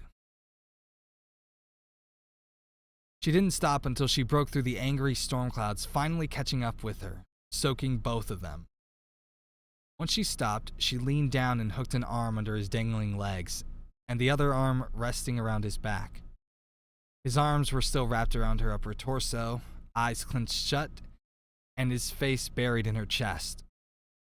He was shaking like a leaf, and she couldn't tell if it was from the cold or fright. She decided to increase her body temperature just in case. She leaned her head down, nuzzling his softly, trying to coax him out of his frightened stupor. Slowly, oh so slowly, his eyes opened. His eyes locked on hers, and she smiled gently at him, nuzzling his head to look at anything but her. So, he turned his head, only to be met by stars. Wait, there's more than one star? That's horrifying! The pitch-black night sky, painted with sparkling dots of varying sizes, splotches of blues and purple staring back at him. His eyes widened, full of wonder. One of his hands left its vice around her torso, reaching out to the twinkling dots in the sky. His breath caught in his throat. Beautiful. His hand fell back to his lap as he looked back at her. He was also staring at the night sky, an unreadable expression on her face. He cupped her cheek with his free hand, snapping her out of whatever thoughts she was having. She looked down at him. her eyes widening slightly before another soft smile spread across her face. She leaned down again, nuzzling his cheek with hers, wiping away tears he didn't realize had spilled from his eyes. Quietly wiped the rest away before wrapping his arms around her neck, resting his head on her shoulder.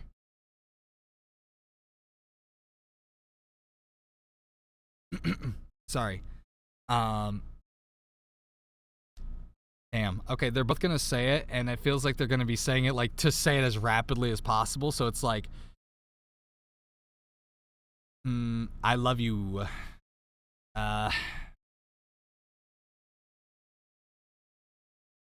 Maybe the soft expression that I did actually was better because it was such a like tender moment. It would be like, be something like, I love you. The words tumbled out of both their mouths at almost the same time.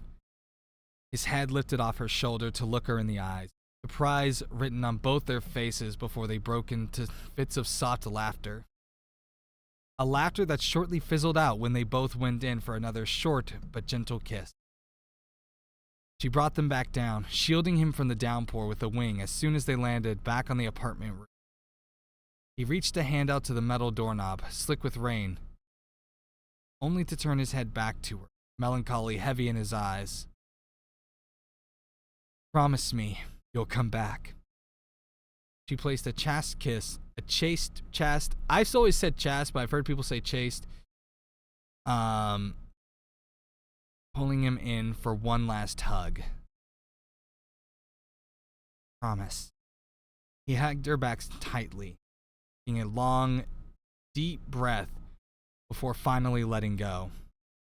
He finally opened the door to the apartment and went inside, leaving her alone in the rain. She turned from the door, looking up at the sky while trying to calm her aching heart. Her wings spread, ready to fly back to the other Draconian. She swore she could still see the stars in the rain. Author's note: Save my son Artorias, which was originally written in the font Shadows into Light in my Google Docs, but alas, I can never have anything. Sorry for the pronoun game at the end there. I just didn't feel like using names. Lol. Also found it very funny that I, an aromantic, had to write a kissing scene. That was a nice little struggle. I usually don't do this, but it's my favorite Aimer song, so I had to leave it here. It's the inspiration for this chapter, and honestly, what's kept me writing all these years. This is it. This is the chapter. That scene was so ingrained in my head that I had to write a whole novel around it. Hopefully next chapter doesn't take 2 years. Feel free to yell at me over on Twitch if it does. Okay, I'm starting the clock.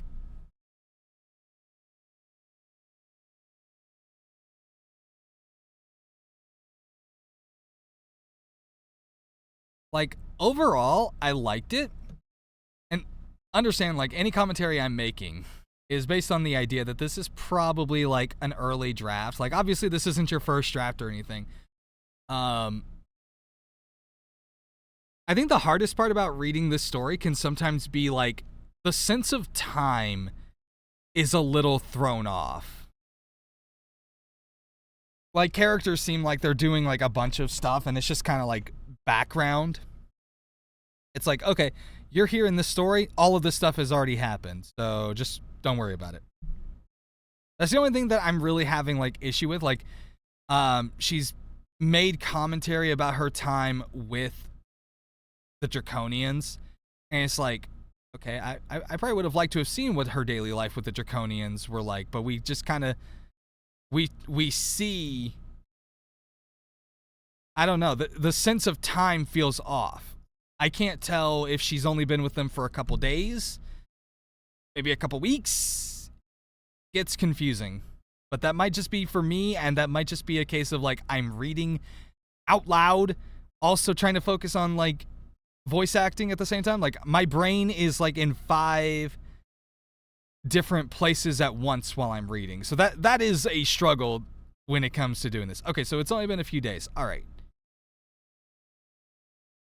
But in any case, everybody, we did it. We made it to the end of Chapter 9. I loved it. I especially loved Kage just fucking destroying Raven. That was the best moment in the entire chapter.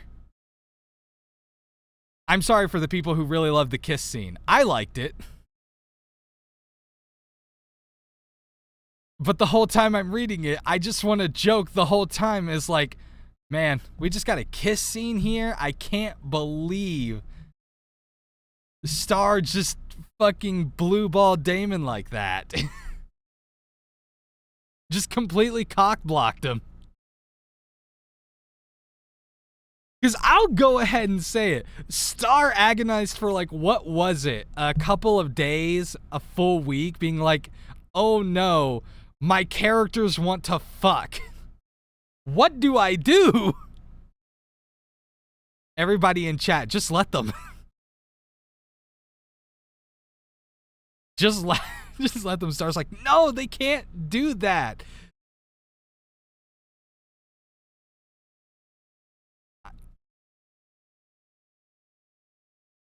I can't say why she didn't want them to do that, because that would be spoilers. All I can say is... Nope, I can't even say anything. Fuck you, Star. Alright, so that's pretty much been all that was on the agenda for today. Don't get me wrong, I would have loved to have done more, but honestly speaking, I have so much other work I gotta do after this stream, it's not even funny. So, I'm gonna let you guys go here. Thank you guys for being here. I really appreciate the support. And by the way, if you're watching this on YouTube, because I will be uploading these, you can come and watch us live on twitch.tv/FGRolls. And if you're like, oh, but that's totally different, you don't do much reading. Lies! I play a lot of visual novel games. It's fun. We're technically supposed to be playing Ace Attorney, stuff like Ace Attorney and Danganronpa, but admittedly there's been some scheduling issues with that, but we're getting there. We're trying to get it all back. So, till next time, everybody, I hope you guys have a wonderful rest of your day. I'm not gonna raid this time, so it's just we're gonna end off raw. Bye, guys!